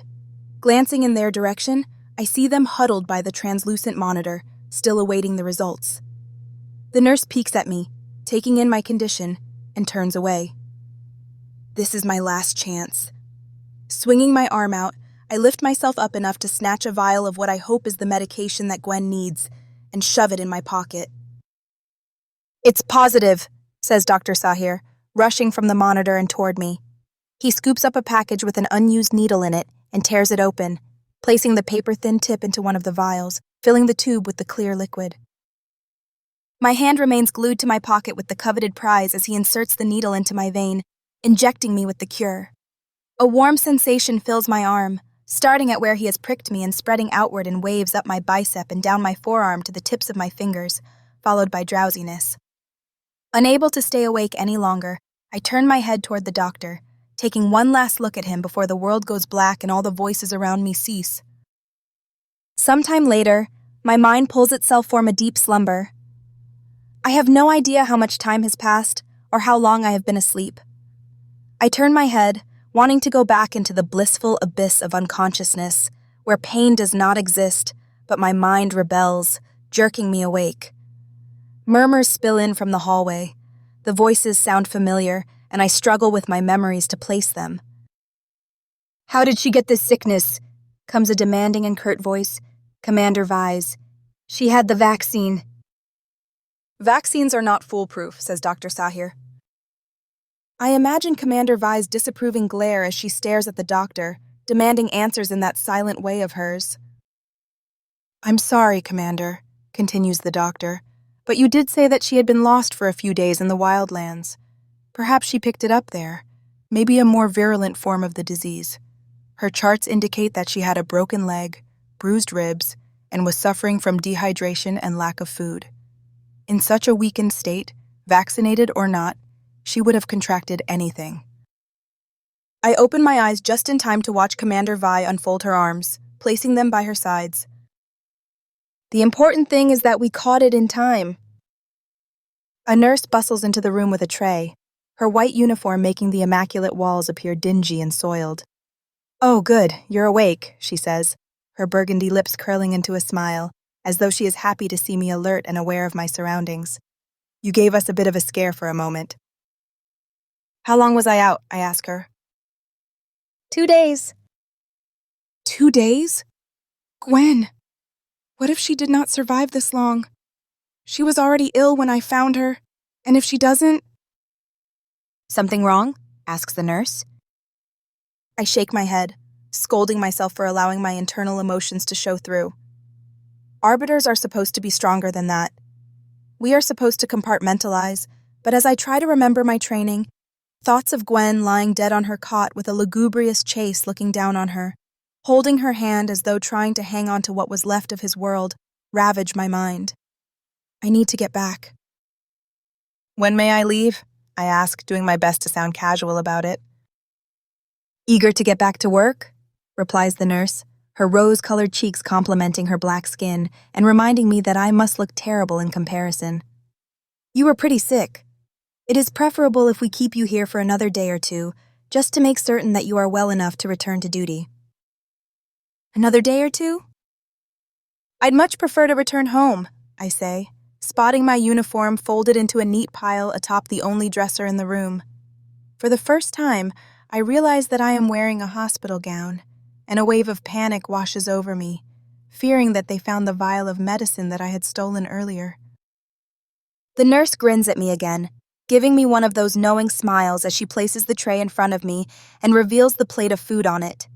I stare at the eggs, bowl of fruit, and buttered roll. How do you feel this morning? Asks Dr. Sahir as he steps into the room with Commander Vi, who shoots a disapproving glare at the buttered roll on my tray.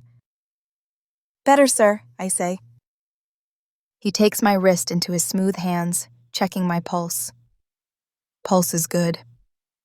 He shines a light into my eyes, testing my pupils before smiling to himself, pleased that I seem to be doing so well. Is there any way I can return back to the manor today? I ask. Dr. Sahir gives me a quizzical look, and I try to keep my face unreadable. You do need to rest, and I would prefer if it were here where we can monitor you. What if, I begin, controlling my voice and hoping it does not sound too desperate, or there will be questions, a nurse were to come with me and keep an eye on me. I've never been fond of medical centers and would prefer more familiar surroundings. Appearing to be afraid of something is a sign of weakness and frowned upon, but I gamble that they will forgive such a childish fear on my part, considering my brush with death. Their softening expression tells me that my moment of apparent meekness has worked. I am off duty in an hour, says the nurse. I could go with her and monitor her for the next few days. On one condition, Dr. Sahir looks right into my eyes, that you eat everything on that plate and don't scarf it. Yes, sir, I reply, reaching for the buttered roll. Commander Vi clears her throat when I do, displeased that I have such a food item on my plate, since it violates the strict dietary restrictions of arbiters. Certainly, Commander, Dr. Sahir says to her. One roll will not harm her. She needs to regain her strength, and for the next 3 days, I have rescinded the restrictions to her diet.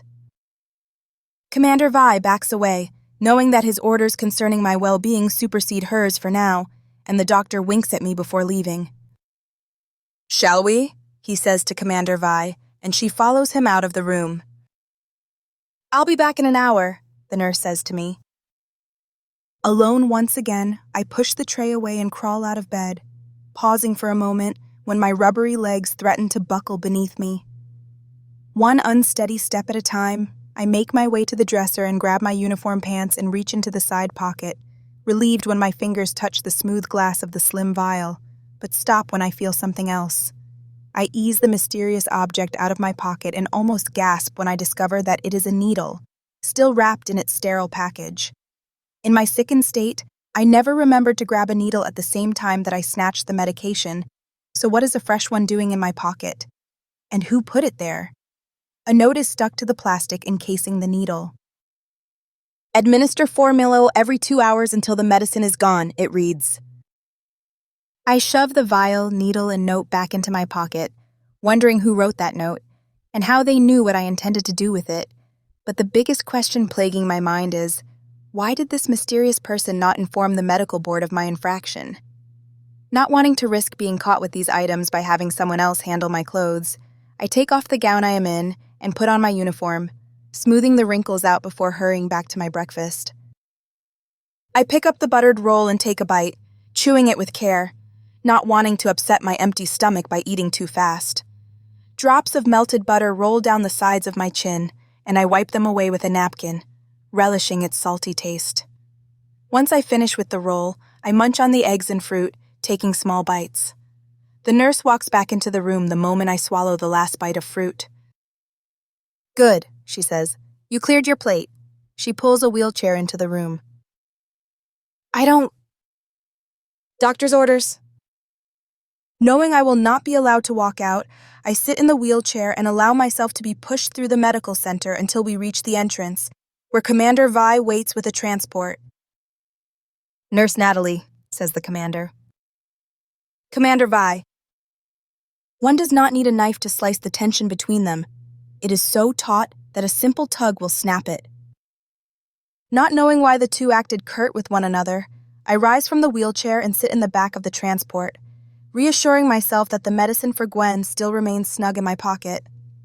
Once Commander Vi and Nurse Natalie are in the transport, the driver puts the vehicle in gear and we drive off, down the meandering streets of the eastern region, and receive a few glares from people who were forced to jump out of the way, but unwilling to do more than glower.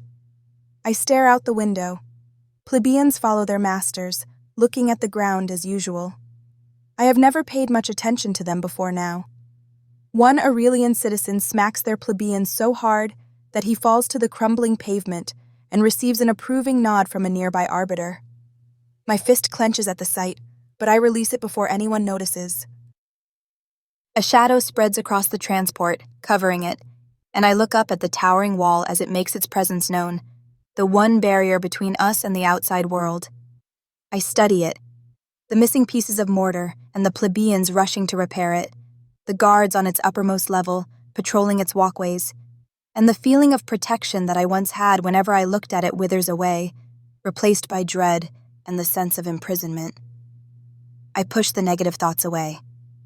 Arel is civilization. It is the one beacon of light in this dark world. It is the mantra of what Arel is, words that had been programmed into me since my childhood, slip away as I watch a scaffolding give way, dumping the plebeian upon it to the hard, unforgiving ground and crushing those unfortunate enough to be below it. Their agonizing screams cut through the barrier of the transport. I turn away. No one will help them. They will be disposed of, like anyone who is deemed useless, and the fires of the crematorium will burn brighter. They are just plebeians, I remind myself. Not even people.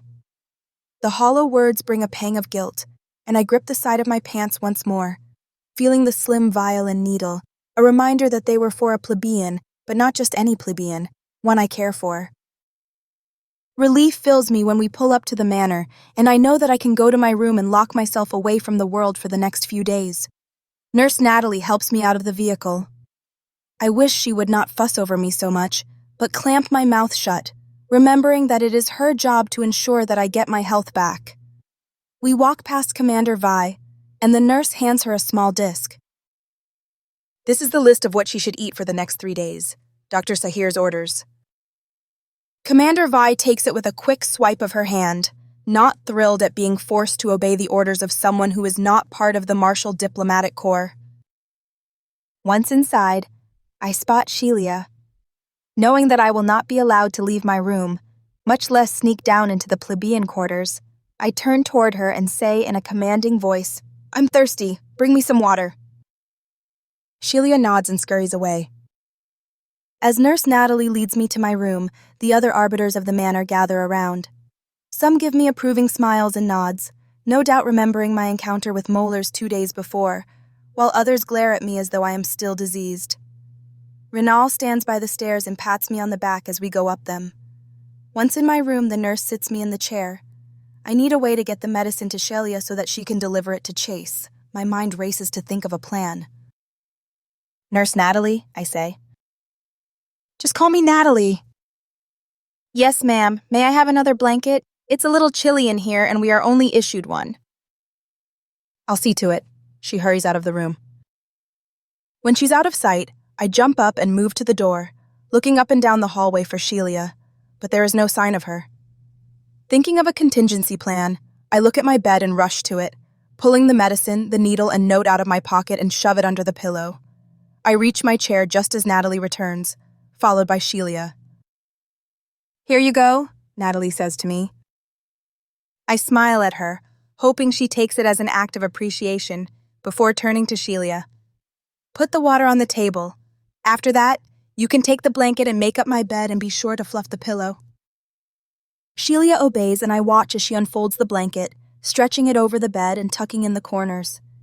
When she moves to the pillow, I realize that Natalie is watching her. Needing a distraction, I take off my jacket, pretending to struggle with it, and she turns her attention away from Sheila and toward me, helping me get my arms out of the sleeves and taking a minute to check my pulse. I glance at Sheila and watch as she finds the vial of medicine and the needle with the note attached to it. His small fingers scoop them up, and she hides them under her shirt, using the waistband of her pants to hold it. "You may go," I tell her, and Sheila runs out of the room, taking our only hope at saving Gwen with her. I just hope that we are in time. Chapter 25. Back on duty. The cold steel of the metal bar looms over me, taunting me, daring me to reach up and grab it, to bend it to my will. I stare at it. 11 days have passed since my brush with death, since my own rashness almost caused my demise. But that does not concern me right now. All I can think about is Chase. Did his sister survive? I have not heard from him or Sheila since I managed to smuggle the medicine into the manor and sneak it to her, not that it surprises me, since Commander Vi has kept a close eye on me, concerned that I may fall ill again. A breeze stirs around me, caressing my bare neck and shoulders, carrying with it a hint of a chill, warning me that the season will change soon. Looking at the steel bar above me, I push all thoughts of Chase, Sheila, and the events outside the wall out of my mind, determined to gain back the only value I have to offer as an arbiter, my physical strength. Bending my knees, I leap upward and grasp the cold metal, wrapping my fingers around it until I feel blisters form on my palms. 1. I pull myself upward, ignoring the strain on my biceps before lowering myself down. 2. Again, I pull myself upwards until my chin is above the bar. Sweat drips down my temples as I hold myself there, refusing to give in to the shaking of my arms until I release the tightness of my muscles in a controlled action. 3, 4. On the 5th pull-up, my biceps give out, forcing me to lose my hold on the bar and drop to the dull green grass, landing on my side. As I lift myself up and lean on my elbow, I spot a familiar face staring at me from the hedges on the other side of the quad, and I lower my head in shame. Once again, Chase witnesses one of my failures. "You shouldn't push yourself so hard." Natalie walks up behind me, carrying a towel. I watch as Chase turns away, going back to his chore of trimming the hedges, before I stand up, rubbing the sore spot on my right hip, which I know will form a bruise later. "The sickness has weakened me," I say. "Illness does that," Natalie replies in a soothing voice. "You must allow yourself time to rest and recuperate. You will get your strength back." She means well, but for the last 11 days, I have been secluded in my room on bed rest and have grown antsy. I need to do something to get back into a routine. Natalie notices my downtrodden expression and places a reassuring hand on my shoulder before handing me the towel. I take it and wipe the sweat off my face, appreciating her efforts at cheering me up. "Take it slow," Natalie warns me. "If you try to do too much too soon, you will just make yourself sick again. I can't just sit in my room all day." Which is why I asked Dr. Sahir to clear you for duty. But if you start feeling fatigued, weak, or exhausted, you let me know immediately. "Yes, ma'am." Natalie smiles, not a fake or forced smile that so many within Arel give, but a genuine one, as though she cares about my well-being and happiness. Whomever had decided that she should go into the medical field upon her birth had made not only the right choice, but an accurate prediction of where she belonged. I thank her for her comforting words and stroll back to the manor, taking one last quick glance for Chase, but he is gone. Noni! Commander Vi's sharp voice catches me by surprise and I whirl around to face her. You will be on day patrol today with Renal. Keep your emotions in check. Yes, ma'am, I reply, knowing just what she referred to. When I had allowed my emotions to dictate my actions, I ended up picking a fight with Molars, and though I won it for the moment, I know that he sits in the munitions factory plotting his revenge. Dread fills me at the prospect of having to meet him again once he is reinstated. And someone has requested to speak with you, continues Commander Vi. I transferred it to your quarters. Make it brief. I salute the commander and charge up the stairs, taking two at a time, knowing just who had called me. Friendships are not encouraged among arbiters, but they form anyway, despite what our superior officers say, and Commander Vi's delicate manner of telling me about the call means that she knows that I have at least one friend in the Corps. I burst into my room and tap the smooth button on the wall across from my bed after the door closes and Faya's face appears on the wall monitor. Noni, are you all right? She asks with concern. I frown. Somehow, news of my sudden illness had gotten to her and I never wished to cause her to worry. I'm much better, thanks. How did you know? A mischievous grin creeps across her lips, the same mischievous grin she always got when she did something she wasn't supposed to, or was about to do something that went against the rules. Well, I was worried about you going outside the wall, so I asked Joel to volunteer to accompany one of the economists that was assigned to inspect the eastern sector, and while he was there, I asked him to find out if you were okay. He's the one who told me about your illness. I can't believe it. We were all vaccinated. It doesn't matter anymore, I say, trying to console her. I'm fine now. I just need to get back into physical shape. I'm sure you will. So, what's it like outside the wall? The eagerness in her voice tells me that she has been dying to ask that question ever since she learned that I had been assigned to tour the outposts. I take a deep breath, wondering how I can tell her about it without divulging everything. I consider what would have been reported to the citizens of Arel, and what she would have been told by the few arbiters who like to tell stories and choose my words with care. It's very different from here. The wilderness is barren, cruel, and filled with wild people. Life at the outposts is harsh and rugged. I heard there was a skirmish. Our convoy was attacked by outsiders. I managed to get away, but suffered a broken leg. I left my other injuries out. How did you survive? We had a plebeian with us, and he happened to be in the same transport as me when we were attacked. I pause for a moment, remembering that Chase had told Commander Vi that it was me who had saved us both, and in case anyone is listening, I do not want to jeopardize that, for both our sakes. Helped me, as is his duty, but the skills we learned at the training facility helped us survive such an unforgiving place. I leave out the part about the barbarian who helped us both in the end, knowing what would happen if anyone learned that I did not kill him, but let him go. That sounds terrifying. Even some of the most seasoned arbiters would have failed if they were in your position. You continue to do well there, and you could easily apply for a transfer. My wristband beeps, warning me that I am in danger of being late for my shift. Faya, I hate to cut this short, but... I understand. You have to get back to duty. Take care of yourself, Noni. As long as you promise to do the same. Faya grins and switches off her monitor, causing mine to go blank. I press the button and turn it off before snatching my jacket and putting it on, making certain that it is wrinkle-free, as I brush off any lint that might have gotten on it. This is my first day back on duty, since leaving for the outposts, and I want to make a good impression. Renal waits for me at the bottom of the stairs when I rush down them, but instead of giving me a stern look like Commander Vi often does, he brandishes a sly smirk, pleased to see me up and eager to perform my duties. Neither of us say anything as we walk out the front door. It slides shut behind us, allowing its foggy exterior to block our view of the interior. Wisps of clouds float in front of the sun, dimming it a bit as we stroll down the driveway to the manor and exit through the gate, stepping onto the main street and head for the interior of the Eastern District.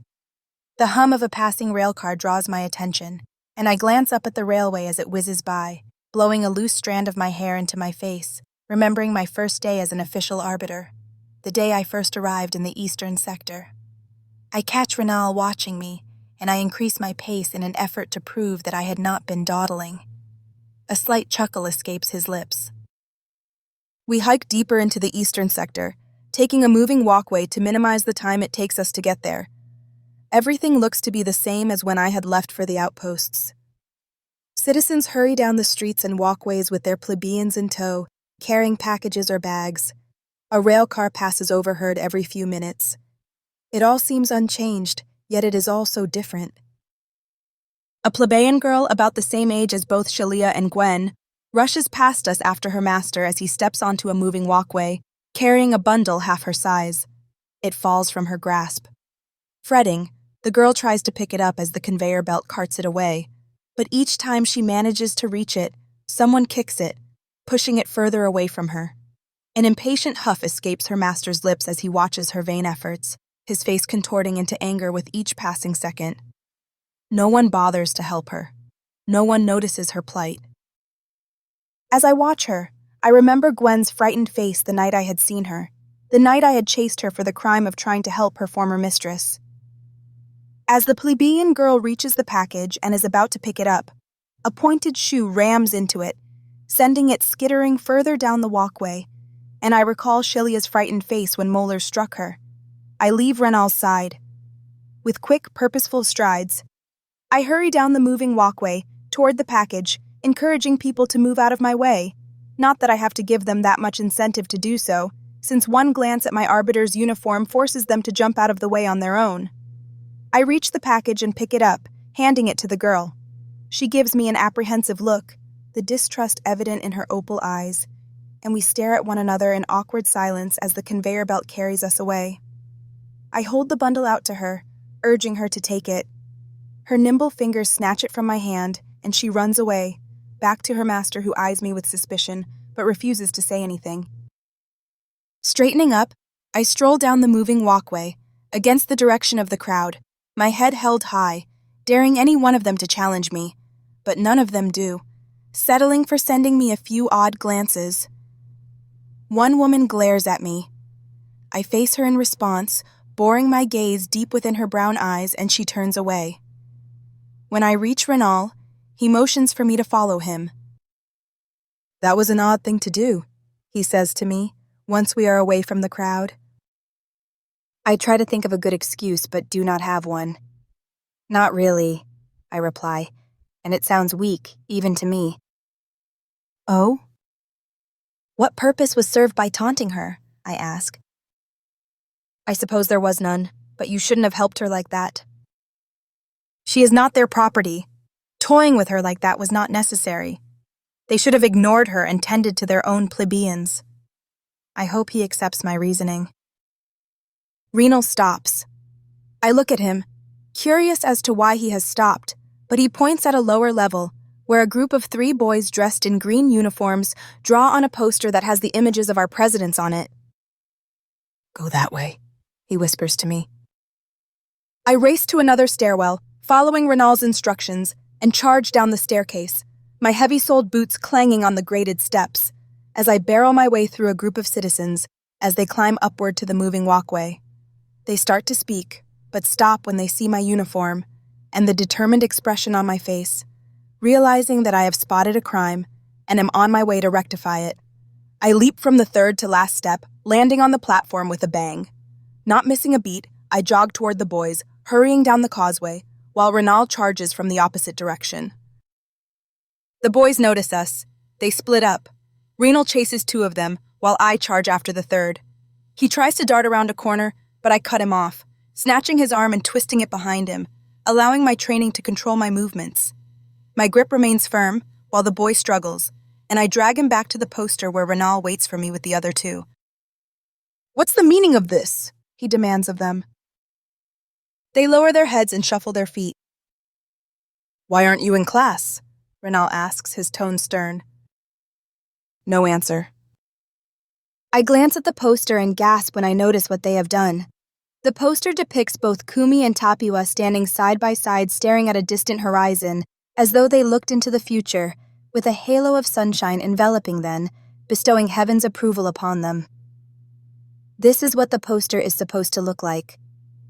The boys had colored in the president's faces to make them look fair-skinned and colored in the sun so that the scene appeared to be nighttime. On the bottom, in handwritten scrawl, reads, "The incestuous duo. Hypocrites and murderers." What were they thinking? Do you boys understand the penalty for this? I ask them. For what? Replies one, challenging me. The venom in his eyes unnerves me, but he rethinks his decision and waves his black hand at the poster. We were just having some fun. Mr. Shh! The one who had challenged me silenced the other before he could finish his statement. Fun or not, they have all committed a grave offense, one where the only road leads to the crematoriums. Noni, Renal says to me, I believe Commander Vi would prefer you decide their punishment. I take the boy in my grasp down another flight of stairs, dragging him through the bustling crowd as people swarm out of our way not wanting to get involved. Renal follows behind me with the other two. The boy makes one last attempt to break free of my hold, but I jerk him back, slamming him into the side of the booth. His frightened eyes stare into mine, and I regret my rough treatment of him. Placing my palm on the panel on the side of the booth, I prepare my statement and the recommended punishment in my mind and watch as a light scans both my hand and wristband, followed by my information appearing on the monitor screen. State the purpose for detainment, says a computerized voice. 2 infractions, I say, 3 detainees, speaking misinformation about Presidents Kumi and Tapua and vandalizing a presidential poster. I place the boy's palm on the panel and it scans it. Once done, Renal hauls the other 2 to me, and I put their palms on the same panel, allowing the computer to scan them. On the screen next to it appears their information.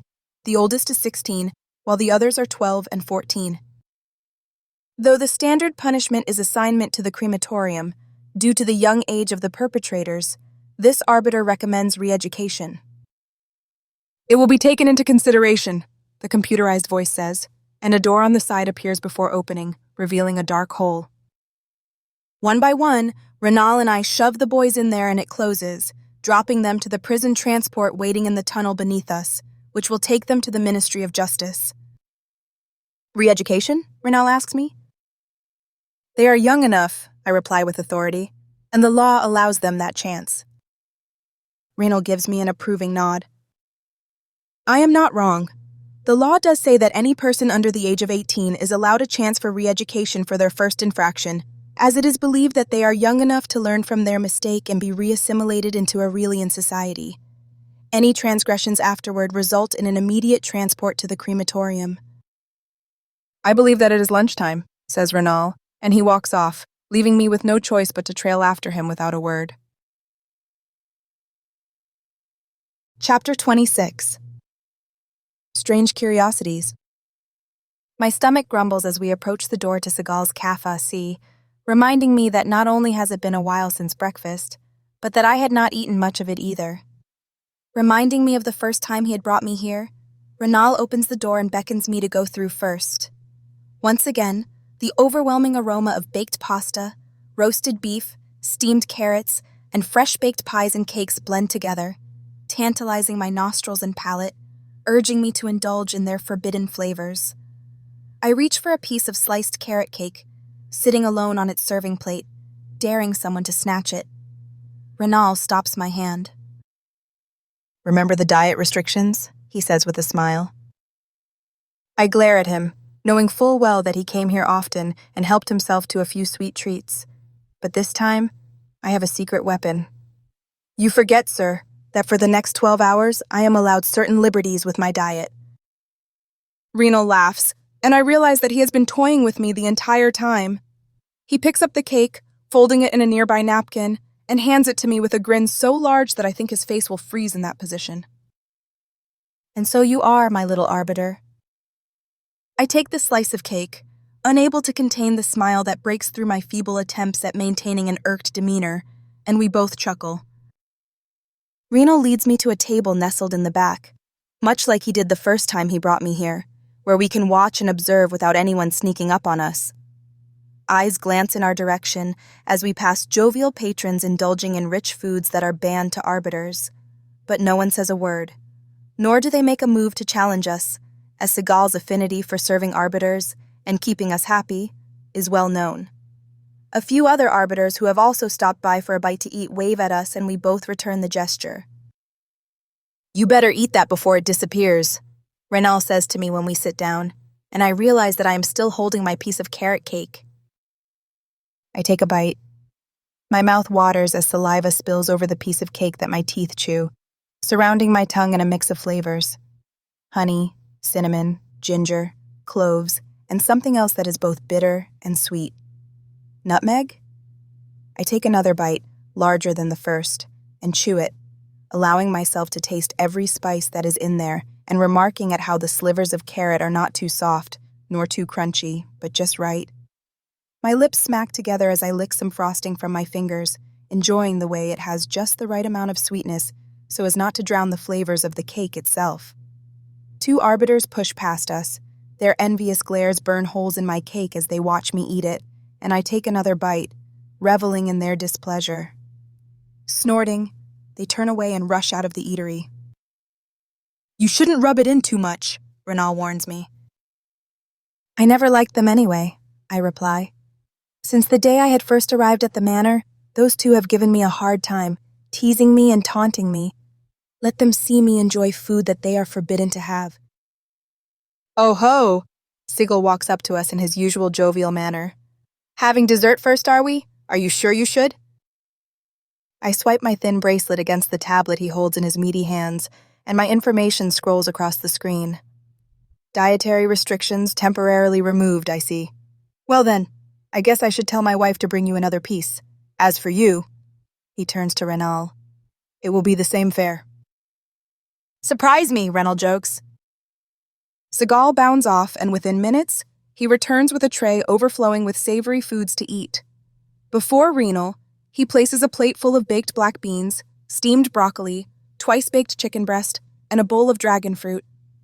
In front of me, he places a plate with pulled brisket, steamed broccoli, candied apples, and baked pasta smothered in a creamy herb sauce.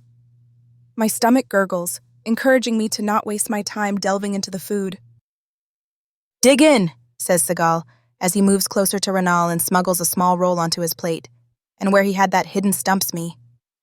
Don't tell anyone, he whispers and hurries away.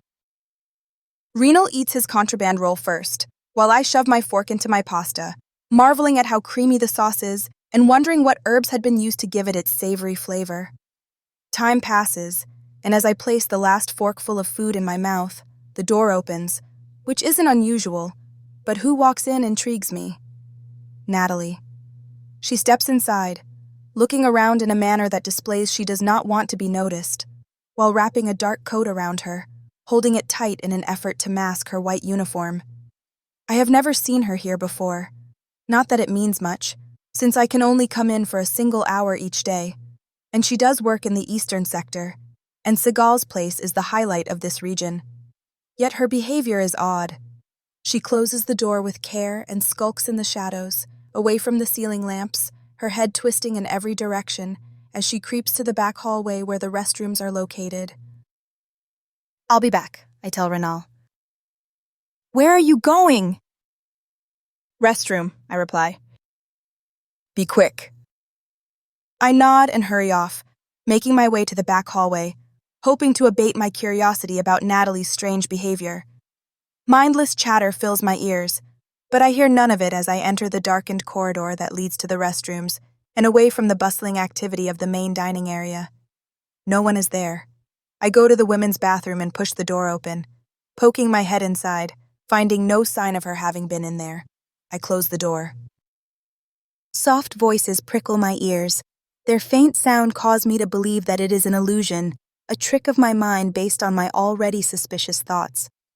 I head for them, stepping past the restrooms and further into the interior of the hallway, moving toward an area I had not noticed before, well away from prying eyes and over-curious ears. Slinking through the dim light and sticking to the shadows myself, I creep to a closed door and place my ear near it. Muffled voices spill through it. I detect Natalie's and she sounds scared. What is she afraid of? Who is she with? Another voice filters through the wooden door, a man's deep and baritone, filled with anger, hushed by Natalie's softer, gentler voice. They are arguing, but I cannot make out what the argument is about. A few words I do catch. Time is now. We can't. We must. And if they. From what I do make out, it sounds as though they are planning to try and escape, but not just them alone. They have friends they wish to bring with them.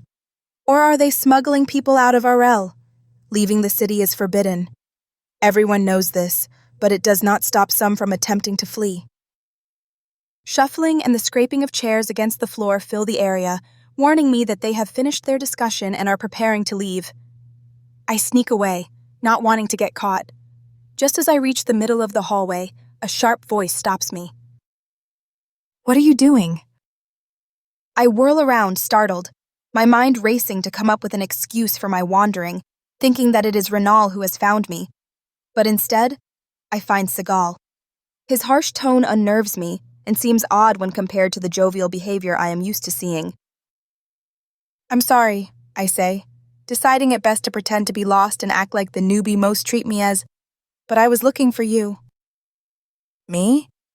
His surprised tone tells me that he did not expect that answer. Wringing my hands to give the impression that I am about to break a rule I know I shouldn't, I look toward the dining area so that he believes I do not want anyone to overhear us, and Seagal's expression softens. "I wanted to ask you, was wondering if perhaps I could have 3 extra pieces of that carrot cake?" "That's a lot for one person," he says, now curious as to why I want them. "They're not for me." I guide him toward the wall and glance at the dining area again. "But for some friends of mine who—" "Wait right here!" Segal hurries away, and I hope that he has forgotten about my sneaking around. The seconds pass like hours as I wait for him to return, knowing that Renal will have begun to wonder if I have grown ill again. But before I can worry too much, Segal returns with a brown package, small enough to be concealed under clothing. "Next time," he says as he hands it to me, "just go up to the counter, but don't make a habit of it." "Yes, sir," I reply in a sweet voice, smiling at him and using my youth to my advantage. I hurry away, sticking the bundle in the pouch I have strapped to my waist, which holds some of my arbiter belongings, glad that he bought my story, though in the back of my mind, I wonder if Segal played a part, like I had. Renal waits for me by the door. "It took you long enough," he says, arching his eyebrow. "Sorry, sir," I reply. "There is no excuse, sir." Renal chuckles. "I am not Commander Vi." We turn down the street and a woman hurries out of our way, an act I have become accustomed to, as we walk with our feet clomping on the broken and cracked pavement in tune with one another. My thoughts turn back to the when I had challenged Mollers over his treatment of Sheila, reminding myself that there will be no escaping his fury. A question enters my mind. Why did Renal stop him? I want to ask. My mouth begs to form the words, but each time I start to, my mind clamps it shut, scolding it that such an act could be construed as questionable. Rebelling, my mouth opens once more and a sentence squeaks out before my mind can stop it. "Sir," I begin. "You can call me Renal when we're not around the commander." "Yes, say, Renal." I pause for a moment, wetting my lips and forcing saliva to coat my cotton tongue. "That day Mollers chose to reprimand me. You stopped him. Why?" Renal stops and faces me. A bewildered and concerned expression clouds his features, wondering why I bothered asking such a ridiculous question. "Reprimanding you? He was going to kill you." Maybe Renal doesn't think my inquiry ludicrous. I know that Mollers had intended to kill me that day, but I dare not say it, in case others agreed with him, and I had been on the receiving end of Mollers' anger before. His methods have always been cruel. In my 12th year as a recruit, during a training session in which the recruit learned to throw knives, my aim had been off. It was my first time throwing such a large knife. I had thrown smaller ones the size of my index finger, but this one had a bully handle that weighed my hand down, and the blade was twice the length of the handle, setting the balance of the knife off-center. When I chucked it at the target, it bounced off the side and almost struck Mollers in the shoulder. His quick reflexes prevented him from being stabbed, though why he stood so close to the target is something I never learned. I had tried to apologize, but apologies make one look weak, and it infuriated Molars even more. He dragged me outside into the courtyard where a single pole stands, the one we used to hoist the flag of Arel, and tied me to it, stripping off my jacket and outer shirt, forcing me to face the cold in my underclothes. As though to make his point, he snatched a bucket of water that had been used to catch the drips that fell through a small hole in the entrance to the building and tossed it on me, soaking me, causing my already chilled skin to turn to ice. Winter had come early that year, and throughout that night, I stood there with my back against the icy pole and my arms tied behind me, with the falling sleet as my only companion.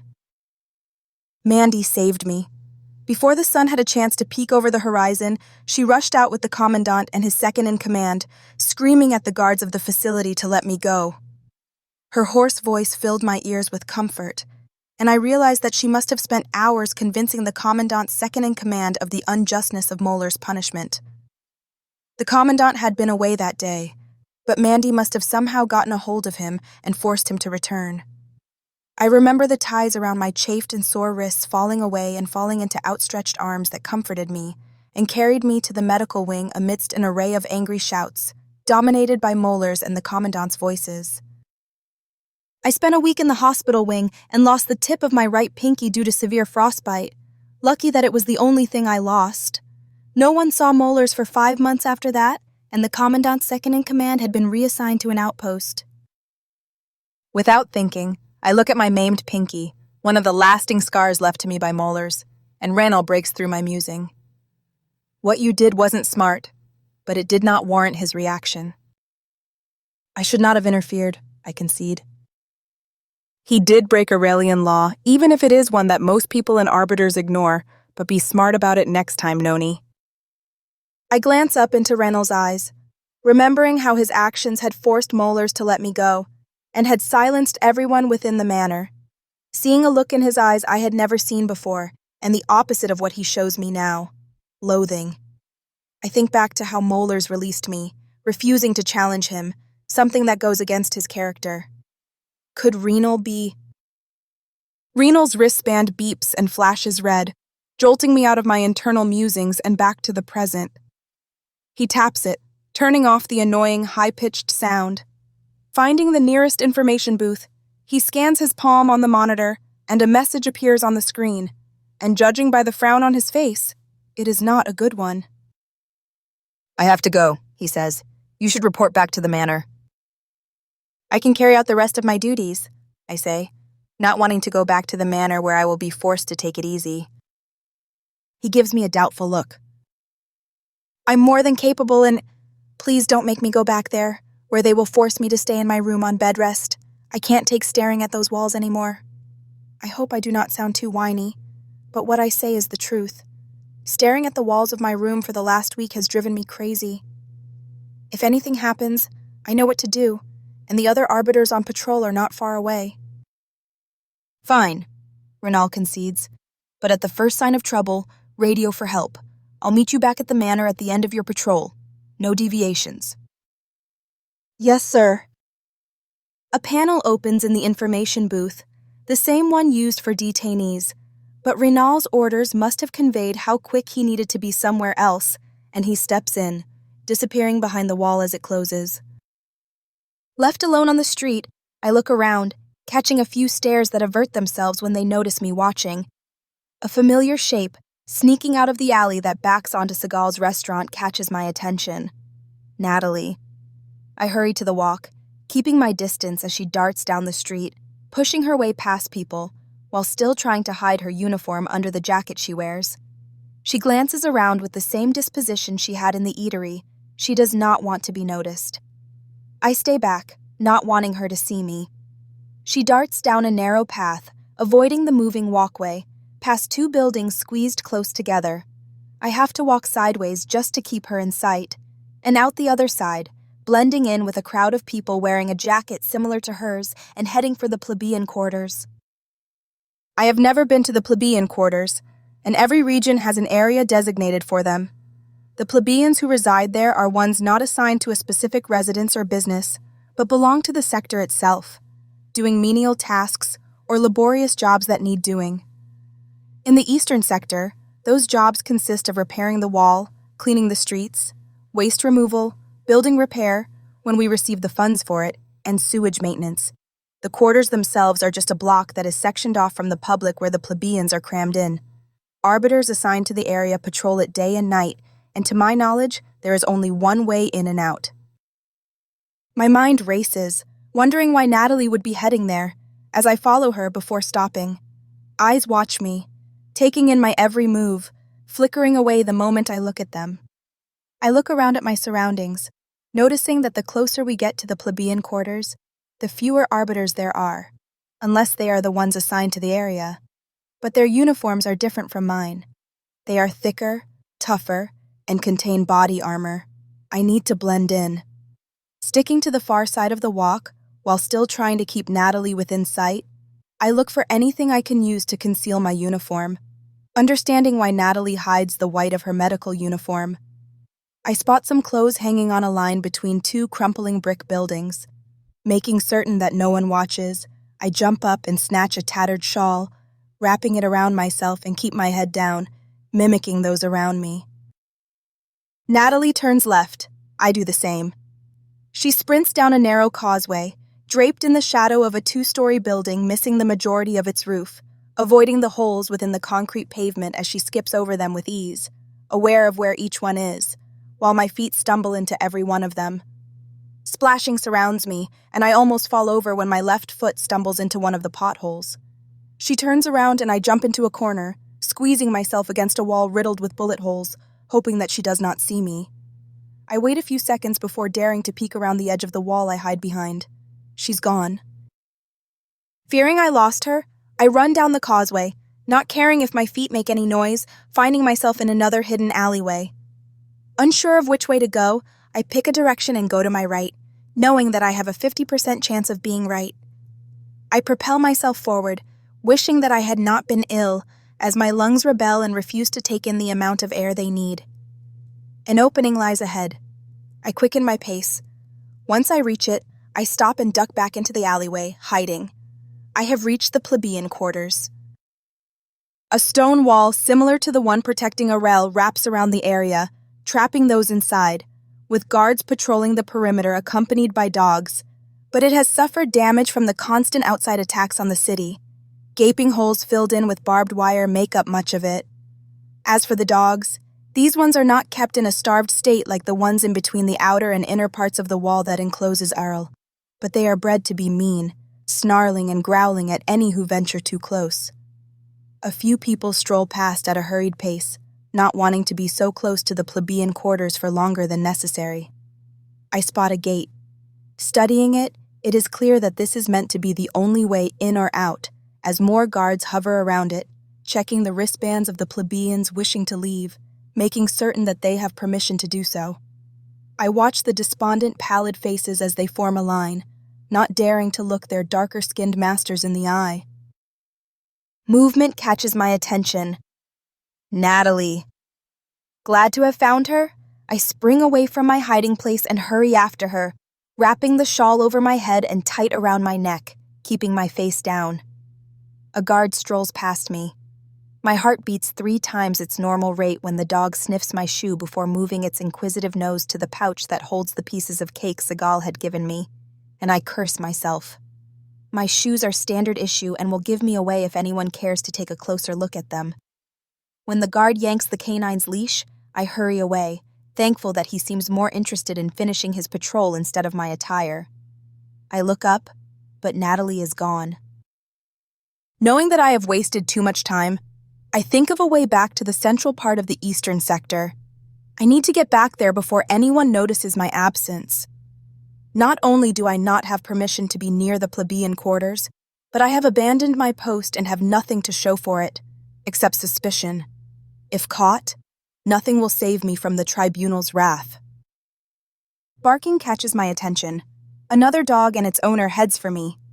I turn and head in a different direction, but see another guard heading my way. Shit! The first one must have noticed the shoes, and maybe even the pants.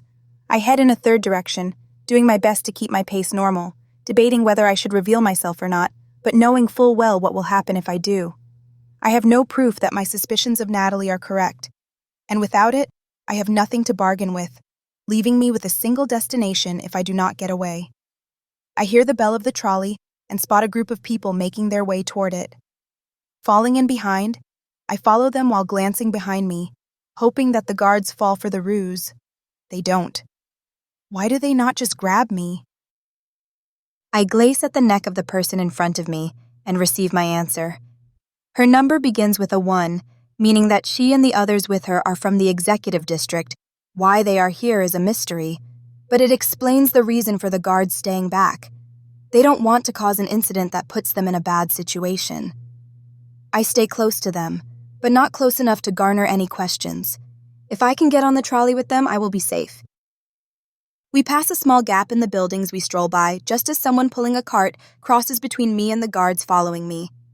Hands seize my shoulders, yanking me into the gap, pushing me along, not giving me a chance to speak or grasp what is happening.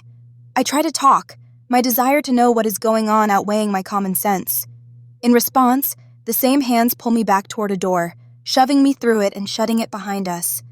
A hand clamps over my mouth, stopping me from speaking.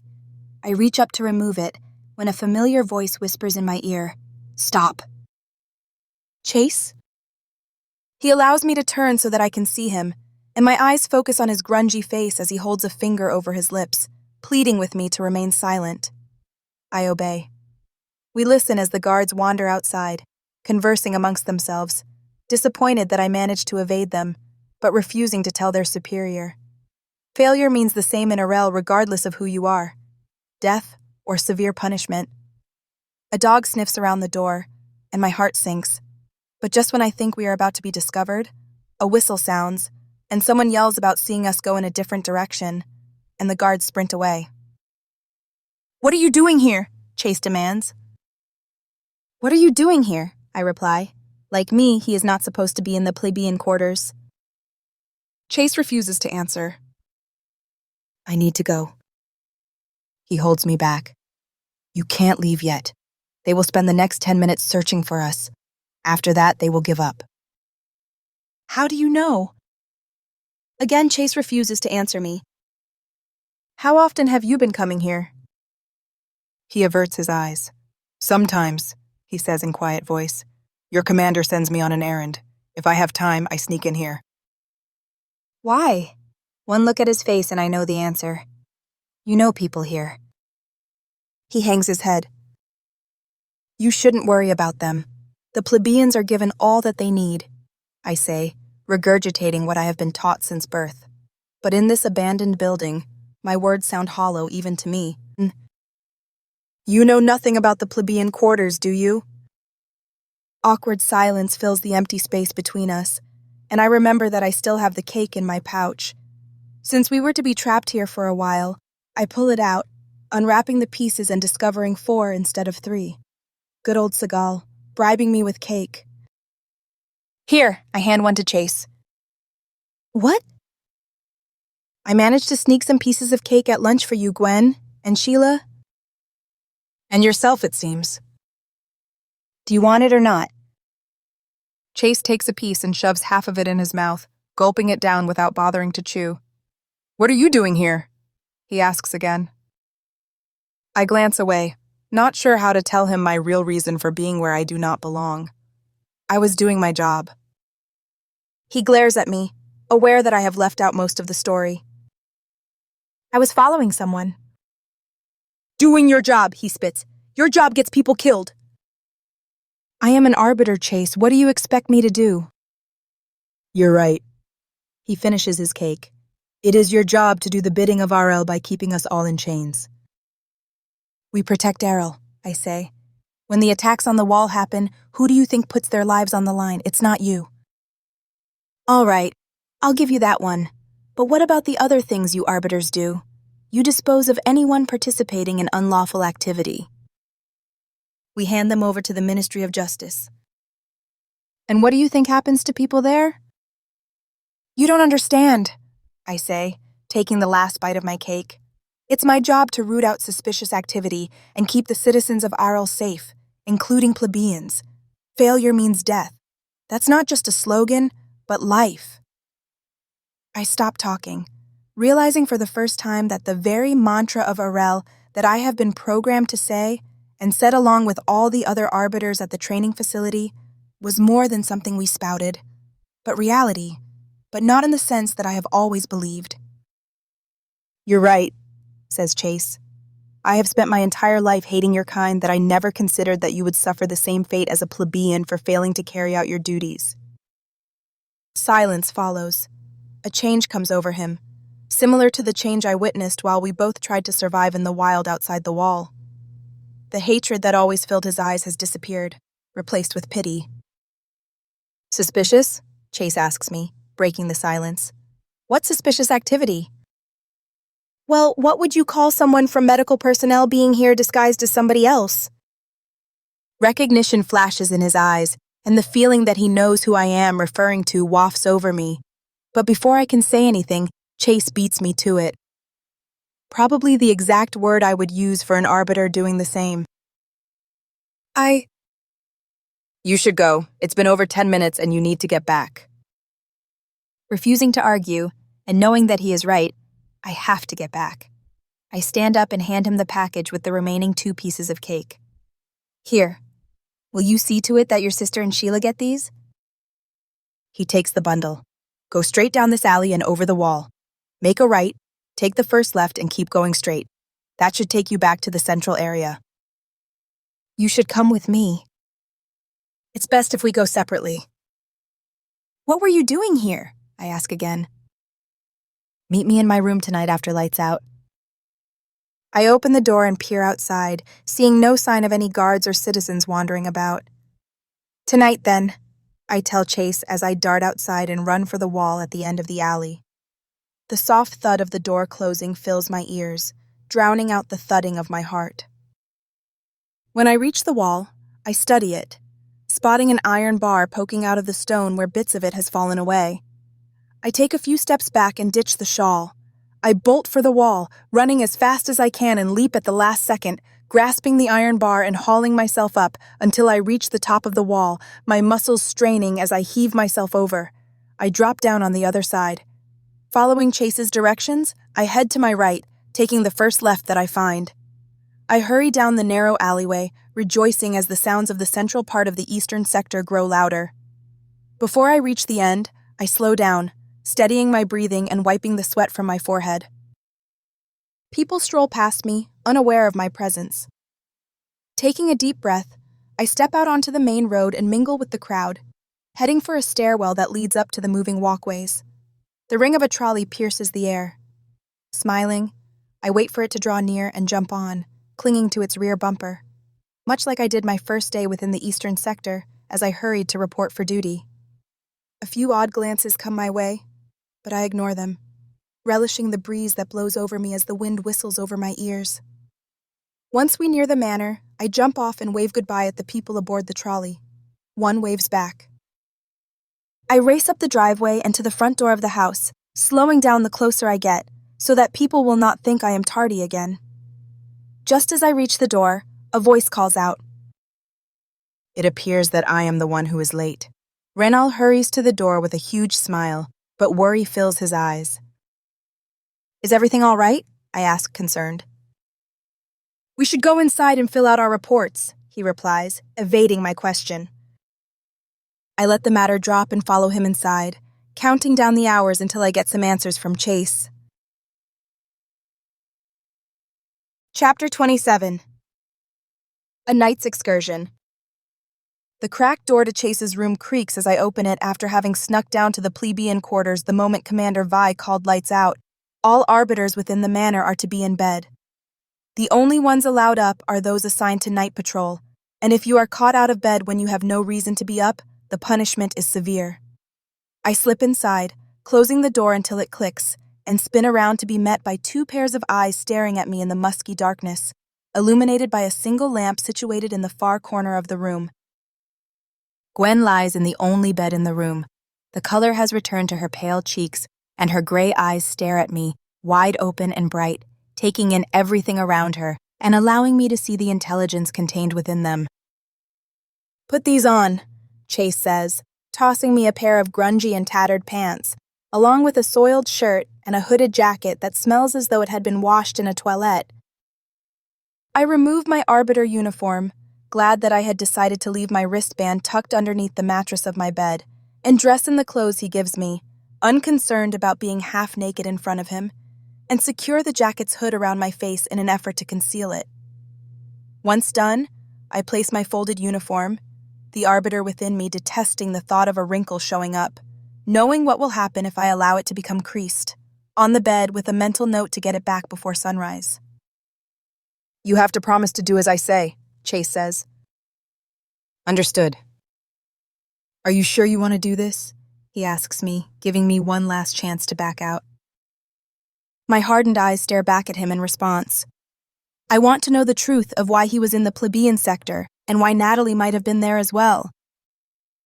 Chase heads for the door but stops when Gwen calls his name. Don't go, she pleads, hugging her bony knees. Chase runs to her, comforting her.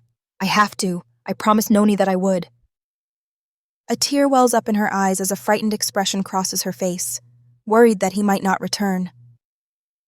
I'll be back, he reassures her, holding her close before kissing her on the tip of her pointed nose.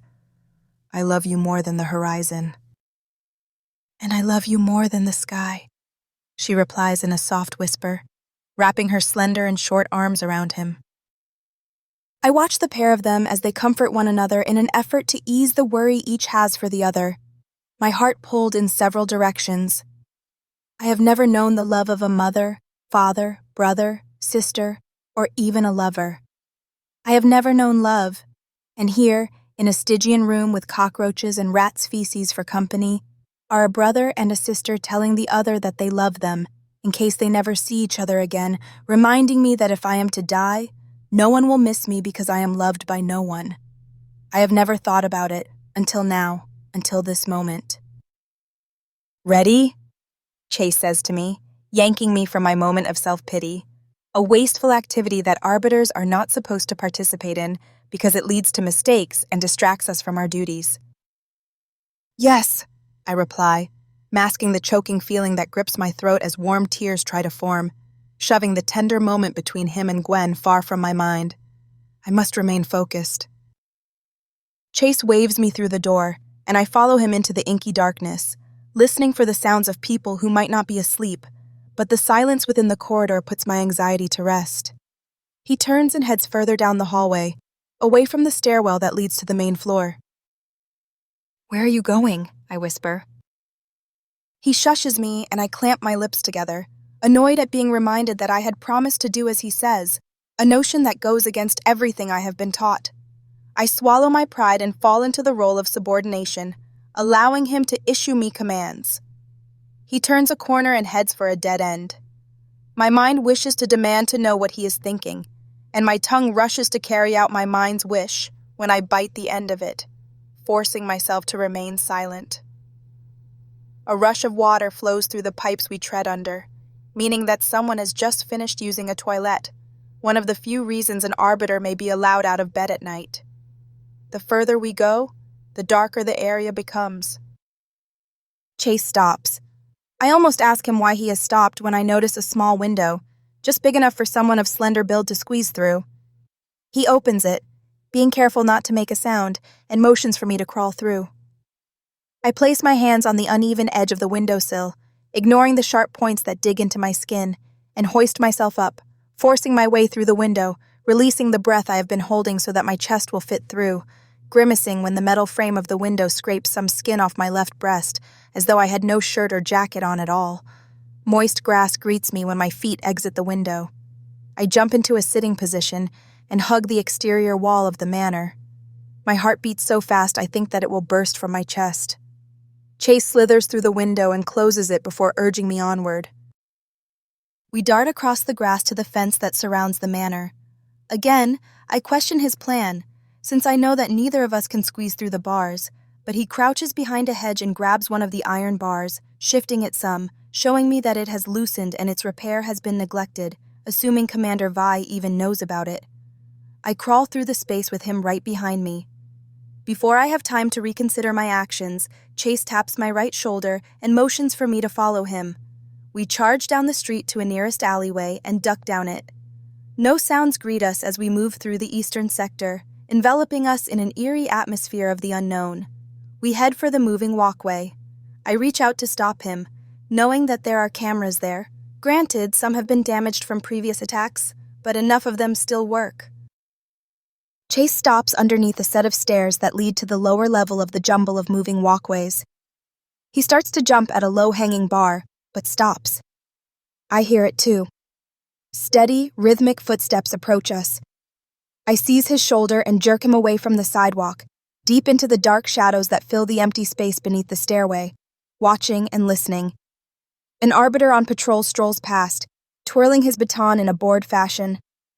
He stops, turns a couple of times, before continuing on, tossing his baton into the air and catching it as he disappears down the street. Once he is gone, I motion for Chase to continue.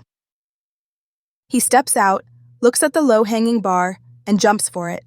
As I watch Chase climb upward, stepping from one iron bar to another until he reaches the narrow causeway that stretches underneath the moving walkway, an area for the maintenance crew to conduct repairs, I notice, for the first time, that the network of iron rungs underneath the stairwell form a haphazard ladder that one can climb. Chase hisses at me to hurry up.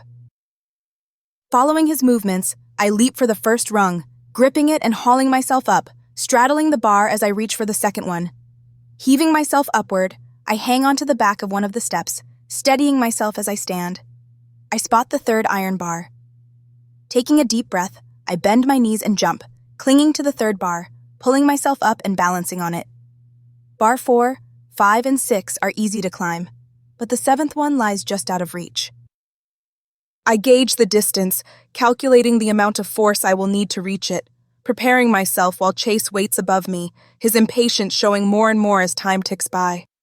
Once again, I balance myself on the bar I stand on, bend my knees, and propel myself into the air with all of the force my legs can muster. I grasp the seventh rung, but my left hand slips and I hang in the air, willing my other hand to remain firm in its grip.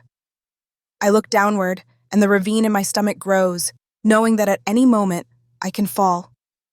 I swing my free hand up and grab the bar, heaving myself on it just as Chase reaches down and grabs me under the shoulder, helping me onto the maintenance access walk. We make our way down the access walk, hurrying down the narrow path that is just wide enough for a single person to amble down. Concealed in darkness, we have a good view of Arel's eastern sector.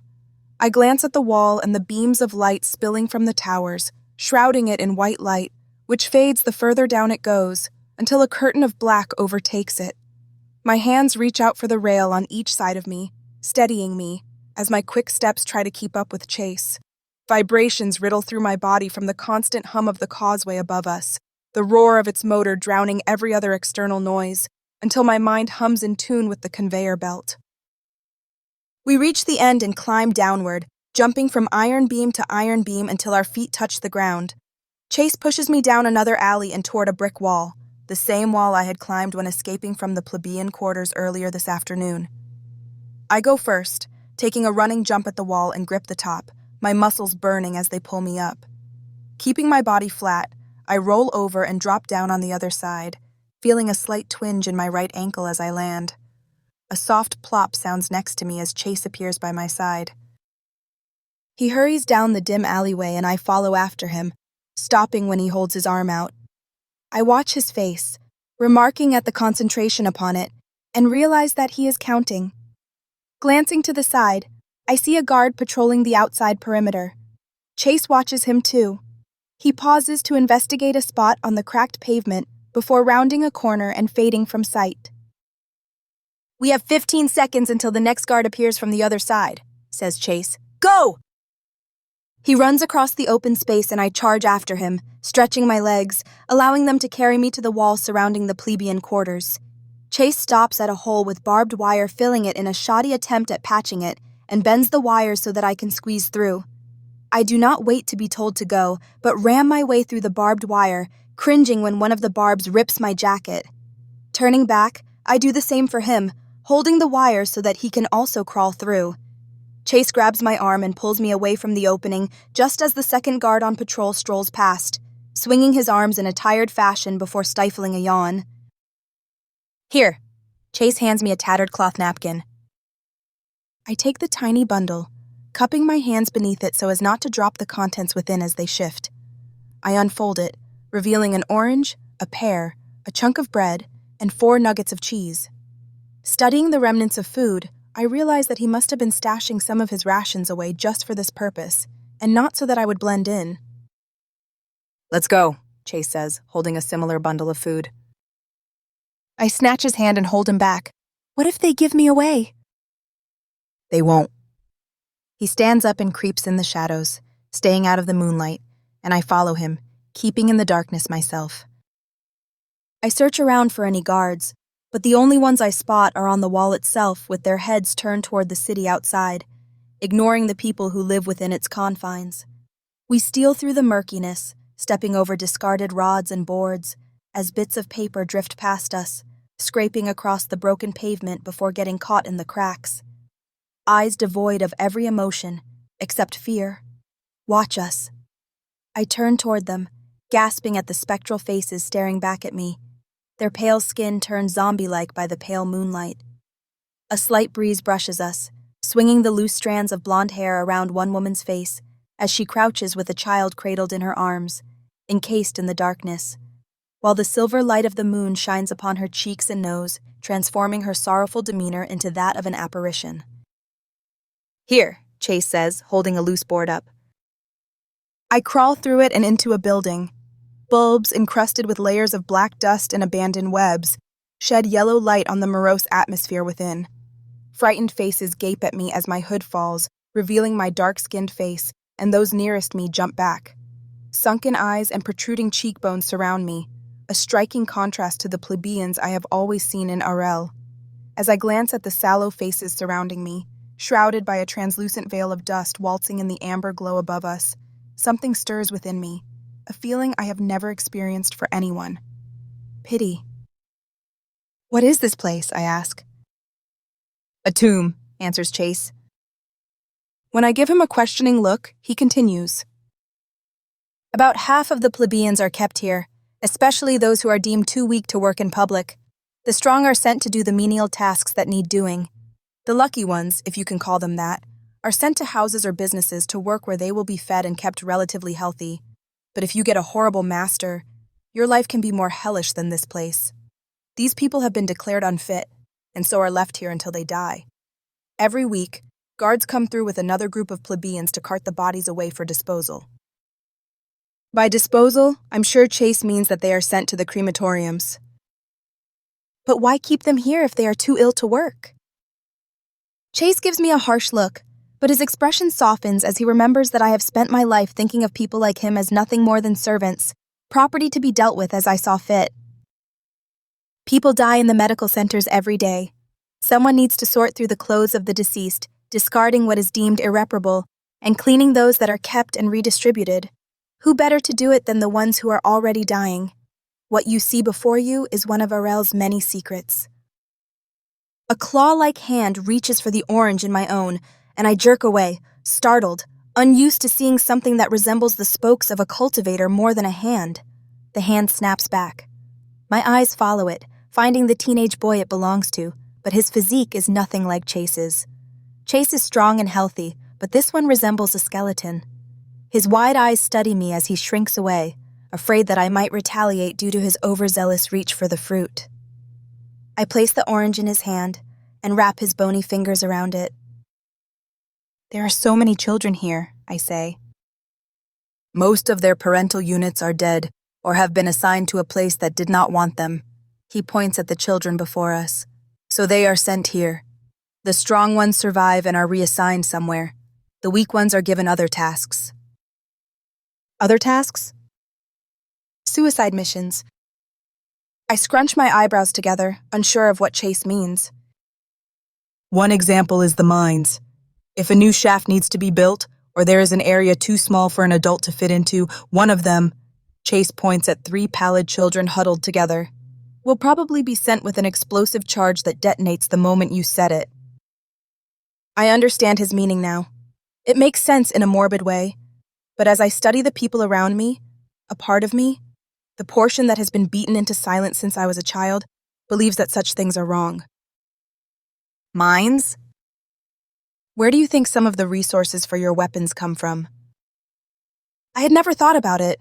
The training facility always gave me what I needed to survive, and even now my needs are provided for at the manor. We wander through the mass of stretched-out hands, each begging for some semblance of mercy, and the fear that had crippled so many of them when they first saw me vanishes. Refusing to focus on which hand gets something, I dole out the few pieces of food that I have crammed in mine own, dismayed when it is gone so soon. Is this what Natalie has been doing? But why?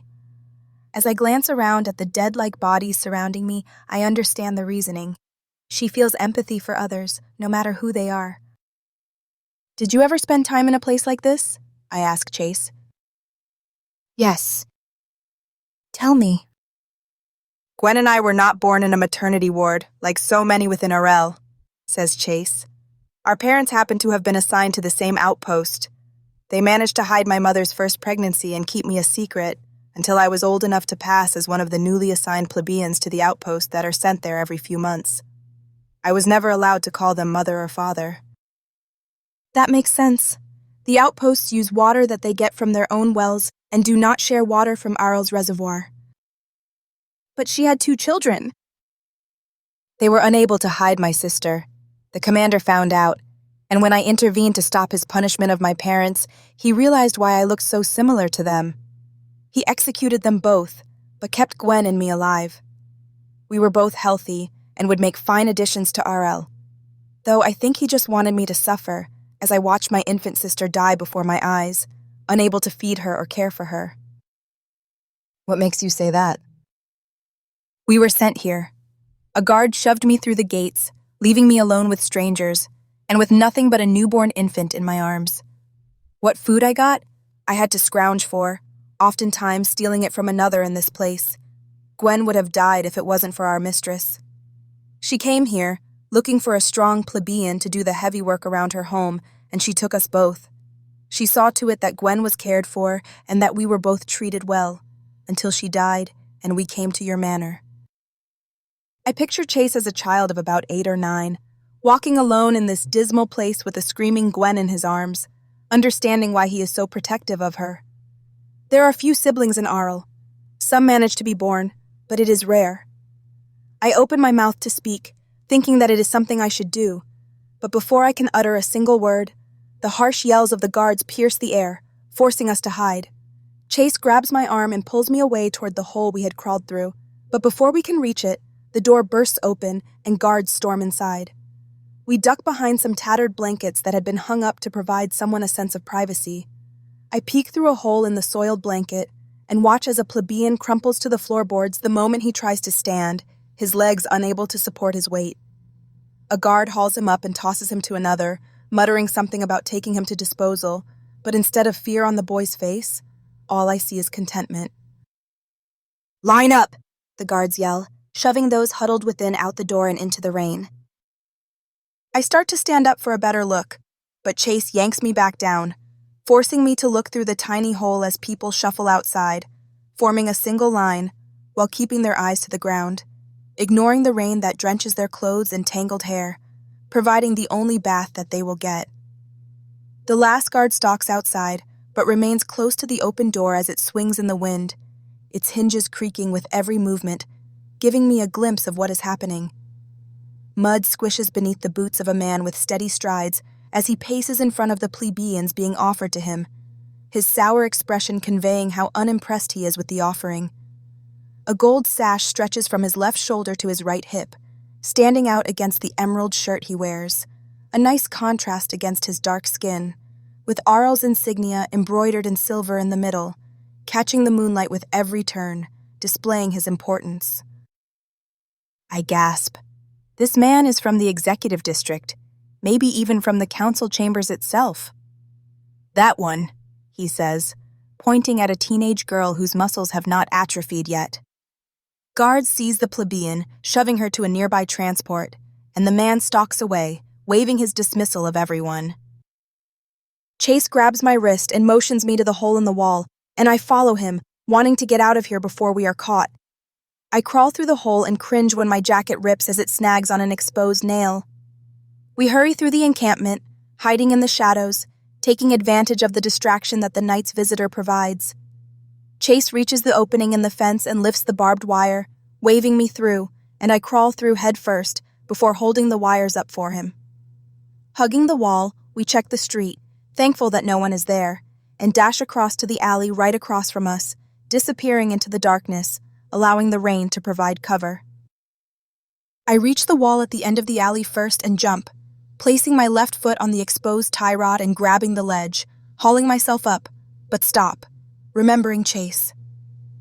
Straddling the wall, I lean down and hold my arm out. He jumps, grabs my arm, and I pull him up, dropping down to the other side with him landing next to me. The barking of a dog fills the cold night air, and we race away from the wall toward the center of the eastern sector, avoiding the street lamps and arbiters on patrol. 100 yards away from the moving walkways, we stop and jump back into the shadows as an arbiter on patrol strolls past. He ambles down the sidewalk before turning around and walking back, passing us once again.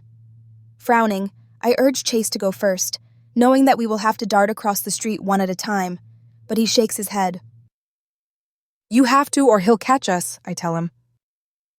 His lips press into a firm line, but he darts across the street, slipping into the darkened conclave underneath the causeway just as the arbiter turns. Waiting, I control my breathing, sinking into the shadows even more as he stalks past, unaware of my presence. I reposition myself, ready to sprint the moment the arbiter is gone, but stop.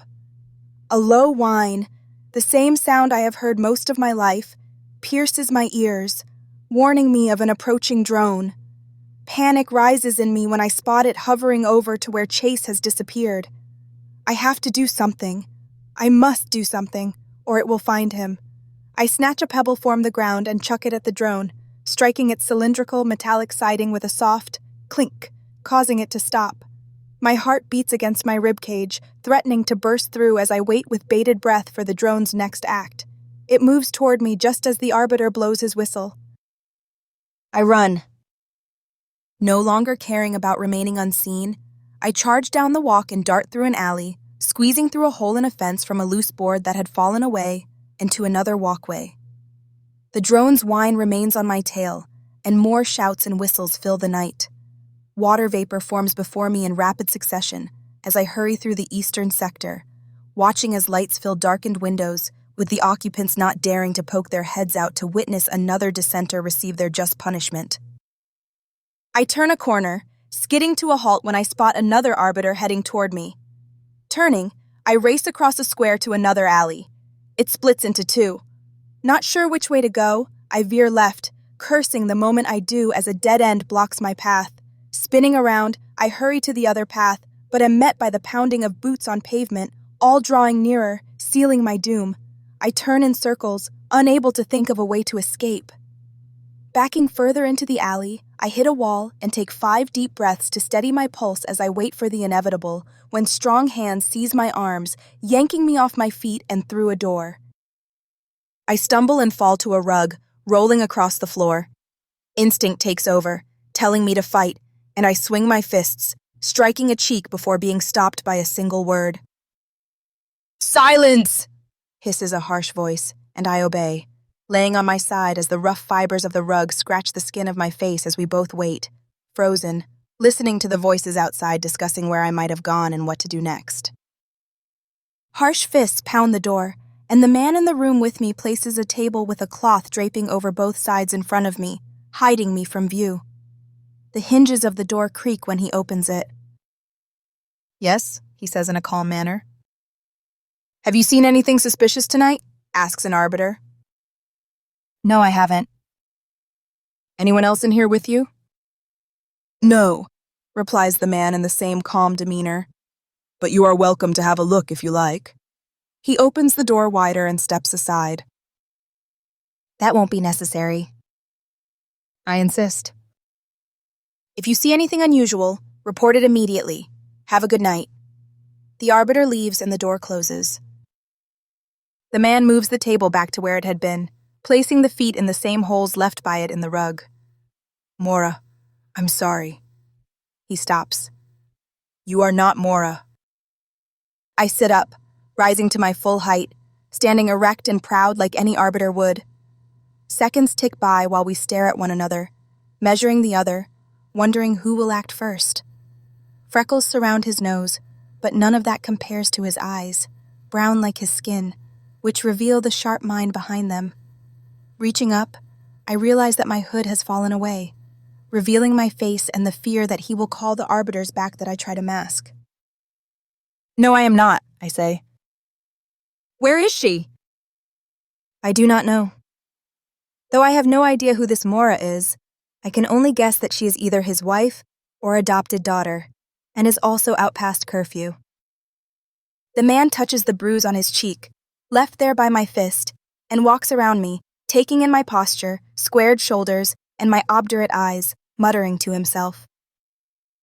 The erect stance, toned muscles, and, he puts his face near mine, our noses almost touching, deadly. Bracing myself, I envision grabbing his arm and throwing him to the floor, disposing of him, if need be, for me to survive. Oh yes, he says, backing away. Very deadly. A perfect soldier. Trained to kill without remorse. You're thinking of it right now. How to get rid of me, should I prove to be a problem? And who would question my death after they search this place? For the first time, I noticed the book on the table that he had placed in front of me to hide me from view moments before. It looks like a normal book, the kind found in Arel, but upon closer inspection, something about it seems off. I pick it up and open it. Instead of finding a screen that mimics a single page, I find pages themselves with printed words. Flipping through them, I read some of the words, but have no idea what they mean. It's called a book. I know what it is, I snap. But you've never seen one like this before, have you? Says the man. I put the book back on the table. What are you doing out of bed, I wonder? The man says to himself, but loud enough for me to hear. I do not have to answer you.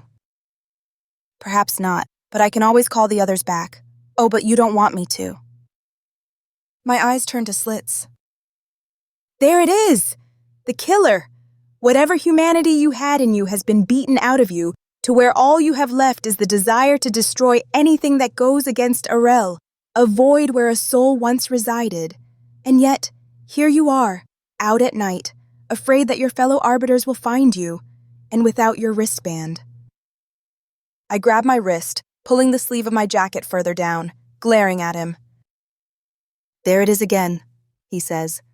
That look in your eyes as you debate whether you should kill me or not. A true arbiter would not hesitate, but you do. Why? I remain silent.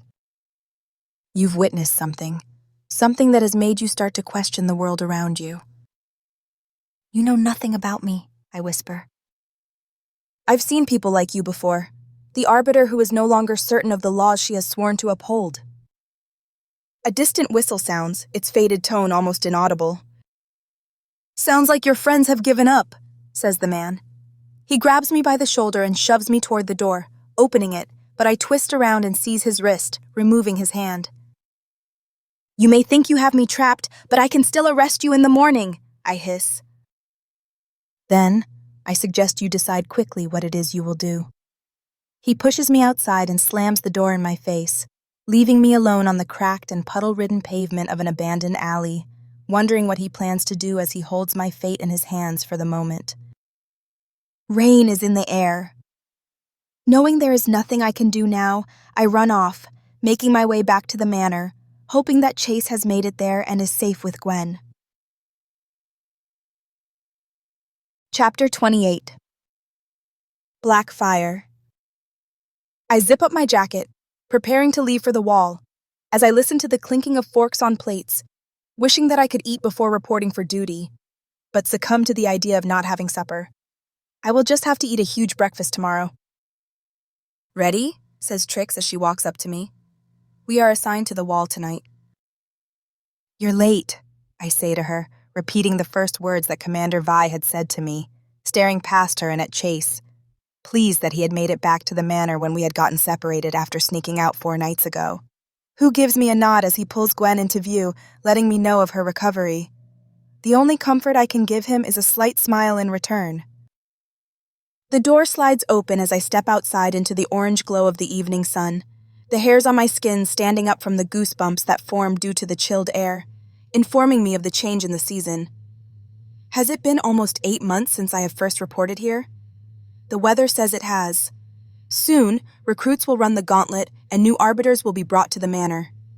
Trix's hurried footsteps tap the pavement behind me, but I do not pause and continue down the drive to the street, remembering what Sheila had told me about her. Once we reach the wall, we both head for the room where the body armor and weapons are kept, scanning our wristbands. The side of a wall opens, revealing a plethora of armaments for us to choose from. At least we'll be well dressed, Trix jokes, snatching a helmet. Ignoring her, I take off my jacket, placing it in a locker, and grab a Kevlar vest, strapping it on and securing it so that it fits snug, before putting on arm and leg guards. You don't like me, do you? Trix says to me when I pick up a helmet. I have no reason to, I say, remaining cold toward her. You have no reason to hate me, she says. I dislike your tastes in extracurricular activities, I say, facing her, holding my helmet by my side, which gives me no reason to like you. Trix laughs. I had a feeling you knew.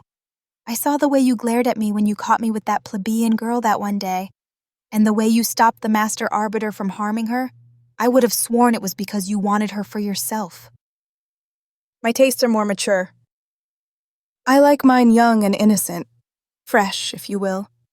She saunters up to me, swaying her hips in a suggestive manner, until I am backed against a wall with her breasts pressed against mine, and I love it when they are unable to fight. You disgust me. Trix releases a sultry laugh as she holds my gaze. Maybe you should let me change that opinion of yours. I could be persuaded to like someone older and more mature, as you put it. I shove her aside and head for the exit. I will have that little bitch when we get back. I stop, whirling around, doing my best to control my desire to plant my fist into her face. And when I get done with her, she'll just be another poor plebeian who passed in the night, unable to handle the harshness of her duties. I start for her, but another arbiter storms inside.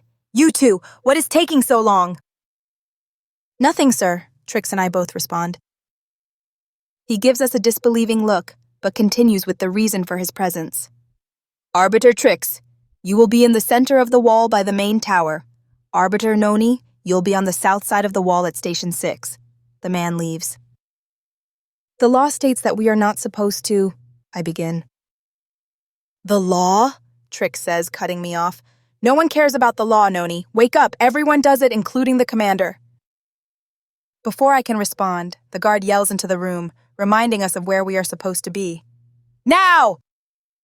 I put my helmet on and leave the armory, snatching a weapon from the wall as I pass through the door and into the ever-softening glow of the sun, heading for the stairwell and receiving a reprimanding glare from the guard. Once at the top, I step across a walkway to the outer wall, glancing down at the snarling dogs below salivating for a meal, and make my way to Station 6, relieving one of the guards already on duty there. Oh, look, they sent us fresh meat, jokes one of the others. Why don't you relieve me, princess? He asks, pointing at his crotch. I respond with a rude gesture. Enough! Another guard yells at him. Get back to your post! Sure thing, Sergeant. The rude man stalks off. Wishing I was somewhere else, I stare out at the open plain before us, remarking at its calm beauty, before roaming my eyes up and down the length of the wall as it stretches up the eastern side of Arel, the point of the W sticking out like an oddity that does not belong. Lights turn on, filling windows up and down the city, from the uppermost level down to the forgotten streets of the eastern sector, golden bows on a pristine package that conceals a dark secret. The mountain Arel nestles into stretches above us all, and my eyes are drawn to the steel door, shining gold in the sinking sun, where our aircraft are kept. Arel's planes are limited in number and are used only when necessary so as not to waste resources, A part of me wonders what my life would be like if I had been chosen as a pilot, but I shake it off. Only those with the highest scores are given that honor, and they spend their lives in a bunker, never allowed outside, except when needed. I turn back to the open field and stop as I almost rub against a smooth, shiny black mark on the wall. "Be careful there," says the guard who defended me moments before. "That spot has been touched by—" "Black fire," I finish for him, wondering why his voice sounds familiar. "You might want to keep this." He pulls out a small container of gel from his pocket. "In case you—" I hold my own container out, having kept it with me since the day it was given to me. "So you remembered." I grin, not that it matters since my helmet prevents anyone from seeing my face. "Well, stay alert, and I'll be just over here if you need anything." "Yes, sir," I reply, surveying the others on the wall with me, all of whom stand yards apart. I stare out at the open plain in the fading sunlight as it dips below the bumpy horizon, allowing the golden violet crowns of the trees to conceal it from view, laying it to rest until it returns tomorrow. Memories of my time spent in the wildlands struggling to survive flood my mind as I cough, as though I were in the river again, almost drowning. I glance at my leg, remembering how it had been broken, and if it weren't for Chase, I would not be here now. Chase. Why didn't he leave me to die out there? Why didn't I leave those who had fallen behind in the gauntlet to die? I shake my head, tossing the questions and memories aside, no longer wanting them to clog my mind, which needs to be clear as I stand here at the wall. One of the many reasons I hate being left here to stand guard. You're alone with your thoughts, and your thoughts can betray you. Once again, my mind wanders, and Chase's ecstatic face at seeing his sister well again fills my mind. My debt to him is now paid. Crows caw as a flock flies overhead, disappearing in the darkening distance. My mind sharpens. The cries of the crows cease, but not the gradual fading that is normal as they fly farther and farther away, but sudden, as though someone ended their migration. Gripping my weapon tighter, I peer out into the distance, trying to focus beyond the growing shadows of twilight as its bluish-gray glow settles upon the land, obscuring my view, and the hairs on the back of my neck stand up, accompanied by the feeling of not being alone. Something whistles past me. The guard nearest me falls. Another projectile soars past me, striking another guard before glass shatters as something strikes the tower, killing whomever is in there. "Sniper!" I scream, ducking behind the protection of the wall, wondering where the barbarians managed to find one, much less learn the skill or acquire the necessary weapon. Another on the wall drops over the side with a hole in the front of his helmet, followed by a series of yells that rise up, echoing off the side of the mountain, instilling fear into any who hear it. The alarm. Why has it not sounded yet? I glance over at where one of the controls for it is, and find the guard nearest it slumped over the edge of the wall. Crawling, I inch my way closer, moving over dead bodies, doing my best not to think about how they were once alive. A high-pitched whistle strikes my ears. I curl into a ball, covering my head just as a mortar shell sails over the wall and strikes the streets below, exploding on impact, its roar thundering its way through my chest as dirt and bits of stone rain down around me, pelting me and covering my body. When the last pebble hits my back, I scramble to my feet and run for the control to the alarm, reaching it just as a flash appears in the distance. The whistle of another mortar shell fills my ears and I pull the alarm, releasing the blaring bells on Arel's loudspeakers, warning everyone of the attack. A mortar shell strikes the earth just before the wall, creating a crater, and the explosion lifts me off my feet, propelling me backward until I slam into the side of a tower covered in rubble. Dazed, I try to look around me, but my cracked helmet impedes my ability to see what is happening. I tear it off. The cries of a crazed man fill the air. I look up. A barbarian races for me, his knife glinting in the firelight. I raise my helmet and his blade bounces off it. He swings again. Ducking, I lean to the side as sparks fly from where his blade strikes the side of the tower and swing my helmet, hitting the man in the side of the head. Before he has time to recover, I shove the rubble off my lap and squirm out from under it, jumping to my feet just in time to block another attack, using my helmet as a shield. He goes for my leg, but I ram my helmet into his head again and again, until he falters, allowing me to snatch his knife and ram it between his ribs as warm blood oozes over my gloved hand. Another pop sounds in the distance, and I duck just as a shell detonates against the other end of the wall. Its flames form bulbous circles, growing larger by the second, until fizzling out, leaving only black smoke and the agonized cries of the wounded behind. Shots fire above me. Jerking my head upward, I watch as one of the guards in another tower fires upon the field of grass below us, and I follow the trajectory of his bullets. Faint movement scurries through the grass. I concentrate my focus, doing my best to make out the activity below in the faint light. People with packs strapped to their backs run for the wall. A few fall from the guards' fire, but not enough. "Below us!" I yell to the arbiters nearest me, pointing at the barbarians. Dropping my helmet, I snatch a rifle from the ground and aim at the barbarians, wondering why they run up to the wall, and fire, striking too. More come. "Get down!" yells the same man who had defended me earlier, pulling the pin from a grenade. I hunker behind the wall, covering my head just as he throws the grenade into the mass of people below, and close my eyes when it detonates, sending dirt and body parts into the air. As I start to stand up, another explosion rocks the wall below me, and the ground crumbles away beneath my feet, disappearing, and I drop downward with the rubble, unable to catch myself. Fear mixed with a cold calmness strikes me, but before I can accept my impending death, a hand seizes my left wrist and I jerk to a halt, feeling a sharp pain grip my shoulder. I look up. The same arbiter has saved me once again. I swing my right hand up and grasp his as he yanks me to safety. "Blackfire," he says to me.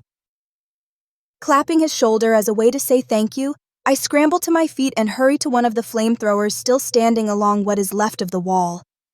Rubble crashes around me. I swerve to avoid it, jumping over bricks and stone fragments of the wall and dodging the other arbiters between me and the flamethrower. A barbarian climbs over the top of the wall. He spots me. With a monstrous yell, he charges me with a long gun, which has a blade attached to the end of the barrel, forming a bayonet. Refusing to stop, I drop to the ground, somersaulting beneath his swing and kick him in the back of the knee, forcing him to stumble and lose his stance. I ram my heel into his knee again, feeling it bend backward.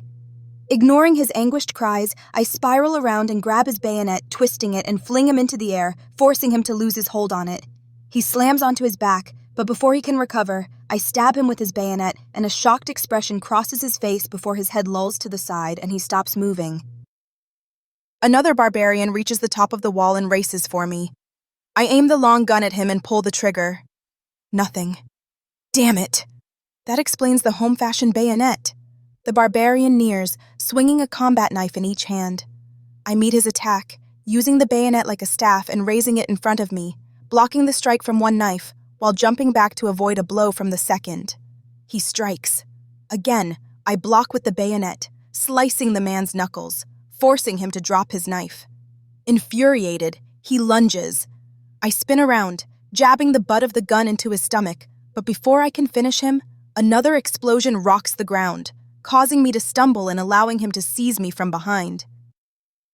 Another barbarian sees us and raises his weapon.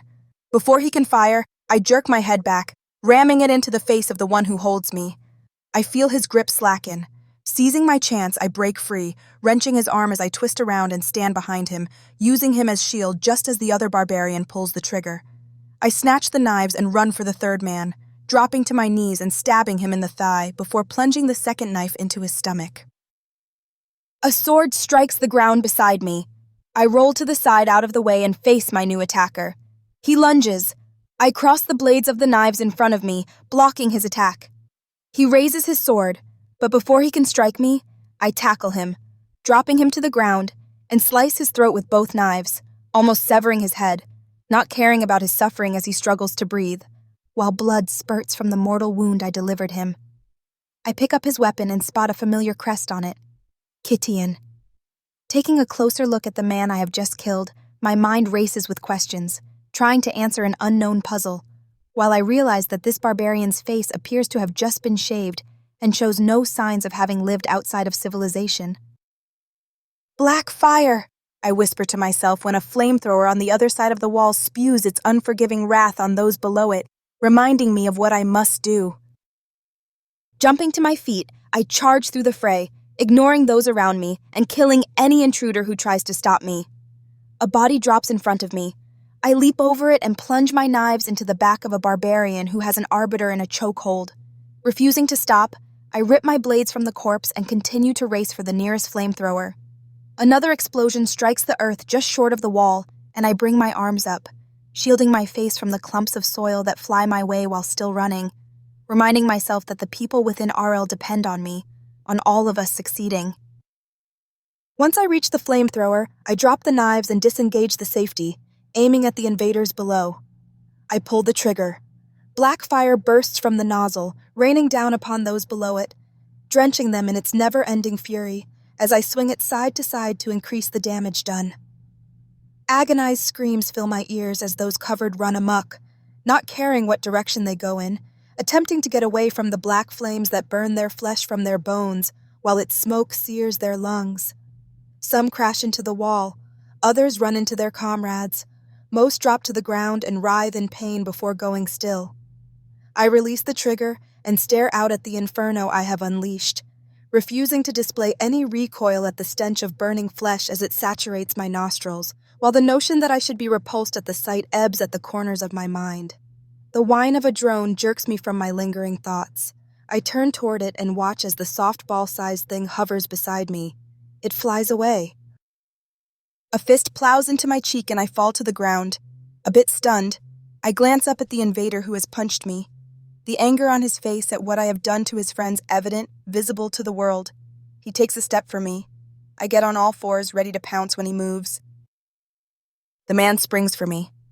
I dodge out of the way, flinging myself to the flamethrower, and swing myself over the wall, gambling that it will support my weight, and circle around, lifting my feet as I cross over the edge of the wall the second time and kick him in the face. I let go, landing on my feet. Before he can regain his senses, I snatch his right arm, stretching it out, and plunge my fist into the back of his elbow, breaking it. He screams, but I am not finished. Stepping around him, I grab him by the back of the head with both hands and ram his face into the sharp edge of the wall until his face caves in and the gray stone is colored red from his blood. I release the body and notice the same drone hovering nearby. It had seen everything. A horn sounds in the distance and the barbarians that are left flee, running for the trees, and disappear behind the protection of their trunks and broad leaves. I glance at the drone again, but it has left, much to my relief, as I have never liked the way those things appear without warning sometimes and capture every move one makes. Bowing my head, I rub the sweat from my face and catch an interesting pattern on the dead man's tanned forearm and kneel down, picking it up and pulling his sleeve away from it. He's been branded, but I know this mark. It is the mark a plebeian receives when they have tried to run away, but got caught. It's meant as a warning to others and to us, the citizens of Arel as well. Dangerous thoughts race through my mind as I put the arm back down, knowing that there is only one reason for him to have it. Scuffling sounds put me on full alert as I whirl around, ready to defend myself from the next threat. Trix lies on the edge of the wall, near the space between the inner and outer portions, trying to use the broken railing to haul herself to her feet. "Noni," she says, spotting me, "help me." I refuse to move. "Come on, you bitch," she yells. "I think my ankle is broken." She clutches her side and blood drips between her fingers as she attempts to stand up, but her ankle gives out, forcing her to drop back down in danger of falling over the edge and to the wild dogs below, whose incessant barking gives me a headache. I take 2 steps toward her. She glares at me. "Well, don't just stand there." "An arbiter who cannot walk has no business being an arbiter," I say, repeating a line taught to us countless times at the training facility. Are you still mad about earlier? I show her my back, but before I get far, Trix stops me. You know what I'm going to do when I get back? I'm going to take care of that little brat, and then I'll take care of you. Something inside me takes over. a fury I have never known to exist before. I face Trix and stalk over to her, my face unreadable and devoid of any emotion. Shouts echo over us as more arbiters arrive at the wall through the underground tunnels that spread throughout the city, and Trix and I both know they will reach us soon. A devious smile spreads across her lips. You'll regret this, and I take another step toward her. And there is nothing you can do about it. She'll suffer, you know, and you will be the cause of it. I stand a foot away from her, scowling at her. Trix laughs and red bubbles squirt from her bloodied lips. What are going to do now? I raise my foot and kick her in the chest, knocking her backward over the edge of the wall and to the hungry dogs below, not bothering to watch as her screams echo around me while their sharp teeth rip into her flesh, tearing it from her bones as they devour her alive. Turning, I walk away, silhouetted by the fires that still burn, refusing to look back or acknowledge the emptiness that fills me after my rage toward Trix dissipates. Noni! Faya's voice calls out to me when I reach the top of one of the stairwells. She rushes for me, overjoyed at seeing me alive and unhurt, and plows into me, giving me a giant hug, releasing me as she realizes that people surround us, witnessing this display of emotion. I'm so glad that you're okay. How did you? I begin, noticing her dust-covered armor, and stop when I remember that when the alarm sounded, the majority of the city's arbiters would have been called to the wall to defend it. Are you okay? I'm fine. It's you I was worried about. I'm okay. Not even a scratch. Relief washes over Faya, and I imagine the worry she must have felt knowing that her one friend from the training facility was stationed where the attack took place. Medical transports arrive, flooding the area with their lights and sirens, and people in white uniforms jump out, adding a harsh contrast to us arbiters and our black armor in the dancing light of the fires. Come on, Faya says to me. They're going to need our help. Faya rushes to the wounded and follows the orders given to her by medical personnel, while I take one last glance at the raging flames in the open field beyond, from where I had sprayed the black fire, before trailing after her to deal with the aftermath of this latest attack. Chapter 29. Another day. A dull, throbbing ache in my right shoulder pulls me from my uneasy slumber, insisting that I wake up and get ready for what the new day has to offer. Moaning, I roll over onto my left side, wishing that the pain would subside and leave me alone, or at least allow me a few more minutes of sleep, but sleep was not on the roster, as a knock sounds on my door. Soft at first, and more forceful when I refuse to answer. I sit up, rubbing my bruised shoulder. 2 days have passed since the attack on the wall, but the purplish-black mark the size of my fist remains, unable to camouflage itself in my black skin. I touch it with my fingertips and wince from the ache. This will take over a week to heal. The door rattles as whomever insists on disturbing me pounds it with their fist. I get up and open it. Shelia's hair spills through the gap and guilt rises within me, making me wish that I had answered her earlier. Is anything wrong? I ask her, pulling her inside, worried that something may have happened, since she never shows up at my door unannounced like this. No, she replies. Commander Vi sent me to get you up, even though you are not on rotation today. Did someone fall ill and I need to take their place? You have an incoming call. She has had it sent to your room and sent me to tell you. My face lights up and random names of people roll through my head as my mind grapples with the unexpected call, wondering who would be contacting me. Thank you, I tell her. Hey, brat! Anand strolls by my room and stops to taunt Sheila. She shrinks under his gaze. See that dull color? He grabs her head and forces her to look at his pointed boots. Why are they like that? Because I forgot to shine them yesterday, replies Sheila, keeping her eyes downward and her voice low. I want to see my face in them when I get off duty. He shoves her back until she hits the wall. Shine your own boots, I say to him. Annoyed, Anand glares at me. What did you say? You heard me, I reply, a dangerous edge to my voice, and the same anger I had allowed to overtake me when I kicked Trix off the wall and to the dogs below threatens to expose itself. Getting a little big for your breeches, don't you think? She's doing work for me. So now that the competition is out of the way, you want the little brat for yourself, he sneers. I remain silent. Anand closes the distance between us as he reaches up and brushes my hair with his fingertips. You know, if it's company you want, I will gladly provide it. I grab his wrist and yank his arm downward, squeezing it so tight that his ebony fingers start to turn purple. Not interested. Anand! Commander Vi's sharp voice echoes through the hallway. Why aren't you on duty? No reason, ma'am, he replies, jerking his arm free of my grasp. Commander Vi's scowl could curdle milk. Just for that, you will be pulling a double rotation today with no break, she says, placing emphasis on the word no. Taking one last glare at me, Anand stalks away and stomps down the steps. And why aren't you dressed? Commander Vi demands of me. I have no excuse, ma'am, I reply, standing at attention. Hurry up and get downstairs. For your tardiness, you will not be allowed breakfast. Yes, ma'am. I know that the loss of fellow arbiters can affect a person for a while, but you mustn't allow it to hold you for long. An arbiter who fails to perform her duty is of no use to Arel. Understood. And for goodness sake, answer that message. Commander Vi walks away and disappears down the stairs.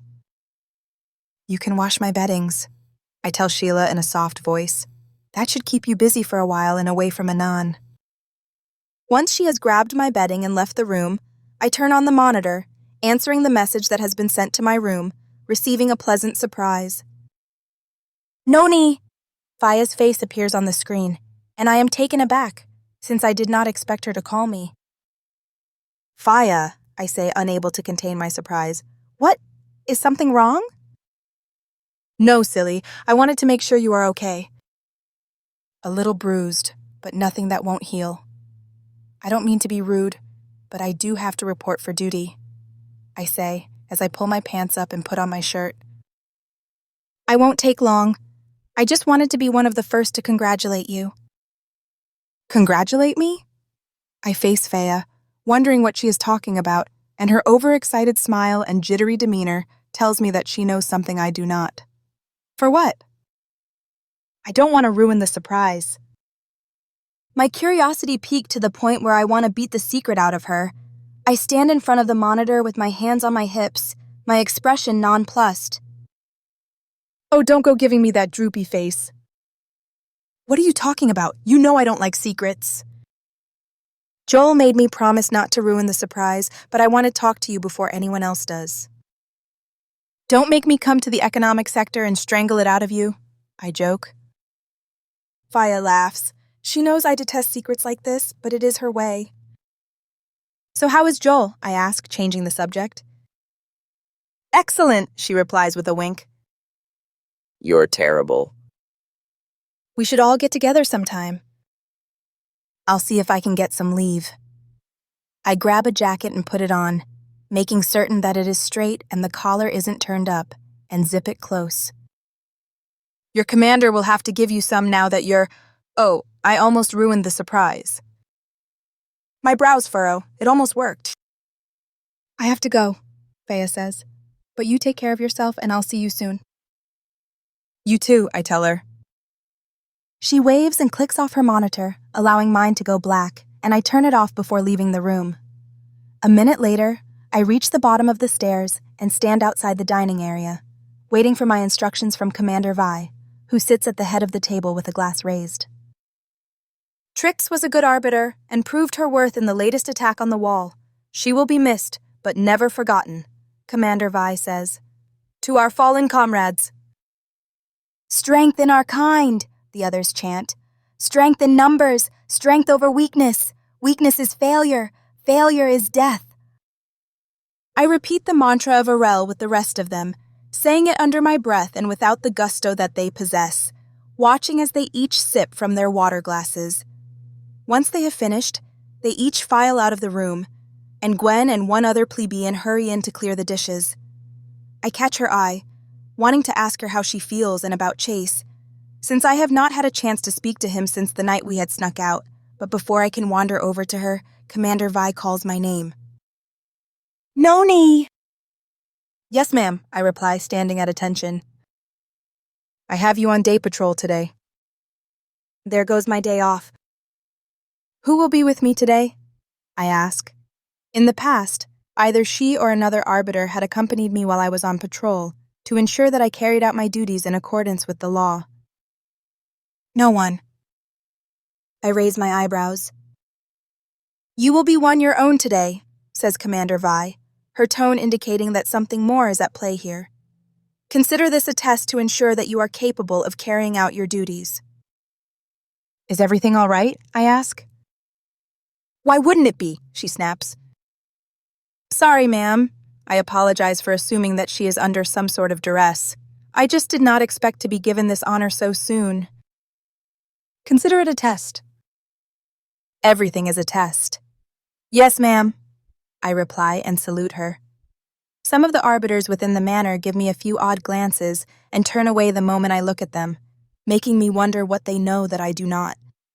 Not wanting to remain the object of their attention, I storm out the front door and into the gray light outside, not bothering to look at the overcast sky. Soon, I find myself strolling near the plaza, not caring where my feet take me, as my mind lingers on the wall and the latest attack. 2 plebeians weighed down with overflowing sacks of goods stroll by, giving me a passing glance as they hurry along. The exposed brand on the bare forearm of one catches my attention, and my mind races back to the invader that had attacked me on the wall, and how he bore the same mark. An escaped plebeian attacking us and wearing Kittian clothing? I think back to the attack on the wall soon after my arrival here in the eastern sector, remembering my puzzlement at seeing Kittian weapons in the hands of the barbarian invaders. The plebeians hurry away, looking back at me in nervous agitation. I have been following them without realizing it as my mind had taken me to a different time, forcing me to focus on questions I had filed away, hoping to forget about them. I slow down and am about to turn away when I pause. Why are they afraid of me following them? This is a crowded city. People are bound to walk in the same direction, and though I am used to people giving me a wide berth, the reaction of these plebeians seems more agitated than most. Slowing my pace, I slack off and allow them to get a little further ahead of me, believing that I have lost interest in them, while still keeping them within sight. Their nerves ease a little as they continue onward, still clutching their bundles, refusing to let them go. They cruise down the crowded walkway, moving between groups of people, keeping their heads low, but their eyes alert, while I maintain a steady pace behind them, using the unobservant crowd as cover to mask my presence. The further we walk, the more I wonder where they are headed. They turn, taking a shortcut to the plaza and trek across it, heading straight for Seagal's. I pause. Why are they going there? Not wanting to lose them, I run across the street and burst through the door to the Café C, becoming swamped by the jubilant sounds and mindless chatter that his place is known for. A few people glance in my direction, but turn away when they decide that I am of no interest. My eyes roam the darkened interior, but find no sign of the 2 plebeians who seem to have disappeared without a trace. Deciding that there is no reason for me to stay, I turn to leave, but Seagal's boisterous voice stops me. "Come for an early lunch?" he asks, taking my arm and dragging me inside. "No, I start to say, but never get a chance to finish before he guides me to a table and has me sit down. "You do look a little peckish," Seagal says to me, concerned, and I am helpless against his insistence that I sit. "I'll go get you something to eat." He saunters off, taking a moment to shake hands with another arbiter on the way to the kitchen. In the few spare moments I have, I look around the eatery, searching for the 2 plebeians that I saw come in here, but they are nowhere to be found. Thinking that they might have gone to the back like I had seen Natalie do before, I start to stand up, but Seagal bursts from the kitchen before I can get very far, so I sit back down. "Here you go," he says, placing 4 bowls in front of me. Steamed carrots with garlic sauce and an almond nut crust, sweet potato hash browns, 1 steak cooked to medium well, and eggs Benedict with hollandaise sauce minus the muffin, of course. I stare at the 4 heaping helpings of food, wanting to dig into it, but I do not have much of an appetite. "Is the food not to your liking?" asks Seagal, his voice calm yet troubled. The back of my throat seizes up and my eyes begin to water, and a single tear escapes, something that has not happened since I was a child. In an instant, Seagal sits in the chair across from me and gives me a napkin to wipe my face.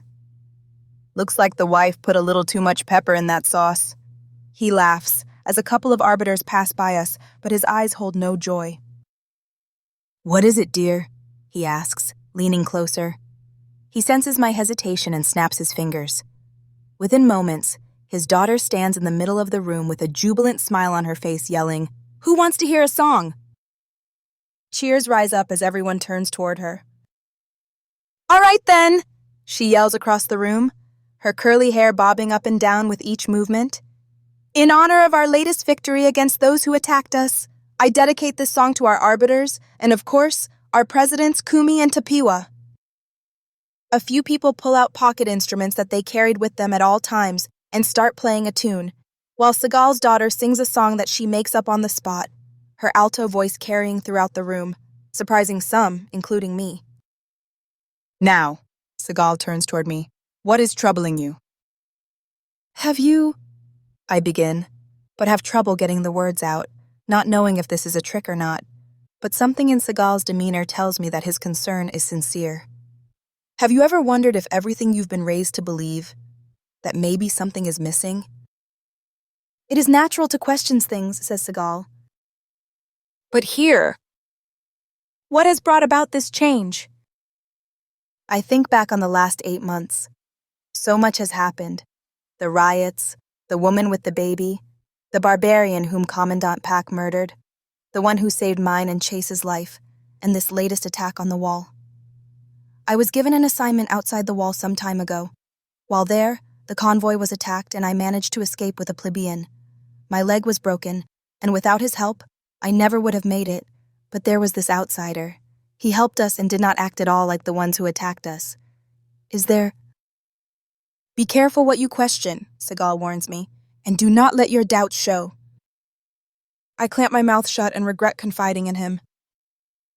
"You are young," he continues, easing my fears, "and I have seen so many like you through the decades. Bright, happy, ready to do your duty for Arel, but the world has a way of changing our outlook on life. Most find a way to accept it, or to at least pretend that they are like everyone else so as not to draw suspicion. Others never find a way, and they are never seen again. You are going to have to decide which one you will be." Should I just forget everything? No. You should remember it. Underneath the glamour of every peaceful city lies a darkness, and you are just beginning to scratch the surface of Arel's. You are about to receive an award for your actions, and you will need to smile and act like you did when you first came here. award? You don't know? I frown, scolding myself for being the last one to know something as important as an award ceremony, which is to take place in Arel. My mind has been so consumed with recent events that I have not paid attention to the latest news broadcast. "You and 4 others are to receive an award tomorrow for your heroics on the wall." Seagal glances at his daughter. Her song is almost finished, and despite her talent, she cannot sing forever. Now eat, be happy, and make sure you cheer. Seagal leaves just as the song finishes and I clap my hands, joining the euphoric crowd, doing as he has advised me to do. I finish my meal, responding to any who talk to me as they stroll past and leave. Once outside, I spot the same 2 plebeians I had followed here walking down the street, carrying different bags, and chuckle to myself. Well played, Seagal. His semblance of caring about my depressed state distracted me from my original curiosity, yet a part of me cannot help but believe that the Caf RC owner does care, since his comforting words hold some truth in them. Chapter 30. A Ceremony. The warm sun bears down upon me as I stand outside with Renal, Commander Vi, the 4 other arbiters who are to be awarded alongside me, and 2 commanding officers whom I do not know, dressed in my dress uniform, black like my other ones, but with silver bands stretching lengthwise up the sleeves. My fingers twitch from nerves as a white car, longer than any of the transports I had been in before, bearing the presidential flags, pulls into the drive, heading straight for us. It rolls to a stop, and a plebeian, adorned in white satin pants and a red satin shirt, jumps out, opening the back door for all of us. My ears pick up the snapping of shears as they trim the hedges in a rapid fashion. Glancing in their direction, but being careful to not attract attention, I spot Chase standing next to one of the front hedges just so I can see him. He gives me an encouraging smile. I grin back. One by one, we each get into the vehicle, while I hang back, making sure I am the last one in so that I will be seated by the window.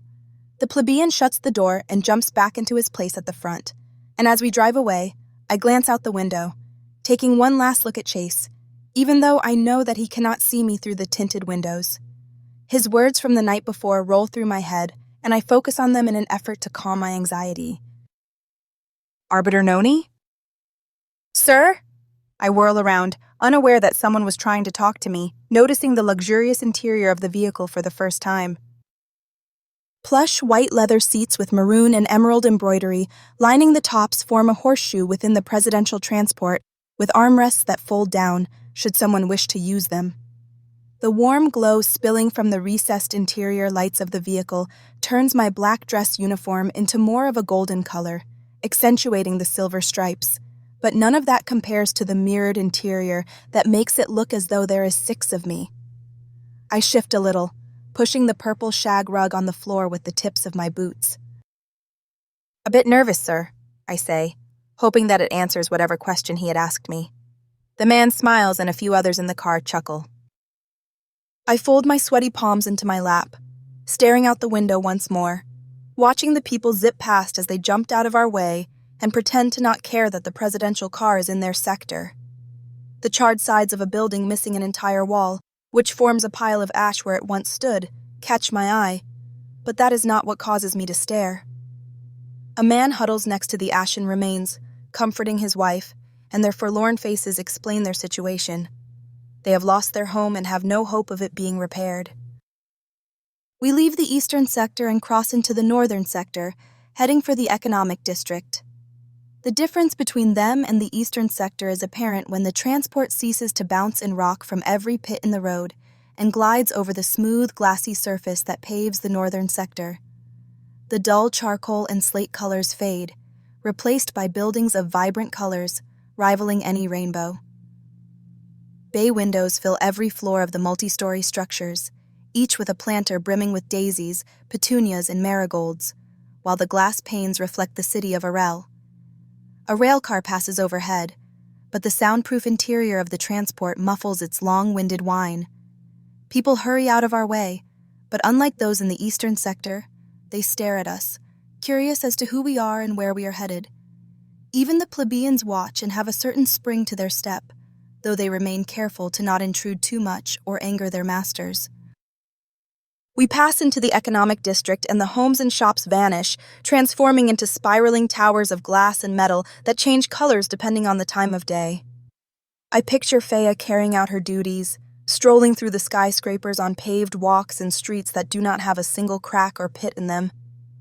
We drive past a caf-c, and I remember the time I had met her at one, marveling at the sleek designs of the buildings, wondering what goes on within them and what the planners are dreaming up. The transport stops. Leaning forward, I look through the glass separating us from the driver and his passenger, wondering why we have stopped. A copper gate holds the answer. We have reached the executive district, the seat of Arelian power. No one is allowed to enter the executive district without permission. Even the rail cars do not come here, but stop a block away, forcing any venturing there to walk the rest of the way. The plebeian and the driver both roll down their windows when 2 arbiters guarding the gate walk up, weapons raised. "State your business," demands one. The plebeian holds out a translucent card, which he had strapped around his neck with a barcode on it. The arbiter scans it. "You may pass," says the arbiter, and he and his partner wave us through. I look at the others within the transport, wondering why we were not searched, or why we all were not asked for our identities. As though reading my mind, one of the commanders within the vehicle answers me. "We are here at the invitation of Presidents Kumi and Tapiwa. Because of that, they do not dare search us, but do not try to get past the gate without such an invitation." His warning does not go unnoticed. Once on the other side of the gate, I gasp, unable to peel my eyes from the exorbitance that lies ahead of me. Hexagonal columns made of ivory surround us, each attached to a tremendous structure with rows and rows of marble steps leading up to the 20-foot-high doors, made of copper-lined steel that bear the insignia of Arel. To my right lies the council chambers. I recognize it from the pictures I have seen. Its square front glows orange despite the overcast sky.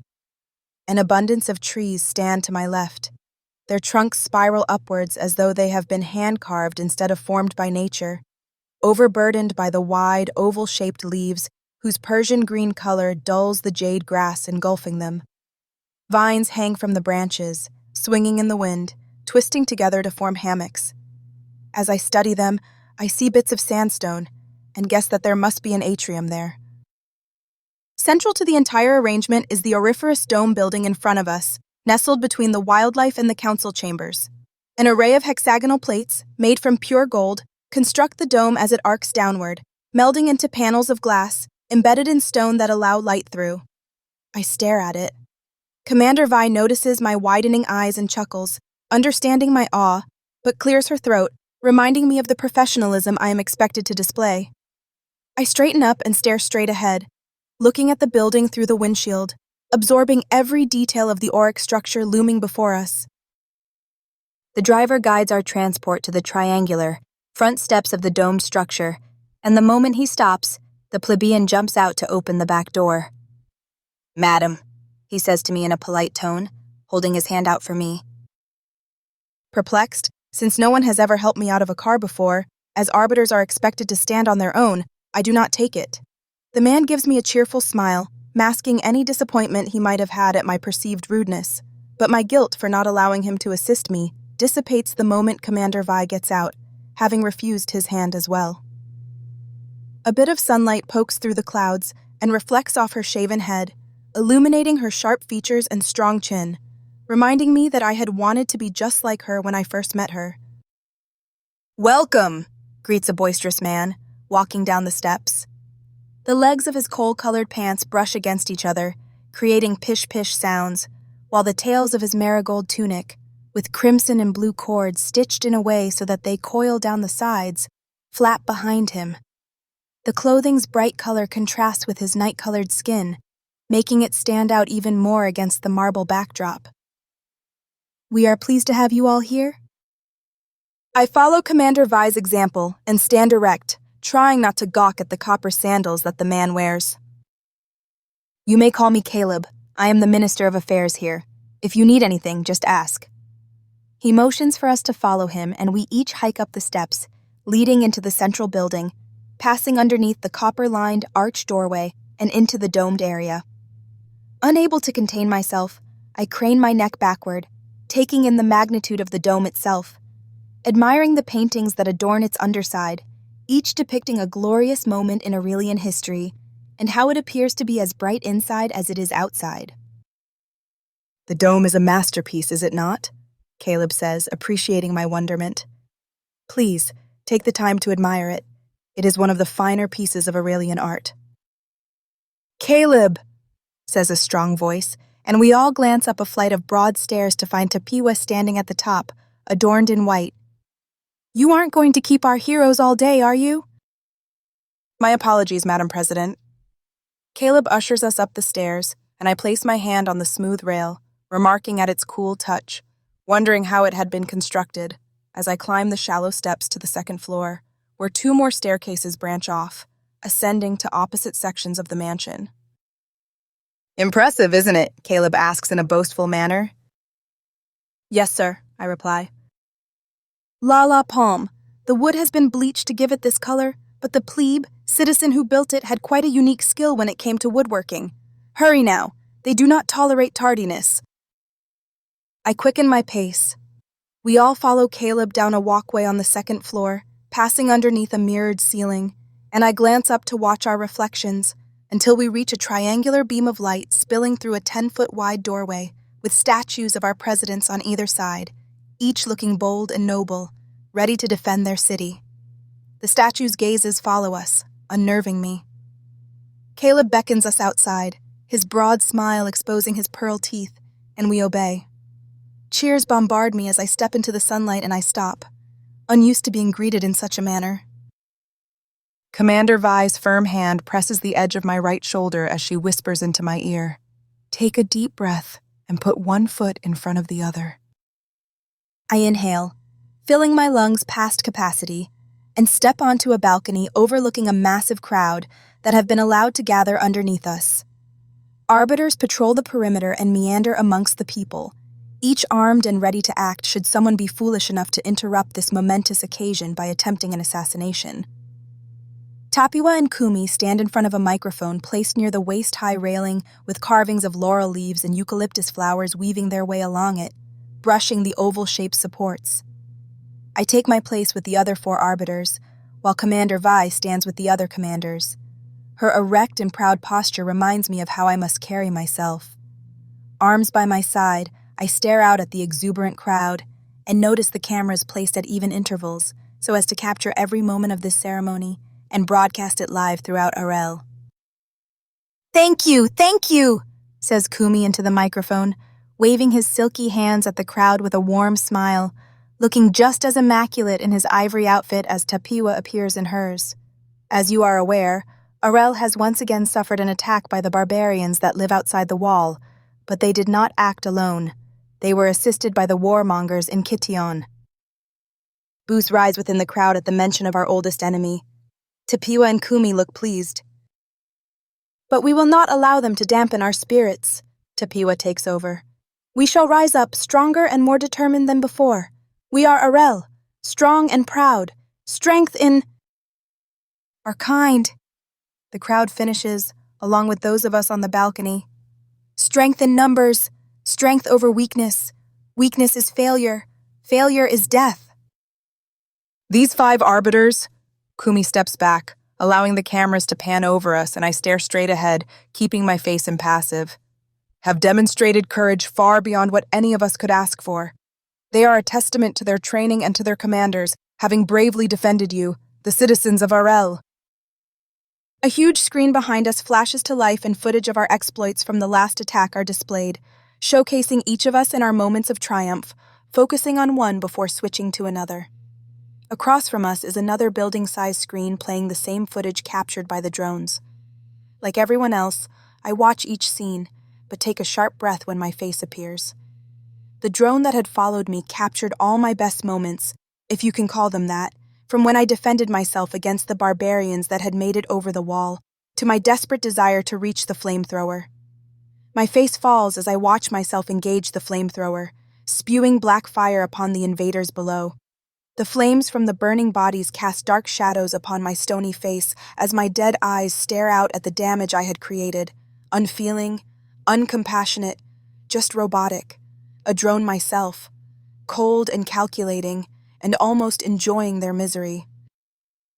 I do not regret defending the people within Arel's walls, but why is it I felt nothing? The people set aflame felt pain.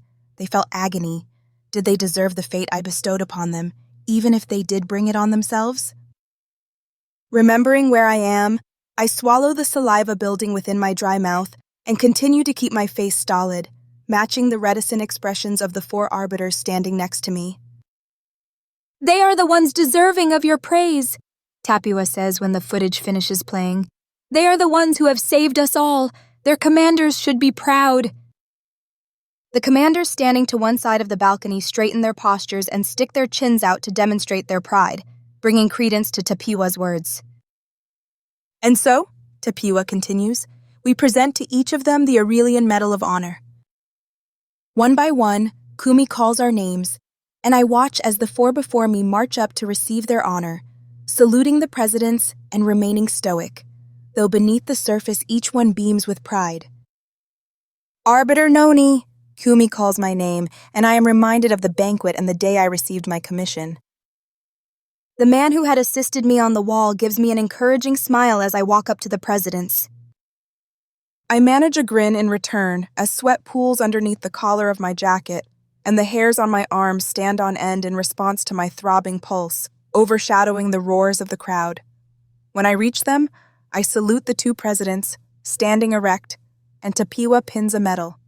A pair of eagle's wings with Arel's symbol of an A with 3 S's attached to it, on the left breast of my jacket. She and Kumi both shake my sweaty hands, and I salute them once more before returning to my place with the others, taking a quick glance at Commander Vi's beaming face. I have not only made her proud, but cemented her leadership within Arel. To the heroes of Arel, both Tapiwa and Kumi say, clapping their hands, and the crowd below follows their lead, sending up a thunderous applause to our heroics. Once the cheers fade, arbiters usher the crowd out of the gathering area, and Caleb urges us back inside, following Kumi's and Tapiwa's departure. That was momentous, he says, was it not? None of us respond. There is a dinner to be held in your honor, says Caleb. Your commanding officers will be there along with some of our most distinguished arbiters, and, of course, the presidents themselves. This way, this way. His enthusiastic steps echo in front of us as his shoes stamp the Lux Touch floor, with each embedded diamond and pearl dazzling my eyes as they glint in the glowing lights of the chandeliers. We follow after him, each of us doing our best to not show our awe at such a breathtaking set of tiles. Even Commander Vi's eyes wander to the jade molding on the ceiling and the sapphires sparkling from within it. A maze of corridors branch off from the one we trek down, and I wonder where they all lead. Hurry! Hurry! Caleb's voice stops my curiosity, and I speed up, matching his quick steps. Oil paintings of past presidents line the wall, each entombed in a gold hand-carved frame, starting from the first and ending with the portraits of both Kumi and Tapiwa on opposing sides so that they not only stared at each other, but anyone unfortunate to be standing between them as well. I take a moment to study them, noting the erect stance, each with their arms crossed, as they look down upon any who dare to traipse through the halls of their home. Their stern expressions bleed through the canvas, making the images appear so lifelike that I forget I am staring at 2 paintings. Caleb's voice springs me from my musings, and I continue onward, catching up to the others just as they turn a corner. I stop. A glass-encased room, its walls and ceiling separated by aspen molding, looms before us at the bottom of a small, wide set of steps, and judging by the plants in the courtyard that lie just outside, I surmise that the dining area is within the garden itself, separated by the panels of blue-tinted, crystalline glass. Following after Caleb, we amble down the 4 marble stairs and onto the carpeted floor below. A sunset orange color gives the room an inviting appeal. The translucent ceiling allows us to glimpse the dull clouds above us, but their gloominess is displaced with the glow of the amber, elephant-shaped lamps in the upper corners of the room, each facing the center of the dining area with their trunks raised. "Take your seats," Caleb says. I find the one with my name tag and sit down, sinking into the velvet cushion of the chair as I admire the embroidered tablecloth bearing the crest of Arel.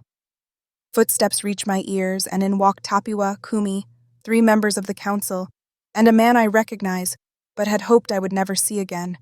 The same man from the plebeian quarters Chase had snuck me into.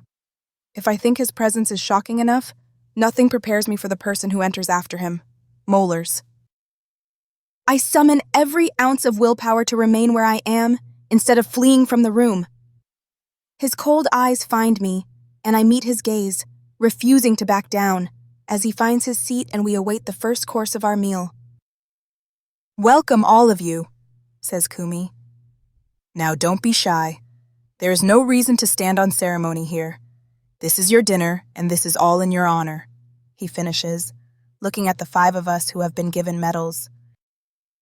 "Please," says Tapiwa, "feel free to converse. We are all friends here." Something tells me that the opposite is true. "I must say that I am surprised to find you here, Master Arbiter," says Commander Vi in a faux sweet tone, inquiring about his presence, something I want to do. Mullers grins. There is no joy behind it, but something more sinister. "I must say that I am surprised to be here, but sometimes surprises can be rewarding." Senior Arbiter Kyle suggested that since he helped train our 5 honored guests, he deserves to share in the celebration, Tapiwa says, breaking some of the tension between Molars and Commander Vi, introducing the Arbiter I saw at the plebeian quarters the night I had snuck out. She turns toward him to finish her statement. "Though, You will have to return to the munitions factory when we are finished. Of course, Madam President, Mullers replies. I am honored to be here. How much time do you have left on your sentence? Asks a member of the council. 3 weeks. And how is it you managed to be sent there? Plebeians enter the dining area, carrying silver trays filled with bowls. Their shaved heads reflect the light within the room as they place porcelain bowls, with gold leaflets etched into the rim forming semicircles, in front of each of us, not spilling a single drop of the cheddar bisque. Something seems familiar about my server. Upon closer examination, I realize that she is the plebeian girl that Senior Arbiter Kyles had taken from the ghetto. Despite the shaved head, scrubbed skin, and sea blue outfit she wears, there is no mistaking that it is her. The fear that she might recognize me springs to my mind, but I do not remember if she even saw me that night. She places the last bowl on the table, tucks the tray under her left arm, and stalks out of the room with the other servers in silence. Our young arbiter over there is the reason.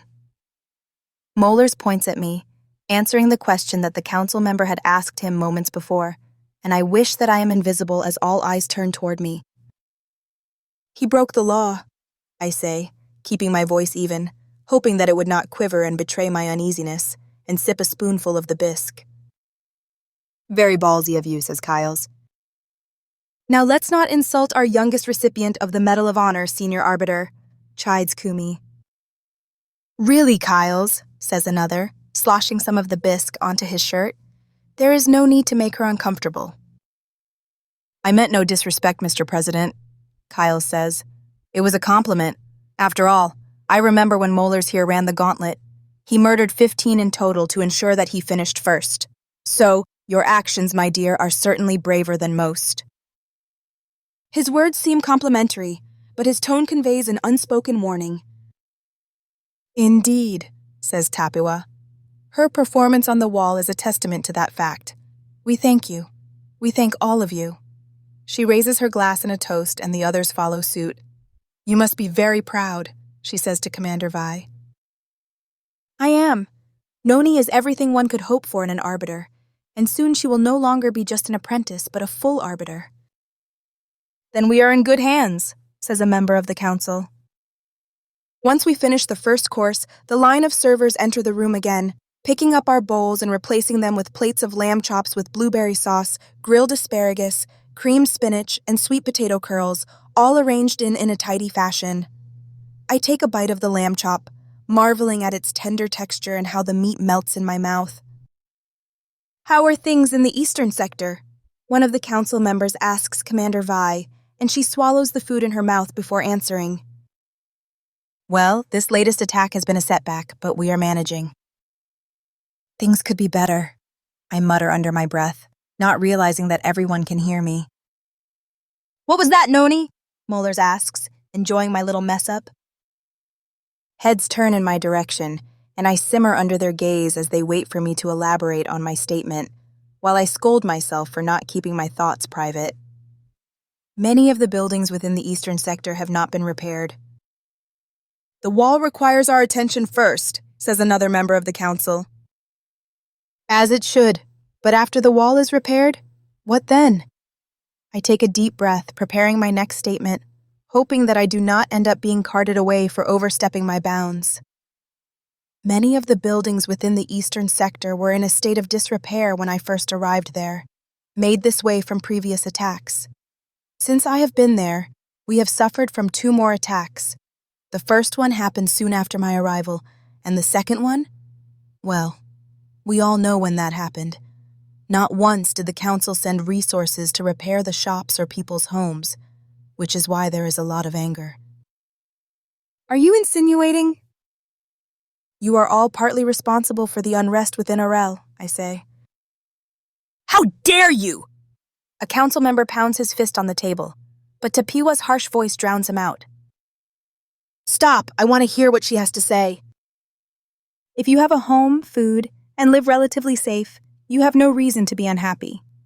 People in the eastern sector have seen their homes destroyed all because they are unfortunate enough to live where all the attacks on the city happen, and no one at this table does anything about it. I scan some of the angered faces surrounding me and know that I have made a few more enemies. Commander Vi's face remains unreadable. You are right, says Tapiwa, much to my surprise, since my statement was a critique of her as well. Madam President? Tapiwa holds up her hand, silencing whomever had spoken. We have neglected the eastern sector. Tomorrow, I propose that an initiative be passed, allocating resources to the eastern sector to repair the homes of its residents. What do you think, brother? Kumi winks at his sister, and I am reminded of their rumored relationship. As always, your wisdom knows no bounds. I have to agree. Madam President, you cannot just insist. The council member who had started to speak stops, rethinking his words, and changes his tone. Of course, I am sure that the council will do as you wish. The people will thank you, says Kyles.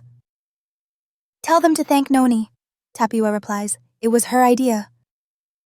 I shove the last bite of food on my plate into my mouth, hoping that I am not asked to speak again. Something tells me that I am being watched, and I raise my head, meeting Moeller's piercing glare, and I know that the last few minutes did not go as he had planned. I avert my eyes, but I needn't have bothered.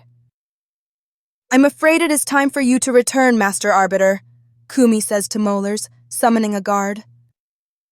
Moeller's wipes his mouth with his napkin and places it on the table beside his half-eaten plate, bowing his head at both Tapiwa and Kumi before uttering his goodbyes and leaving with the guard. Dessert, anyone? Asks Kumi. A series of agreements emanate around the room as the servers enter once again to cart our plates away, depositing parfaits in front of us, and I find myself mesmerized by the delicate patterns on the slender dishes. I dip my spoon into it and take a bite. Pudding! I haven't had pudding since the banquet, and now that I taste it again, I remember that I quite enjoy it. Is the dessert not to your liking? Tapiwa asks Commander Vi. Not at all, it's just, we do have strict dietary guidelines.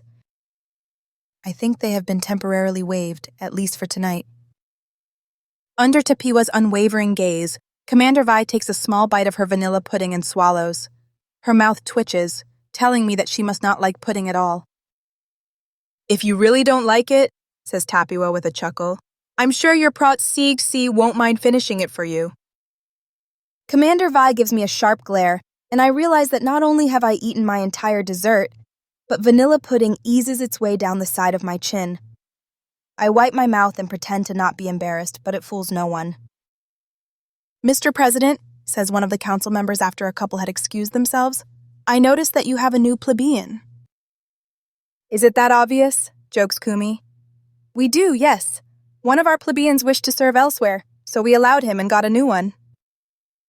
Are you sure he didn't just leave the city? Laughs another, who had drunk a little too much wine, and Kumi's and Tapiwa's eyes narrow. Leave? Asks the third.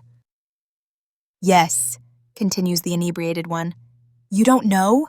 A group of 3 plebeians were caught trying to sneak out of the city. It's ridiculous. Where did they think they would go? But that isn't the best part. The best part is that one of our own teachers tried to smuggle them out. A teacher? Says the third. Yes. I think she said her name was Mora or something when she was brought before the Ministry of Justice. Mora. I know that name. That's the name the man who helped me escape the drones the night I had snuck out had called me. It's a shame, really, continues the man. I'm sure she has been dealt with, I say, doing my best to sound as cold as Moeller's would if he had asked about the woman's fate. Let's just say that the dogs were a little less hungry afterwards. The news hits me hard. It shouldn't. I never knew this woman, but I feel as though an anchor has been set in my stomach, and I think of that man still waiting for his daughter to return and lying awake at night wondering what happened to her. I think you've had enough to drink, Kumi says, his voice even and tight. Oh, now. The man stops, noticing the dark expression on Kumi's and Tapiwa's face. Perhaps you're right. I don't mean to be rude, says Commander Vi, navigating the terse silence with care. But it is late, and we do have rotations tomorrow. The tense mood in the room calms, and both Tapua and Kumi resume their smiles as though nothing had happened and stand up. "We wish to thank all of you," says Kumi to the 5 of us honorees, "for honoring us with your presence. Arel owes you all a debt of gratitude." "Thank you, sir," we all say in unison. Tapiwa approaches Commander Vi and pulls us both aside. "You have a bold one there." "A little too bold sometimes," replies the commander. "Perhaps not," says Tapiwa. She looks at me. "I'm going to keep my eye on you." I don't know what to say and salute her, unsure if I should be flattered or worried. "This way," says Caleb, appearing from nowhere and ushering us all out of the dining area and to the front entrance, where the presidential transport waits to take us all back to the eastern sector. We file inside and I sit by the window again, watching the immaculate buildings disappear behind the gate as we leave. Chapter 31. A Choice. 3 weeks have passed since the ceremony, but I have not noticed the passage of time. It could have been 3 days or 3 months. Commander Vi has kept us all busy with double rotations. Something has changed. I sense it, but cannot figure out what it is, and it cannot all be blamed on the last attack on the wall. Rumors have slithered throughout Arel, whispering about how we have caught one of the leaders who helped smuggle people out of the city. Dusk hovers over the land as the sun slips behind the wall, dipping lower to the ground, threatening to leave us all in darkness forever. I stand in front of the mirror in my room, cast in the shadow of the wall, ever reaching, always overbearing. Once, I looked upon it as a source of protection from the cruelty of the outside world, but such notions have faded, withering away the same way the flowers die every fall. A somber face stares back at me, full of confusion, full of uncertainty. Bony cheeks, brown, oval eyes, walnut-colored skin, all components that tell my mind it is my face that stares back at me. But where is the certainty? Where is the wonder? "Noni?" whispers Shelia's voice through the door. I open it, allowing her inside. "Commander Vi is looking for you. It is almost time for your rotation." "I'll be down in a moment." "You're not even dressed!" Shelia stares at me in my underclothes. "Here." She hands me a small bowl of steamed carrots that she had hidden under her shirt, and I take them, marveling at how she is looking out for me, when it should be the other way around. "Thank you," I tell her. "Now you best go before you are missed, and—" "Don't worry," Sheila smiles at me. "I have found a way to remain busy and avoid Annan." She leaves and I am left alone, kneeling on the floor, holding a bowl of steamed carrots. My room grows dimmer. Knowing I haven't much time to report for duty, I cram half the carrots in my mouth and swallow, not bothering to chew them before rushing to my closet and snatching a pair of pants and a shirt. Once dressed, I stand in front of the mirror again, observing the way my uniform hugs every curvature of my body, but the strands of hair floating in front of my face thrust me back to the night I first saw Gwen. Her hair covered her face, allowing only her gray eyes to stare back at me, filled not with fear, but resolution. Why are mine filled with confusion? Reaching up, I pull the individual strands away from my face, twisting my hair into a tight-knit bun, securing it with bobby pins, before grabbing my jacket and zipping it up. Now I look every bit the part of an arbiter. I rush out the door and stop. Chase waits for me. Before I can utter a single word, he pulls me aside, away from the lights. "Be careful tonight, Noni," he says. "Chase, what's—" "Just be careful," he says again. "People are on edge, and after this latest attack, please promise me that you'll be careful." Something bothers him. I can feel it, but there isn't time for me to coax it out of him. "Chase, what—" "Just promise me." I wish he would tell me what troubles him. "I'm an arbiter," I say to him. "I'll do what I must to protect Arel and its people. All of them." Chase looks at me and releases a long sigh. "I know you will." I glance at Shelia as she dusts the window panes at the other end of the corridor. "Look after her for me." "I will." Leaving him alone in the hallway, I hurry down the stairs and find Commander Vi waiting at the bottom, wearing her usual disgruntled expression. "Cutting it close," she warns me. "Sorry, ma'am." I take my place in line with the other arbiters scheduled to go out tonight. Most days, we just leave the manor and report to our assigned station, but tonight Commander Vi thinks it necessary to say something to us first. "I want you all to be extra vigilant tonight. The wall, though under repair, still has a few weak spots that have yet to be fixed. We do not know what the outsiders are planning, but they may try to take advantage of our weakness. But the dangers that lie outside the wall are not our only adversary. We must watch for the threats that are within. The latest attack has caused some old discontentment to rise to the surface once more, and President Kumi is addressing the city tonight. Stay alert. Dismissed." We all file out of the manor.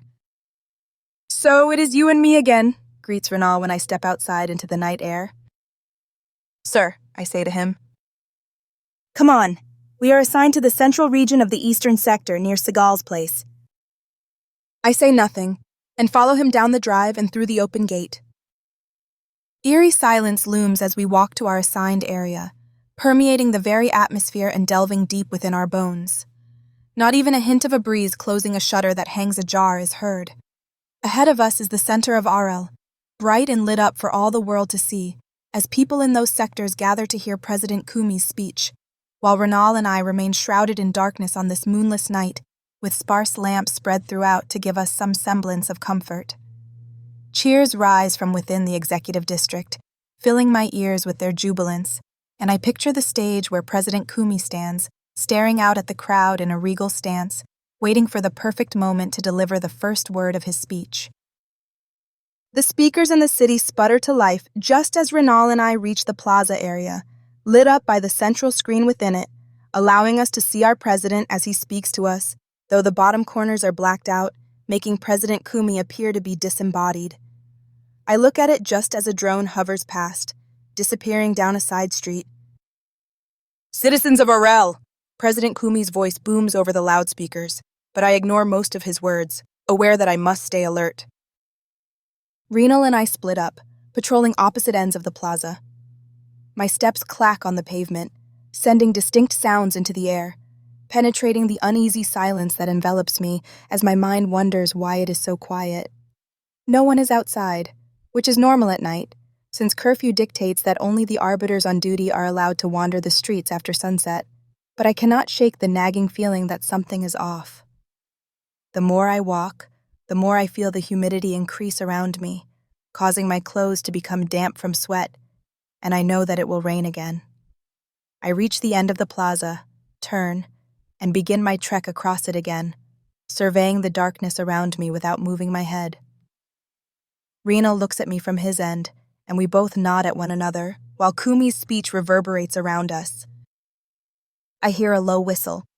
At first, I am unsure if I had heard it, or if my ears and heightened awareness are fooling with my mind. Stopping, I turn my head in its direction, trying to peer into the night and make out what could have caused it, but all I see is darkness. Renal stops too, having noticed my wariness. Before either of us can say anything, a rock crashes into one of the speakers above us, releasing a tremendous clang that echoes off the walls of the buildings around us. Running footsteps grab our attention, and we both take off after them. "Stop!" yells Renal. A shadow sprints down an alley with us both behind it. It veers to the left, rounding a corner. Renal and I follow suit. Our boots pound the pavement as we chase after the mysterious man, but he jolts to the right, jumping on a low-hanging ladder, and climbs up it to the balcony above. Renal pursues him, but I pause. The man climbs to the balcony above him, and to a third one, until he reaches the roof with Renal scrambling after him. He jumps to the roof next to him. Thinking of a plan, I sprint down the narrow street, keeping my eye on the man as he leaps from rooftop to rooftop of the housing complexes, nothing but a dark silhouette in the city lights. He turns.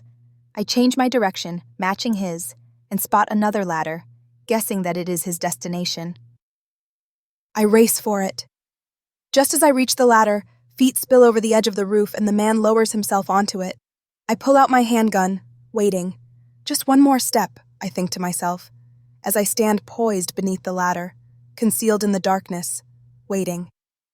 When he is halfway down, I fire at the bolts connecting the ladder to the brick wall of the building, and it falls to the ground, discarding its occupant, who crashes into the pavement with a groan. Before he can move, I pounce on him, flipping him onto his stomach, jamming my knee into his back, and wrenching his hands behind him. Renal runs up from behind, having found another way off the roof, as I bind the man's hands together. "What are you doing out here?" demands Renal, but the man's brown eyes glare at us in defiance. He is no plebeian, but it is clear that he has no love for arbiters either. "Answer me," Renal says again. Nothing. A can skips across the pavements the next street over, and a second later, my wristband flashes red, the same as Renal's. "A drone has spotted something," says Renal, touching his wristband, letting the drone know that he is on his way. "Take him to the detainment box while I check this out." Shouldn't we go together? I ask. It might be nothing. "Yes, sir." Renal runs off. The man makes a desperate attempt to get away, but I elbow him in the jaw, stunning him, while I drag him to an information booth, glad that there is one nearby, surrounded by the words of Kumi's speech. His loquaciousness is well known. Once at the booth, the monitor screen flashes to life, and I scan my bracelet, giving my name and serial number and the reason for this man's detainment: vandalism, out after curfew, resisting arrest, and shove him into the detainment box when it opens. He spits in my face. Angered, I push him hard until his head strikes the side of the box. You arbiters are all the same, he says. For a brief moment, I consider letting him go as my mind dwells on what will happen to him once he reaches the Ministry of Justice, but I push it aside as the whine of a drone hits my ears. He did break the law, even if it was just throwing a stone at a loudspeaker during Kumi's address to the city. The Rock. Something isn't adding up. Why would one man risk being caught just to vandalize a speaker, unless... "Who are you working with?" I demand. He spits at me again in answer. "Tell me." I place my arm against his neck, choking him, hoping to force him to answer my question. "Your day of reckoning is coming," he hisses at me. "Even you arbiters won't be safe." A diversion. The Rock was nothing more than a distraction. But for what? I tap my wristband, bringing up the communications channel. "Renal? Renal, come in! It's a trap! I repeat, it's..." The man slams into me from behind, and I fall on my hands and knees, the pavement burning as it rips a layer of skin off my palms. Rolling onto my back, I kick him in the stomach. He lunges at me, but I leap to my feet and plow into him, jabbing him in the throat before slamming his head into the side of the open door of the containment box. Blood pours down the left side of his face and he goes limp, dropping back into the box just as I hit the button to close it. Renal. I tap my wristband again, and a small screen appears above my wrist, showing me my location in relation to Renal's. He isn't far. I race down the street, glancing at my band, making sure that I'm on the right path. I turn down an alley. All the while, the small image above my wrist blinks at me, showing my position in relation to Reynolds. He is the next street over. The alley veers west, but I need to head east. Skidding to a halt, I spot a narrow space between two buildings, just wide enough for me to squeeze through. Placing my back against the cold, damp exterior of one of the structures, I shuffle sideways, inching my way through, holding my already flat stomach in as I navigate my way through the cramped space, feeling a bit claustrophobic. "Stop!" Renal's voice spills through the opening, bringing me relief that he is okay. I reach the end of the opening. "I said stop right there!" Peeking around the corner, I watch as a strange scene unfolds in front of me. Renal's back faces me, but in front of him is Segal with his wife, daughter, Ian, and two plebeians. "Segal," says Renal, not believing his eyes. "What are you?" "Please, Renal," Segal says in a calm voice. "Just let us go." "But you've always been a friend to us." "Yes, and I am still yours," says Segal. "If you want, take me in, but please, let them go." Renal keeps his weapon pointed at them, struggling over what to do, caught in an internal battle between what he knows the law to be and what his heart asks of him, the same as me. Staring into their eyes, I see no malice, nor hatred like the man who vandalized the loudspeaker. Just resolution. The same acceptance that Gwen's had the night I had caught her stealing medicine for her bedridden mistress. Memories of the plebeian quarters that Chase had taken me to flood my brain, mixed with images from the munitions factory and the woman who chose death for her and the infant in her arms over a life of hopeless servitude. And I know what will happen to them if Renal turns them in, a fate that rips my heart from my chest. This must be why that man threw the rock and risked being arrested. Seagal's wife spots me and I place my finger over my lips, signaling her to remain silent, as I step out of the narrow opening between the brick buildings and tiptoe to Renal, sneaking up behind him, pulling my baton free of its holster. While Seagal pleads with Renal, I creep closer, raising my baton and strike him over the head, rendering him unconscious. He collapses to the ground, and I use my foot to kick his weapon out of his hands. Awkward silence ensues as Seagal and I stare at one another. The whine of a drone reaches my ears. "Quick!" I hiss, ushering them to the shadows, while I stand behind the protruding edge of a building, baton raised. The drone hovers closer, floating through the air, scanning the area, but remains unaware of Renal's still form. Listening, its whine grows louder, more intense. Taking a deep breath to still my nerves, I tell myself that this is just another test, like the gauntlet, and that failure means death. It hovers inches away. I swing my baton, smashing the drone into the wall, shattering it, pleased when its blinking light goes out. "Go!" I hiss at them. They hurry away, while I check Renal and place my fingers on his neck, where his pulse should be. He is still alive, but unconscious. Knowing what I must do, I take my wristband off. It's a gamble because if he wakes before I return, he will know what I have done, and place it next to him before running after Seagal and the others, catching up to them. "This way," I say to them, taking the lead. At first, they hesitate, unsure of my intentions, but I show them my naked wrist. Seagal follows me first, and the others copy his actions. I take them through the maze of alleys and their plethora of mud, puddles, and trash, staying clear of the moving walkways and their cameras, heading for the wall which once served as our protector, but is now our jailer. Another drone hovers past, and I stop everyone, shoving them into the shadows until the softball-sized sphere disappears. "We must always be on the lookout for any who might betray us," continues Kumi's speech. "They can be someone you know, a teacher, a doctor, or even an arbiter." How fitting. Waving Seagal and the others onward, we dart across an empty street to another alley. One of the plebeians bumps into a garbage can, sending it on its side. Cursing, I urge them to move faster, rounding another corner, hoping that no one heard the noise, or bothers to look. A drop of rain hits my cheek. Ignoring it, I keep going, making certain that they are close behind as I take them to a place in the wall where the repairs are not finished. We reach it. Pausing in the shadows, I look for any guards and spot one further down facing the city. He turns around. Seizing our chance, I usher everyone across the street to the wall itself, pushing them into its shadow. There's the hole and 2 guards standing next to it, but the dogs are nowhere to be found, which means they are penned somewhere to prevent them from mauling the workers repairing it. I find a piece of stone, rubble still left behind from the last attack, and chuck it as far away from me as I can, hoping that the 2 guards will take the bait. It clatters against the pavement with sharp clacks. They turn toward the noise and one speaks into his communication device. They leave their post. "Go," I say to Seagal and the others. They run to the hole in the wall.